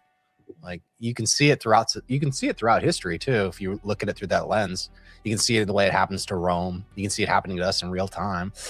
Rome fell. Yep. You can see it happening in the Weimar Republic. You know, it's so every time a society starts like allowing itself to be feminized, it inevitably degrades and falls apart because women don't think with sustainability in mind the way men do. Men are naturally wired by God to be the providers, protectors, and builders. We're the pillars of civilization. We keep everything going. The women are supposed to help us, support us in that endeavor, but they're designed for matriarchal purposes, to keep consensus, to keep everybody from killing each other, you know, like to make sure that everybody gets enough to eat so that that one kid doesn't starve and get bitter and burn the whole village down. Like that's a woman's role. And so if you allow the women to take control of the society, they don't care about holding the pillars up anymore, because to them, those magical pillars have always been there. They're just always going to be there. It's her job to make sure that everybody gets enough shade under the pillars, you know, even if it's not fair. And so that's why you just kind of have to treat them like children. Just be like, listen, you know what? You've had enough. We've had enough of you doing this. You need to shut up. Go make me a sandwich. So that leads to the next thing too, the independence versus partnership paradox. I hate the word partner, by the way. I don't know about you guys, but I hate it. I despise it. The word partner destroys hierarchical roles in nature, because I'm not Christ's partner. I'm not like God's partner. Like I would never be my boss's partner for my job. Like I would never be my teacher from school's partner. There's a hierarchical role in nature, right? I have to be subservient or a slave to somebody. If I'm not a slave to Christ, I'm a slave to somebody, right? So the independence versus partnership paradox, this is the way it was written, because I'm curating this a certain way so that way I can be more concise to the audience as well too. Modern feminism encourages women to be financially and emotionally self-sufficient, reducing the need for marriage as a survival mechanism. Paradoxically, this makes it tougher for men to find wives who view marriage as desirable union rather than an additional add-on, leading to relationships that feel or temporary. Do you guys see this happening too? Can you repeat that last part? You cut out. So I'll speed run this. Modern feminism encourages women to be financially and emotionally self-sufficient, reducing the need for marriage as a survival mechanism. Paradoxically, this makes it tougher for men to find wives who view marriage as a desirable union rather than an add-on, leading to relationships that feel more transactional or temporary. Yeah, I mean, it's kind of like the analogy I gave about the pillars always being there. Yeah, like women who become boss babes or whatever in a Western society do so on the backs of like generations of men who bled and died to make sure that those systems were in place and that they're continually running. You know, it's like those women who say, "I don't need no man," and then they call a plumber. It's like, why'd you call her plumber? Why'd you do that? The lights magically turn on somehow. The sewage automatically yeah, like there's an island in some like there's like some Norwegian or something country that has like an island that's like for women only, and women have retreats there and stuff, and the only time men are allowed on the island is when they need to do minor repairs and maintenance. I got an update on that. I know what island you're talking about. So what happened is that project failed because when they tried to uphold the system, it was working pretty good for a while until they needed maintenance, and they found out that most women don't work in maintenance jobs or repair jobs and things like that. And then they were like, "Oh, we got to abandon ship because we're going against our own nature of this rule that we had set up so men not visiting the island." They couldn't find like female plumbers. It didn't exist. They couldn't find female mechanics. So nobody that could come fix any of their shit that broke down were women. So they ran into this and their infrastructure started crumbling. So that whole plan and that project failed. That's what happened. There's not enough studs. There's not enough lesbians. There's not enough flannel wearing lesbians to go around. And I played basketball for a little bit in junior college. And these studs they're some of the weakest human beings I've ever met in my life. No intestinal fortitude. So they would dress like dudes, and even if they had like a hormonal imbalance, they would grow out a goatee. But they had girlfriends my size. So I'm like, when I work out and I'm like in shape, and I'm like 132 is my heaviest that I can ever remember. When me doing nothing, I'm like 115, 120. They had girlfriends that were my size that were beating the hell out of them in their apartments and stuff. And they were so weak, even when like the coach would yell at us and stuff. So even like people go, "Oh, the studs are not around." The studs ain't helping either. The chicks that look like me and are my size have more intestinal fortitude than the studs. Yeah. So that's like crazy. They can get their boy haircuts and their highlights, but it doesn't help. They still don't have what it takes. Like the straight women who are probably like moms and have never plumbed before could probably try like, "Hey girls, let's get together and figure out how to do this." The studs would be like, "I don't know what to do. Oh my God." Walking L. Yeah, it's like that cliche, like you get women into a very typically like stereotypically masculine environment and they always overcompensate. Like, because I've worked in martial arts, I've worked in like security, I've worked in like, military contracting, I've worked around like law enforcement, and the women always do the same thing. They always come in and they try to like dyke themselves up. They try to like hyper masculinize themselves, and they become this like cartoon character they have in their head of what they think like a really authoritative male is. And all the guys will be sitting there just like, and then afterwards, it's like, if you get to know him, be like, you'd get your point across if you shouted and shrieked a lot less. Shut up, Stacey. Like nobody cares, Stacey. Like nobody's scared of you, Stacey. You're just shrill and annoying. So the next point I want to bring up is the equality and courtship dynamics paradox. While feminism pushes for equal footing in relationships, traditional dating norms like men initiating or paying persist, creating confusion. Men who adapt to egalitarian approaches might be seen as weak, while those sticking to chivalry risk being labeled patriarchal, complicating the path to finding a compatible wife. Do you guys see that too? Yeah. For sure. Yeah. I mean, I used to run into trouble. I had, oddly enough, I was actually trying to be very respectful to a girl, even though she didn't deserve it. And she actually got mad at me. She's like, I can open my own door. Okay. Like, you don't need to like come, like, I don't want to wait here to get out of the car while you come around and try to do like this, like chivalry routine. I was like, dude, you're pushing my buttons, woman. I have no desire to take you anywhere else. Turn into a fight. So we also have the social media perfection paradox. This is also another thing too. Platforms amplify idealized images of relationships and partners fueled by feminist narratives of self-worth and high standards. Men end up chasing unattainable, perfect wives only to find real-world dating full of flaws, leading to disillusionment and prolonged singledom despite more visibility to potential matches. This is something I can see happening to a lot of Gen Zs going into orthodoxy. I can see them idealizing future mates and the church and forgetting that they're going to a spiritual hospital full of other people that are screwed up like them and that most of them aren't women and having a really hard time because of it. I think having a humility and just realizing where the state of humanity's at would be more fruitful. I think just being like, that's why I keep saying, you know, I keep banging the same drum, but it's been 4 hours and 14 minutes. So I think I can bang it reasonably, is you might have to go fishing in a different pond. You might have to like go find yourself a little bit less of a, you know, fully sanded stone. You know what I mean? Yeah. I personally think men are a little bit more charitable when it comes to things like that. Like they know it's not going to be perfect, but they're ready.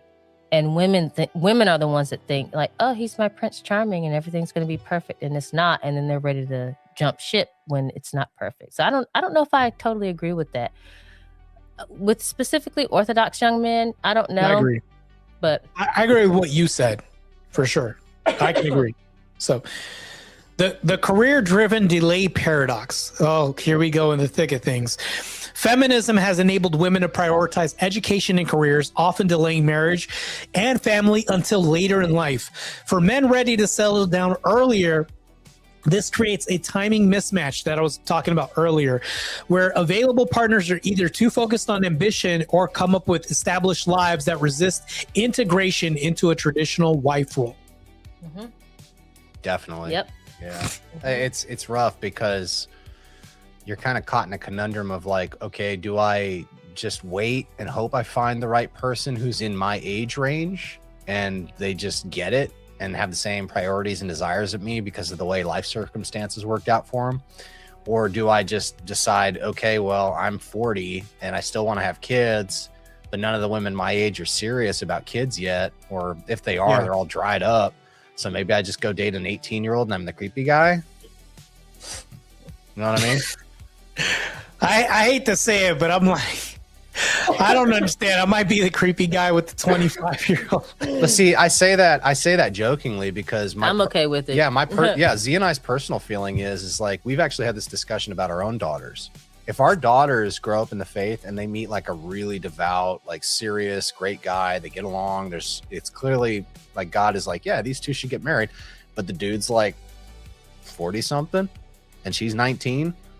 Wait, we didn't say 40. All things being equal, barring other options, that would probably still be a good match. Not 40. That's too old. She said we didn't say 40 though. Wait, and then Scott say, wait, hold on, let's flesh this. No, wait, you guys can flesh it out later. Never mind. Not older, you know what I mean? Yeah, like if there's a big age gap, we're not really going to be concerned with it. Like, okay, yes, you have to pull and make sure that the guy isn't a creep.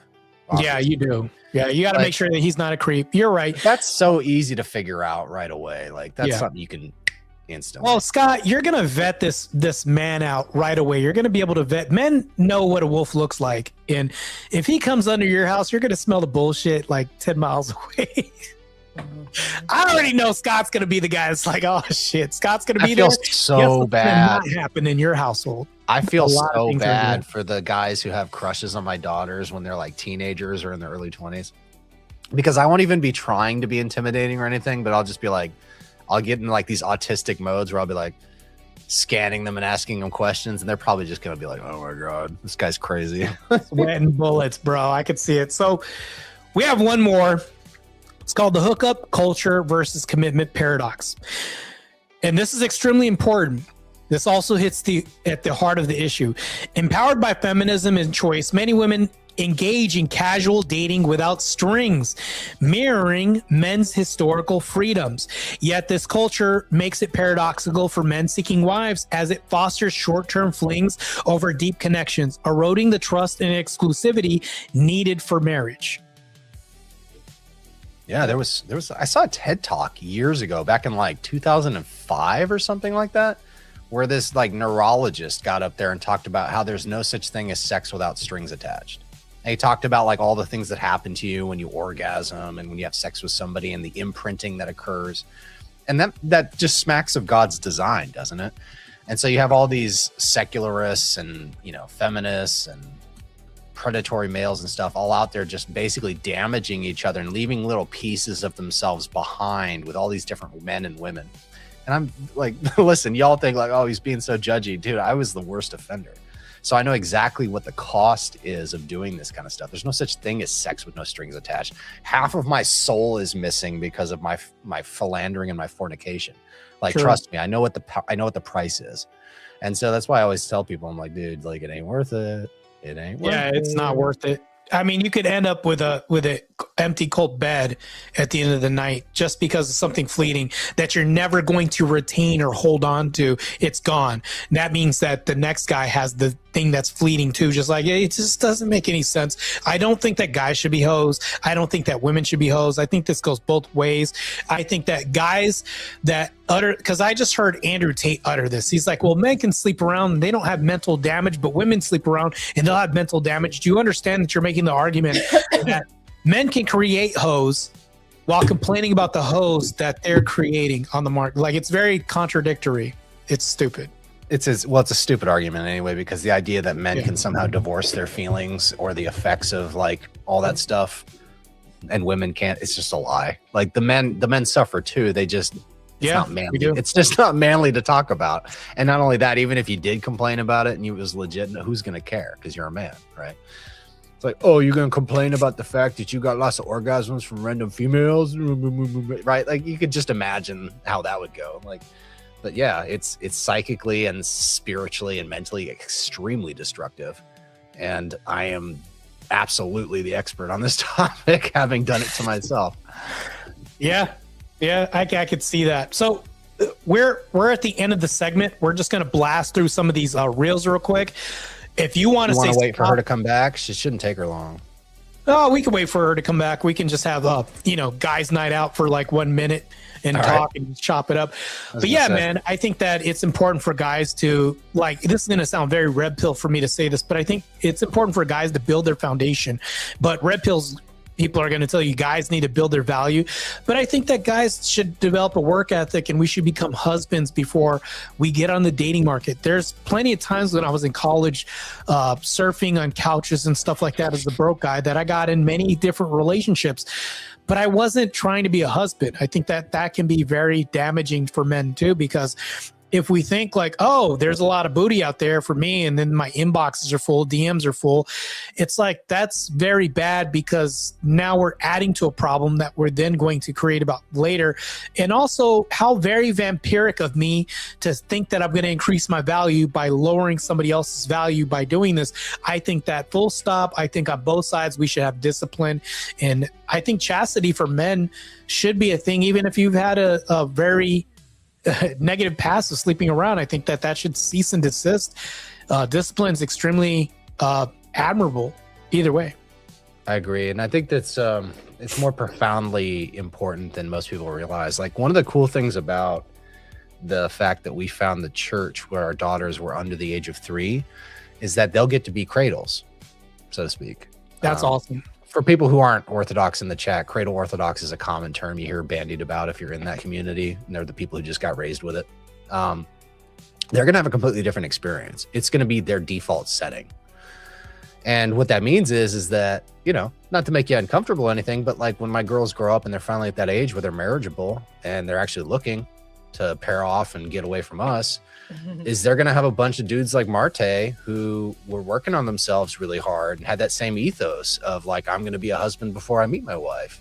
And so we'll have like a really nice pool to choose from, because that'll be, like a good 18 years from now. or well, maybe less, but whatever, 16 years or so. But I mean, like 16 years from now, there'll be a bunch of these dudes who like figured out orthodoxy, and they grew up and they grew into themselves, and they found money, and they got their lives together, and they repented of a lot of things, and the passions were subdued. And so they'll have their pick of the litter. Bunch of little alpha males, you know, like came out of this crazy messed up era that we came out of, but you know, grew into themselves. But for us, it's different. You know, we have to set the standards, and unfortunately, we have to wade through all the muck and deal with all the chaos to build something for them. No, that's true. I think that's extremely important. I mean, Scott, if you need me to come over and beat up on some boys and vet some guys with, I'll do that. I'll help out. You know, it just depends. I don't plan on staying in this state forever. I might move. I'm looking at Texas, Florida, other states and things like that. Who knows? I might end up in your state because of this job. Everybody's hiring for this job. And I could be repairing your car, and we could really buy, like, get drinks and stuff. And then I could be like, don't make me excited and happy. So somebody's coming over and they want to date who? Okay, cool. I'll be over, you know, fixing Uncle your AC Marte. or something, you know, like Marte, get the shovel in the pickup. I'll just say, hey, and you know what? I could just imagine some guy coming up and just saying, hey, what's up, bro? Came to date such and such. Are you her pops? Oh, like he's already automatically a walking L. I'm gonna be like, hey, I know you want to speak to the father and but hey, let's walk and talk for a bit. It's like I might have to pull this guy to the side and be like, nah. Right, Scott, hey, I say it's a no, but you take the final decision. I'm saying no. This guy's shaking in his boot. Like, it's like, you know, we should be able to vet people. But this is this communal standard that we have. And all of this dating podcast starts from just that. I think that we can create a better dating environment if we have this communal standard in this communal setting set. I do too. Yeah, absolutely. Maybe we'll have a, you know, orthodox dating app. I mean, I don't know if that's a good thing or a bad thing, but just so people have more options all over the country. Well, just know that they already have like orthodox dating on Facebook, which I'm already a member of. And then when I put myself out there, I was like, hey, I'm Marte. I'm this years old, and this is what I like to do. I'm currently going to school for such and such. I'm a pro athlete, and I'm a debater. There was like the loudest crickets, right? And then I got like 2 DMs from women. One was in California. One was in like Wyoming or Michigan or something like that. Both conversations were like, you can tell that like they were responding like every other day. And this is, maybe I'm wrong, but this is what I think was happening. And tell me if I'm wrong, Scott and Zinga. But it's because, as soon as I respond to these other dudes, because I have to vet people because I have all these choices, then I'll hit Marte up. Oh, hey. And it's always like, well, hey, I couldn't get to your message in time. Been real busy. Yeah, cool. And then that was it. Or something else. And I'm like, bro. I think it's because it's Facebook, and Facebook has an older demographic. So if there's females on Facebook, they're probably like Gen Xers or really old millennials who already have stuff going on. So they're not really checking it like that. So that's probably it. That's probably turn their notifications on. Yeah, that's probably what like that 26, is. And I was like, and same thing. And it was like she was 26 and the other one was like a little older. But I was like, well, I'm noticing this on dating apps too. The same thing's happening. But I'm just like, maybe it's this paradox of choice that's happening. And if you think about the parishes, like if there's one single woman at my parish versus like there's like 30 of us dudes here that are marriageable age or whatever, it's like, yeah, you have to think that if this is like that at parishes, it's probably going to mirror this online as well too. Well, I just think that there would be more. Like if I was 26 and at a parish and everyone was autistic, all the guys were autistic, and then I go on orthodox dating, whatever, and then I say, oh, there's Marte, or I don't know how to say his name, it's Marty, whatever. Like, and I'm from California and he's from wherever. Personally, I haven't been in the church, the true church, but I've been devout Christian since I was 14. I would be willing to do a long distance relationship because everyone else in my church is autistic or weird or whatever. Yeah, I see that a lot. There are a lot of these guys. They're just, and when you say autistic, what I think you mean to say is like, if I can like boil this down to the audience, like really awkward men that could probably be really intelligent, but they copy and paste a lot of the rhetoric that they get from online, either watching JDR arguments or anything else. You're thinking too hard. You're thinking like a man. I'm thinking like a chick. If he comes to me and he says, "Hi, I'm Matthew. You single?" No. That's an autist to me. That's crazy. But if you say, "Hey, I'm Marte," I'm like, "Oh, I see you're very fit. What do you do?" I'm a Oh, cool. I like fish. I like cheese. I don't know. Damn. A normal conversation. I enjoy consuming foodstuffs so that I do not starve. I'm sorry, I'm tired. I'm just saying, like, if you have a normal conversation, you're right, yeah. and it's like, oh, this guy's normal and he's devout, I'd be like, yo, I got to give this a chance. That's how I think. That's how I thought as well. That's how I thought. So Scott, when you talked about the friend zone, that actually hit a note with me, and I'm like, that was like the most accurate.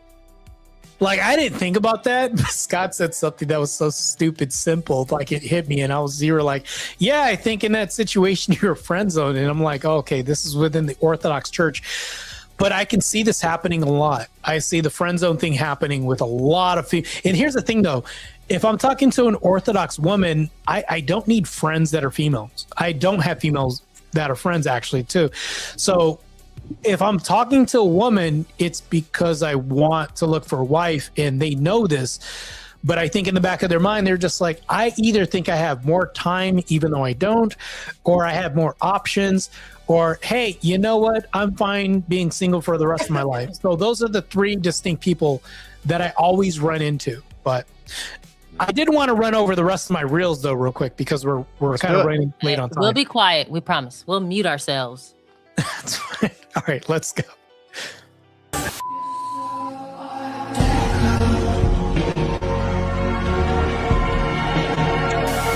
And the main reason I'm choosing to be child free is because I love to leave.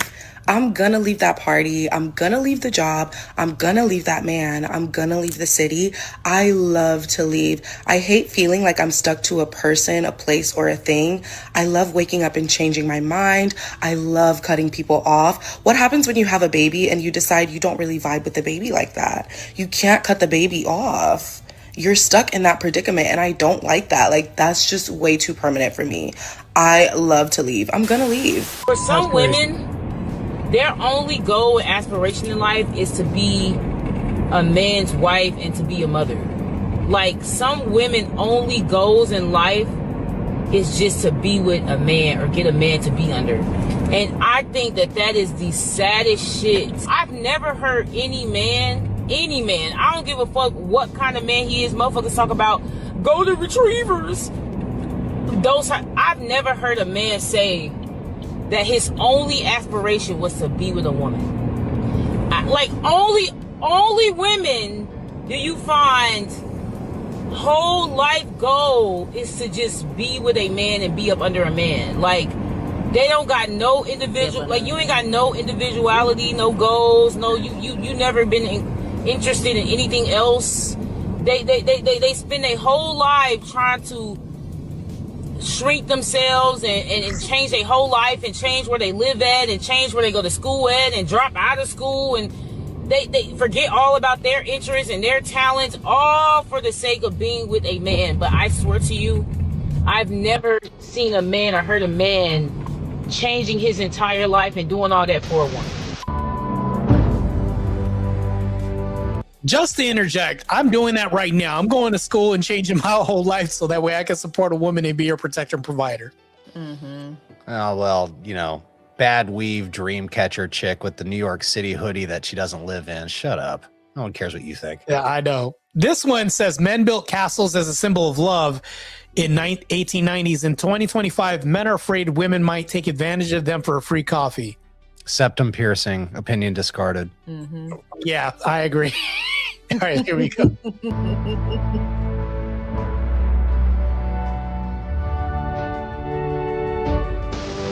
you think you have kids? I'm not having kids. What you mean you're not having kids? I'm not having kids. That's what you was born here to do. No, I'm not. Why would you not want to have kids? Why would I? I'm asking you. I want to have kids. I don't see any benefit. For giving somebody life? Damn. You have a kid and your life becomes about the kid. I want my life to be about me. Oh, you selfish. That's okay. Because when a woman no longer chooses marriage, being a wife, or selfless motherhood as the purpose of a life, instead she's focusing on herself, putting herself first, you are becoming a threat to the very system that's oppressing you. Because patriarchy and capitalism has been benefiting so much from women's sacrifice, silence, and suffering. And all of a sudden, you're not playing their games. So who's gonna give birth to more cheap laborers to keep the rich richer? How dare you? And also, a child-free woman is going to put up with a lot less bullshit than women with kids does. Imagine this, you're a working mom, your boss treats you like shit, there ain't no much benefits for you, but you can't leave because you got babies to feed. Now compare that to child-free women. She can look in the manager's eyes and say F you and leave today because she ain't got nobody to take care of except for herself. A child-free woman is a woke woman, and she's not controllable or governable, and they don't like that. The irony When of I the say irony, I don't. The irony of what Ping was saying there is that the only reason that she's in the West where she could learn these like strategies and adopt this worldview is because her parents used her as an anchor baby. Damn. Savage. I realized when I came to this country that women don't have it so good in China. They use them like catcher. Here I am important. Here I can say the manager, F you. Okay. I don't need you to then tell me, oh, well, you just ain't meet the right one. You just ain't meet the right one yet. I don't want to be married. I don't care if I met the right one. I don't want to marry him. We have to stop trying to tell other people what they want for their lives. That's just like if somebody says they don't want no kids, and then here come the uterus police like, oh, you know, you don't want some kids eventually. No, bitch, I don't want no kids. It's really that simple.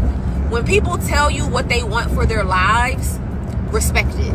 It's really that simple. Just respect what they want for their lives without trying to convince them of what you want for your life and that they should want that too. You get what I'm saying? Because I feel like that's what it is. It's like when you talking to people, they got kids, they married, whatever, they're putting their beliefs onto you and what they want their lives onto you, and they can't fathom that somebody can be okay with not wanting kids or not wanting to be married. Trust me, it's okay. She's just driving away from the cookout and she's all triggered because all the grandmas were like, honey, we're worried about you. Well, the crazy thing is she said, even if I married the right person and he's perfect, why would I get married to him? That like blew my mind. That was crazy. This is stupid, bro.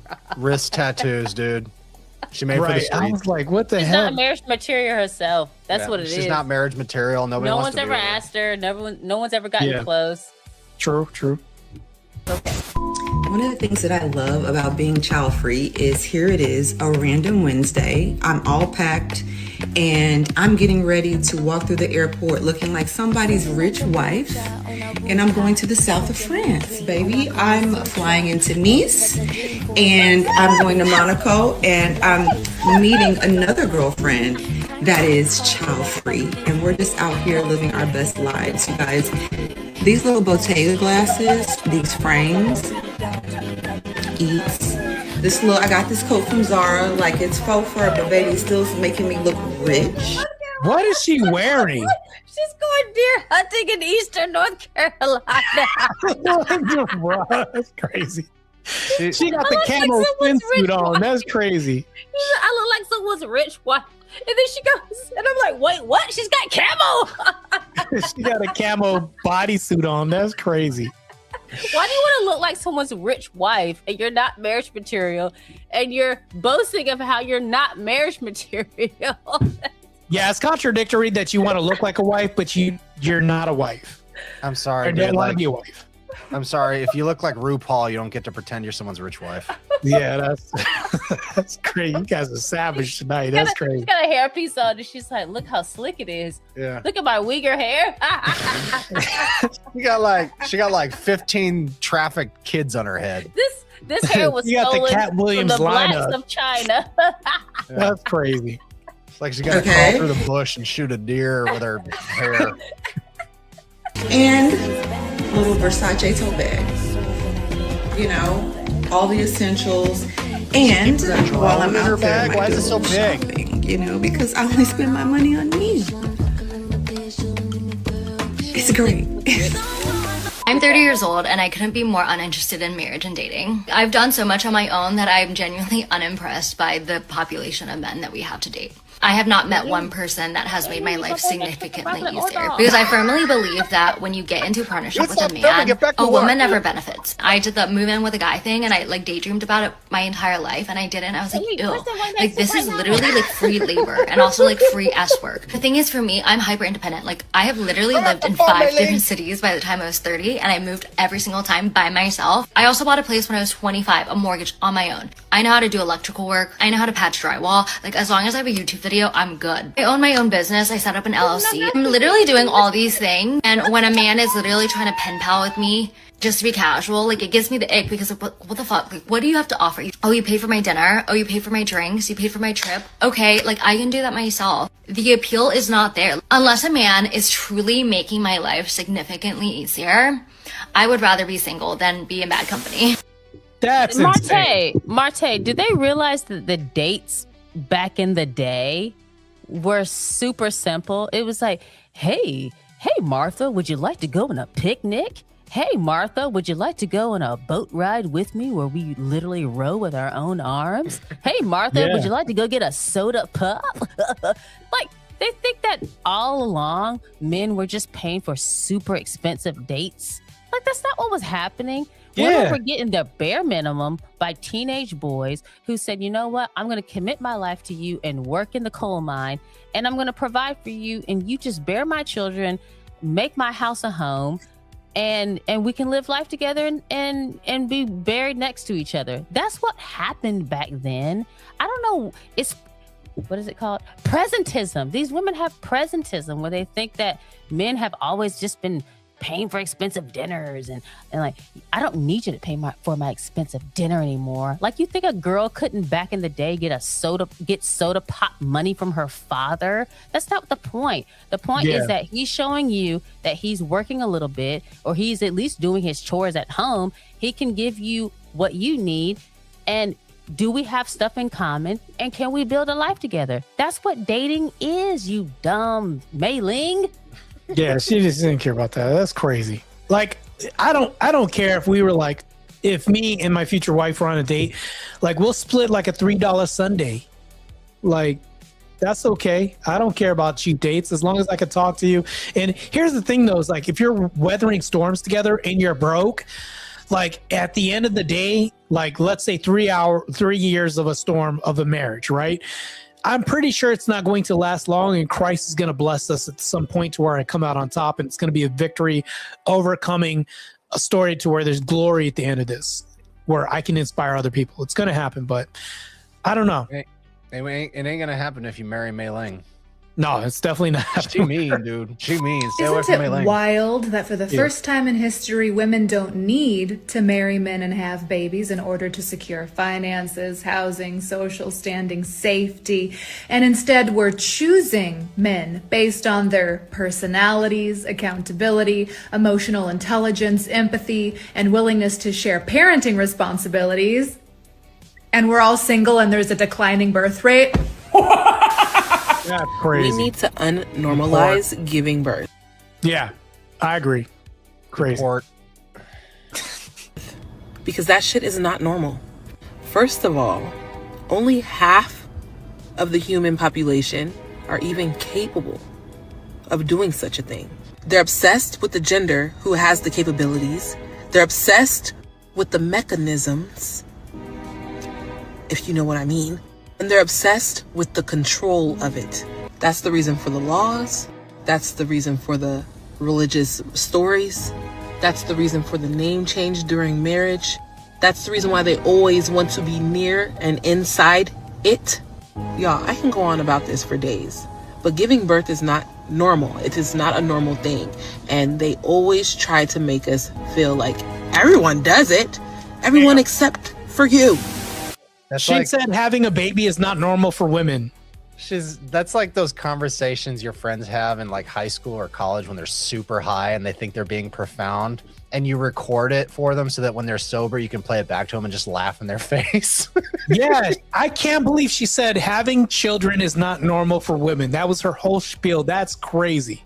Yeah.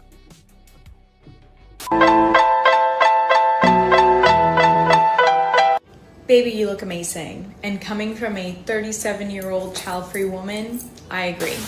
The patriarchy raises women to idealize this concept of a family. And when you're idealizing that, you're assuming that your husband is going to be a supportive partner. You're assuming he's not going to cheat on you. You're assuming he's going to come home after work and spend time with your family. You're assuming he's going to help you with the children. You're assuming he's not going to call you names and yell at you. You're assuming he's not going to wake you up in the middle of the night to use your body to fulfill his own needs. You're assuming he's going to care for you and your heart and your soul and your body and your mind and your time and your dreams. You're assuming all of these things that just aren't the case in so many relationships. And women are taught that when you ask a man for more than he is giving, then you are a bad woman because your needs are just too much for him. You are a burden to this man. And instead of setting yourself free, instead of this man breaking up with you because he can't keep up with you, you stay. You lower your standards and you stay. And who does it benefit every single time? It never,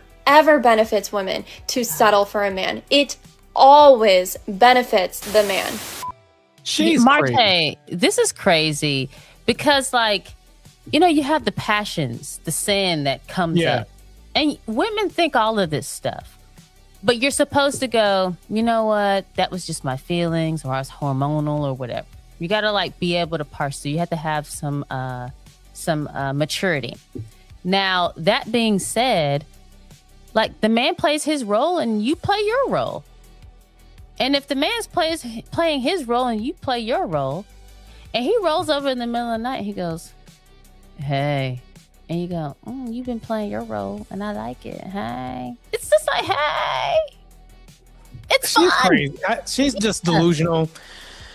It's like he's going to use you for your body. It's like if you had a better attitude and a better perspective, it would just be fun.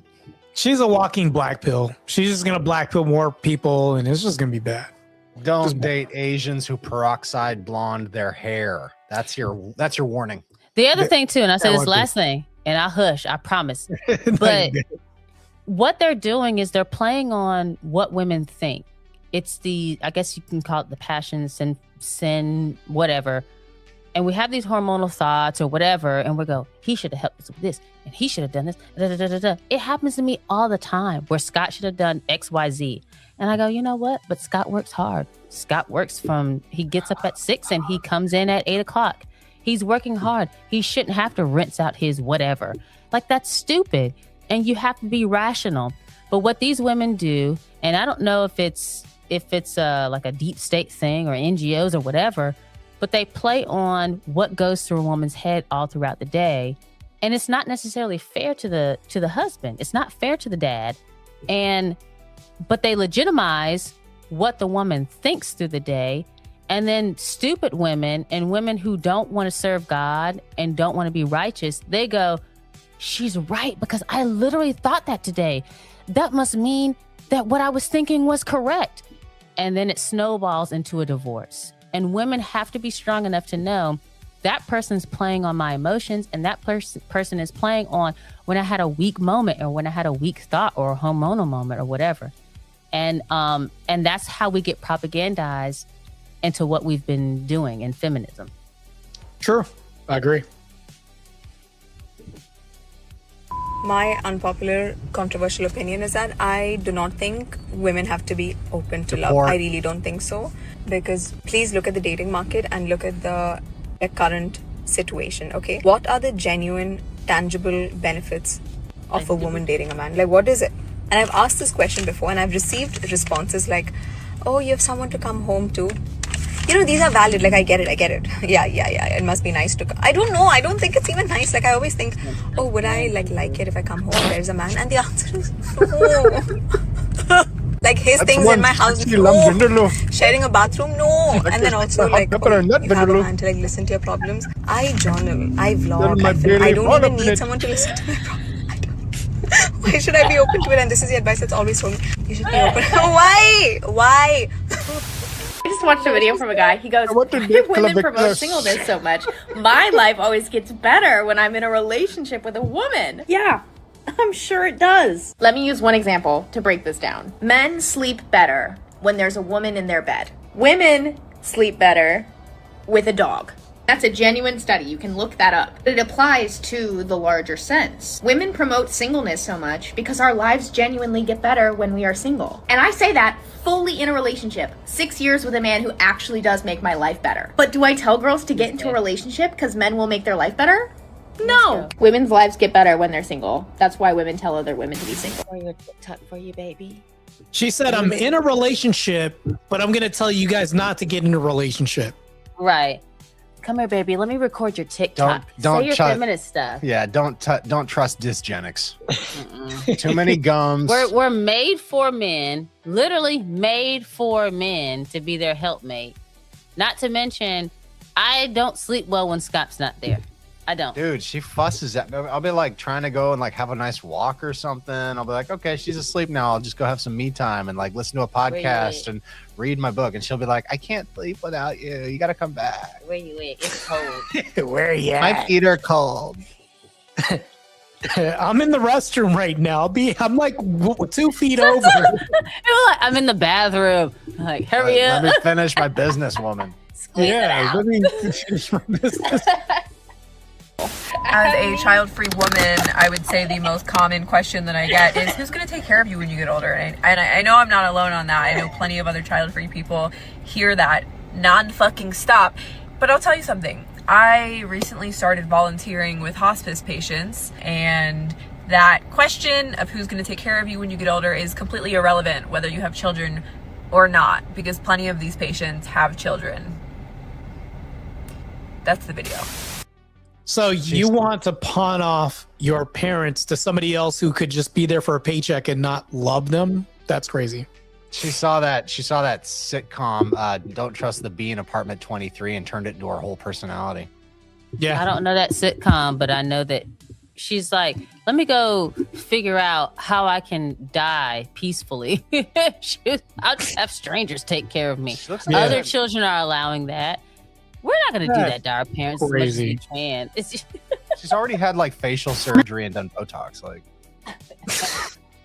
Romantic love is the biggest propaganda that's ever been sold to women. As humans, we all crave deep intimacy and connections. It's just how society pushes the different narratives to men and women is very toxic and dangerous. From a very young age, boys and girls are fed 2 completely different scripts. For girls, the script is about being loved, picked, chosen, and for boys, it's about becoming who you are and conquering the world. And society starts brainwashing women from a very young age. Just look at Disney princess. Except for Mulan, which Disney princess truly has agency? All the princesses are beautiful, delicate, they're waiting to be loved, picked, chosen, and they're supposed to live a happily ever after with the prince. But has anyone questioned what does happily ever after actually look like? No one tells girls the happily ever after includes physical damage of childbirth, the invisible labor, the mental load. All of that got romanticized and glossed over. Isn't that a super dangerous message to the young girls? And now look at the scripts handed to boys. They're taught from the start to build their own identity. The stories made for boys never ever centered on love. Instead, it's about becoming who you are and achieving something. Like Spider-Man, Star Wars, Dragon Balls. The stories are all about personal growth. So the underlying logic for men is, I will become myself first, the relationship, family, kids, whatever comes after. They're like trophies rewarded to me. That's why men always put themselves first, because that's what they've been taught since childbirth. Women, on the other hand, they are handed the script of passive waiting. I've seen too many women sacrifice themselves in relationships because no one tells girls putting ourselves first isn't selfish. Yeah, that's it. Well, I mean, do you want a man that's not working on himself? I had a conversation this week, or maybe last week, Marte, I think you would appreciate. I was telling this woman that, like, you need to learn to cook. Well, I do recipes, but it's just hard. And I said, well, don't you expect the man to come with some skill set, learning how to earn money, protect? Maybe you want him to be a little bit strong. Maybe you want him to learn how to lead if he's not like a natural leader. Like, yeah. I said, you should come with some skill sets too. Oh yeah, let me make my such and such recipe for you while we're dating, darling. So he knows you know how to cook. And and she was like, that's such a good point. I was like, yeah, you should at least be able to follow a recipe. And then as you continue cooking, you'll do your own recipes. And she's talking about how men have to learn how to achieve. It's all about them. Men don't learn to achieve just for them. Even if a man, like someone as selfish, I think, as like the Tate brothers, they still do it. And they're like, yeah, I've enriched this guy and that guy, like all these people in my employment, like businessmen and stuff. Like even Jeff Bezos, Bill Gates, they've enriched other people and other families and changed people's lives. So it's like men don't do things, like men can do things selfishly, but for the most part, they're like business owners in 2020. They were like, oh man, I've got all these people in my employment and I know so-and-so is a single mom and so-and-so has a sick dad. Like, I can't just close down my business. They were thinking about all of those people. That's male leadership. And she's thinking like the man is thinking like she would, which is selfish. What can I get out of this? What meals can I get? What purses can I get? What alimony can I get? Women need to stop doing that. And what's crazy to me is these little videos, they propagandize the hell out of young women and they eat it up with a spoon because they don't just step back and think for a second. Does that actually make sense? Is that actually legitimate? It's crazy to me how easily that kind of stuff works. Plus, I can't stand that sort of like fast talking midwittery where they're like, I read a couple of articles on Facebook and I actually have just enough intelligence to quickly regurgitate it to you and make it sound authoritative. For instance, I've noticed that boys like to watch movies like Transformers, and this is a movie about a boy who betters himself in order to gain the woman's esteem. Blah, blah, blah, blah, blah, blah, blah. It's like, shut up. Like, you are not as smart as you're trying to portray, and the only people who are impressed by this are women who are so dumb they probably shouldn't be on the internet in the first place because they're going to get radicalized by idiots like you. And they're legitimizing men when they say women are dumb. Because you go, I think, oh, most women, they can't be that dumb. And they're all falling for it, though. And then you go, well, shut up, Andrew Tate. No, I agree with you. I agree with you a whole lot. And so this has been a very informative discussion, and I think we have some solutions as well, too. I think I got some clarification on some things on my end, too, which was really good. So now we have some closing statements that I'd like to hear. So Miss Harris, or Mrs. Harris, if you could give some advice or a nugget of information to everybody else out there through this whole podcast. Once again, I appreciate all of you guys for being on the panel. This has been good. I had fun, but also this has been pretty long. Like, let's be real. This has been probably one of the longest podcasts I've had, but I just want to get to the point, and I want to hear some feedback from you guys as far as like any nuggets of information, because obviously outcome orientated over here. You guys got the marriage, there's a nuclear family and children. You guys are goals to me, to be honest with you and the Wilsons. Any last parting words of advice from Mrs. Harris, and then Mr. Harris? I'm so sorry we're so long-winded. I want to blame you're Scott fine. I'm long-winded too. Yeah. Scott is long-winded. It's not me. Okay. Parting thoughts. The only thing, if I could leave anyone with anything, if you're a follower of Jesus Christ and you're suffering in whatever capacity, you're married, you're single, you're dating, God is trying to get you to him, and he's trying to make you more like him. So nihilism is not an option. The only thing that's an option is to keep praying, to keep serving God, to keep serving his people, and to do what you're supposed to do. He's trying to get you more like him. So whether you find a woman or a man at the end of the day is not the goal. It is to get to God, to get to be more like Jesus Christ. And if the man or the woman comes, then the goal is the same, is to become more like Jesus Christ and to get closer to God. And so if you're not a Christian, especially an Orthodox Christian, because it is the fullness of the faith, then you're just suffering for no reason. And if you're not, And if you're suffering for no reason, I would say go to liturgy. Come and see. Check out Jay Dyer, Alex Soren, Cleave to Antiquity. There's a lot of Orthodox priests who make content that will explain the faith to you, and will explain what suffering is supposed to do to the human. A lot of people make suffering, it makes them nihilistic. It black pills them, and it makes them hopeless. But it doesn't have to be hopeless. It's all meant to get you to Jesus, because the suffering makes you need him. And so I don't know what to tell you in your specific situation, in your dating situation. The only thing I can tell you is, if you're Christian, keep praying and become more like Jesus. And if you're secular, pray, go to liturgy, and become more like Jesus. All right, final nuggets. First off, it's really, I mean, you got us here for 5 hours and we had a lot of fun. I laughed so hard I was crying a couple of times. You telling me about the blind stories, man. That pretty is embarrassing, so funny, but I dude. had to be honest. But That is like a stand-up bit, dude. Anyway, so like I said, prescriptions, right? Things that I can say that are positive for people. I'm really honored by the fact that people even look up to us as something to aspire to. I think that's really wonderful. But it's funny from my point of view, because I would not think that. And this is what I think can be encouraging, is neither Z and I were part of the true faith when we met each other. Neither one of us was in any kind of state of completeness or sanctification. We were just doing the best we could, muddling through our life. What made everything work was the fact that we had a similar goal, which was how to get closer to Jesus, and we were willing to do literally anything to achieve that once we realized what the truth was. And that meant just embracing the suck, embracing suffering, and just carrying the weight, carrying the cross of our lives.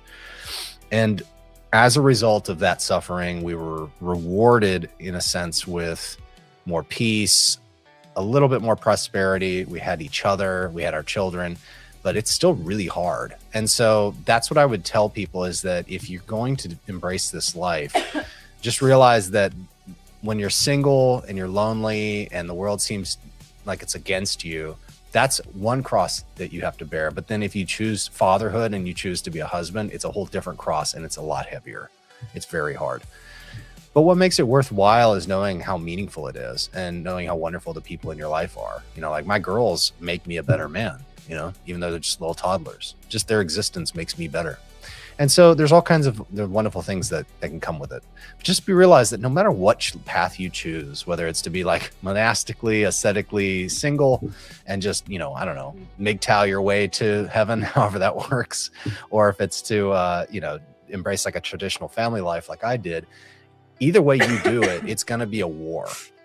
From day one till the last day, when you take your last breath, it's going to be a nonstop battle. And so you just have to embrace the suck and just try to embrace it with humility, and understand that you're not strong enough to carry it on your own. You need Christ, and to try and find people to help you. You know, don't try to do everything alone. And that's what the Western world wants. It wants you all atomized and individualistic and broken, because if you collectivize, you can rise up and be like, yo, this system really sucks. Let's do something else.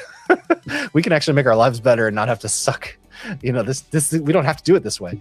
And so that's what they want you to do. They want you to feel hopeless. They want you to feel nihilistic. They want you to feel defeated. They want you to doom scroll and watch these reels over and over and over again until you're like, man, there ain't nothing out there but 304s that are going to suck my soul. It's not true, guys. There's actually more Zyngas out there than you think, but you're not talking to them. You're not looking for them. You're not preparing yourself for them. You've gotten used to speaking in a vernacular of dating in this Western world where the women are either totally depraved and they've made you depraved by proxy, or you have assumed that the good women are going to be these sort of chaste, weird angels that won't ever interact with us. That's not true either. They're just as imperfect as you. They just are trying. And once you have that discernment, once you kind of let go of the Western way of thinking, the Western mode of thinking, and you just embrace God's way, and you pray, and you fervently pray, and you say, like, I will do whatever it has to do to prepare myself, like the way Marte is right now. Send me a wife. I would like to be a husband. I'd like to be a father. And you pray that prayer persistently, and you continue to do the things and to humble yourself. God will either answer that prayer because it's what's needed for your salvation, or he'll tell you no. But you have to ask. And that's what I did. I asked. I said, I'm like, Lord, like, either send me a wife because I think I'm ready, or use me for something else, and I just won't get married at all. 2 weeks later, I had a ping on my profile, and it was her. So God does answer prayers, but you have to do your part. Damn, that was very profound. I was not expecting such a gold nugget. That was good, Scott. And then Zinga too, with the, with the based rhetoric, based conversation. This was such a base discussion that needed to be had, because I don't think that the orthodoxy angle and then all the secular nihilism that we have to deal with, and then how adjacent this could be towards nihilism and then people giving up. I think that this had to be a fully fleshed out discussion, which is what I wanted to have. Henceforth, that's why I wanted to bring up the screenshots of like, this is actually what the dating market looks like on these sites. This is the responses I got. My tell about the blind pill and stuff. But actually, I was really leaning into that. And then not to mention that, but me dealing with nightmares of being burped as a toddler with women that rejected me at bars, all this other stuff. Like, I really had to like double down on some of the history that I've had to come with leading up to this, which brought me to this discussion, and I actually approached Zing and I said, hey, we got to do a podcast sometime. We're going to talk about this. And then lo and behold, chat, if you guys are still listening, I ran into Scott, super based. And I'm like, you know what? We're going to definitely have a podcast about this, because like I said, if you look to the left of the screen, there's me. That's like the before picture of like a weight loss thing. Well, it's like we're gaining on the right side. Well, that's the outcome that I look forward to leaning into and receiving. But yes, Scott, there's a couple takeaways I'll give from your closing statements. That's the one thing I need to do is I haven't really prayed like I needed to about a wife. That's something I'm going to start leaning into and asking. I can't just work. I have to actually put the faith with the work. So I think that's something I need to start doing. I've dropped the ball on that, so I'll start working on that. As far as Zinga, like, she gives this perception about reality that what we are dealing with, that you have to move towards theosis. And that's what Zinga was talking about, if I can still man your position. Basically, in a nutshell, whether or not you have a wife or not, you have to start moving towards theosis. And I think that's extremely important. And I don't think you can be a husband without this. But also, Christ has to be at the forefront of everything. You can't put a wife before Christ. You have to put Christ before everything else. I put Christ before myself. I think this is imperative and extremely important. Hopefully, I've summed this up in a nutshell. But yes, beautiful stream. I appreciate both of you showing up. And I'm extremely humbled by your base patriarchal marriage with kids in tow to be showing up on my platform. You guys have graced me with your presence, and I feel thoroughly blessed. And hopefully the audience got something from this, because I definitely, to be honest with you, I needed your insight and your input, because I wouldn't want to get input from a secularist, from somebody else that's in my position. I think there had to be a contrast, and you both provided that contrast for me tonight, so I can bounce these ideas off of, and then also get your input so the audience can feed off of this conversation, maybe have their own ideas and have discussions that emanate from this on their own podcasts or conversations from themselves as well. Yes, we love you, Marte, and we pray for you every night. Same thing. I pray for the babies. I pray for the babies, and then I pray for you guys in that order, to be honest with you. Yeah, I pray for the babies, and then I pray for you. But this is the thing, though, is like, we have a tight-knit community, and I want to end this on saying, if you guys need anything, just hit me up, man. Like, I'm Uncle Marte as far as you guys are concerned. Like, you guys are family to me, so it's like, you guys need something, just hit Uncle Marte up. Your girls, don't make me cry. They got the protector, man. I'll beat somebody's ass about your kids, for real. Like, that's what I would do. Yeah. We love you, man. Yeah. Love you too, brother. Many years to you. And many years. Yep. This was good, because Z was reminding me of something you said to me the last time we talked, where I was saying I had a heart for Gen Z, and I really wish I could do more for them, but I didn't really feel like I could. But conversations like this, if I could do more of them, where somebody actually listens, maybe I can help someone out. That'd be great. Yeah, because there could be somebody on the fence at home that's indecisive, and you're a very decisive person, you can make a man decisive. The way that you talk and your vernacular, the way that you present your points, very concise, very decisive, not like this wishy-washy attitude that comes from you. You know what you want. You're a man of your word, from what I gather. And not to mention this, but the integrity and the standard that you set forth on this podcast that you're even uttering is reminiscent of days of old, that men that we need to pattern ourselves after. That's what you emulate. And to me, I think that you're moving towards theosis by that, by acknowledging, hey, I was a heathen. I was a heathen back in the day too. By acknowledging this, people can then see the humility in your stance and acknowledge this and adapt this and map this onto their own persona and say, you know what? I want what Scott has. You know, or somebody might say, I want what Zynga has. And to me, I think that's the goal. And in matter of fact, not just that, I want what Christ has. I want what Christ emulates. And I want to be more like Christ. I want to be meek to the nth degree, but I also want to be fierce to the nth degree. And to me, that's what masculinity is. Not your Andrew Tates of the dating market, not, you know, getting made backs and big houses and all that. Like, we can live in a shack as long as we're happy together. That kind of marriage. You know, or we're happy, regardless of what. We'll ride down whatever storm we got coming at us. We'll face it together, because at the end of the day, in the afterlife, I got buried with your crown, so that way I can give it to you in the afterlife. So, yep. Amen to that. Amen, brother. All right, guys, it's been real. Love you guys. Christ is God, by the way. I just said it's God. Christ is God. Christ is God. I'll talk to you guys later, and we are out. You guys stay blessed. Peace out. Yep. All right, guys, that was a pretty good podcast. Success, man. I liked it. So I have like the Byzantine flag behind me, but this is what's behind that. I have my icons, my skulls, my candles, all that stuff. Anyways, Christ is God, and I will talk to you guys later as I cross myself through. Wait, hold on. Gotta do it right. 3 times for the God, Son, and Holy Ghost. Anyways, you guys be good. Many years to all of you. Hopefully you guys got something. Oh, it says against Marte Reyes. That's from my last debate, where the title is, where my name is. Of course, I'm against anything degenerate. Can't even talk right. It's getting late. But yeah, you guys, average redhead 8742. You have a good one as well too. I will talk to you guys later. That's a stand-up couple right there. A married couple. That's what we should all be striving to, man. That's why I had to have them on, man. They're based. Super based, man.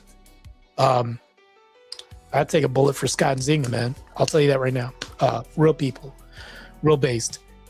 But anyways, that's the end of the stream, man. Hopefully you guys had fun and maybe learned something, because had to go through this conversation, flesh it out. Sometimes it takes 5 hours to do this, but got it done. It was good. It needed to be done. So, and this wasn't just for content. I wanted to come out with some material that can not only help me, but maybe somebody else too. So, love you guys too, man. What's up, Scott? Good to see you too, man. But I wanted to come out with something out here that's not just debates. There are people out here suffering. Maybe I'm kind of one of them to some degree. Like, let's be totally transparent and vulnerable out here. I don't want anything or anybody. And I'm not telling guys to jump at the first thing. And I'm also telling them not to wait forever. One thing Scott said was to pray.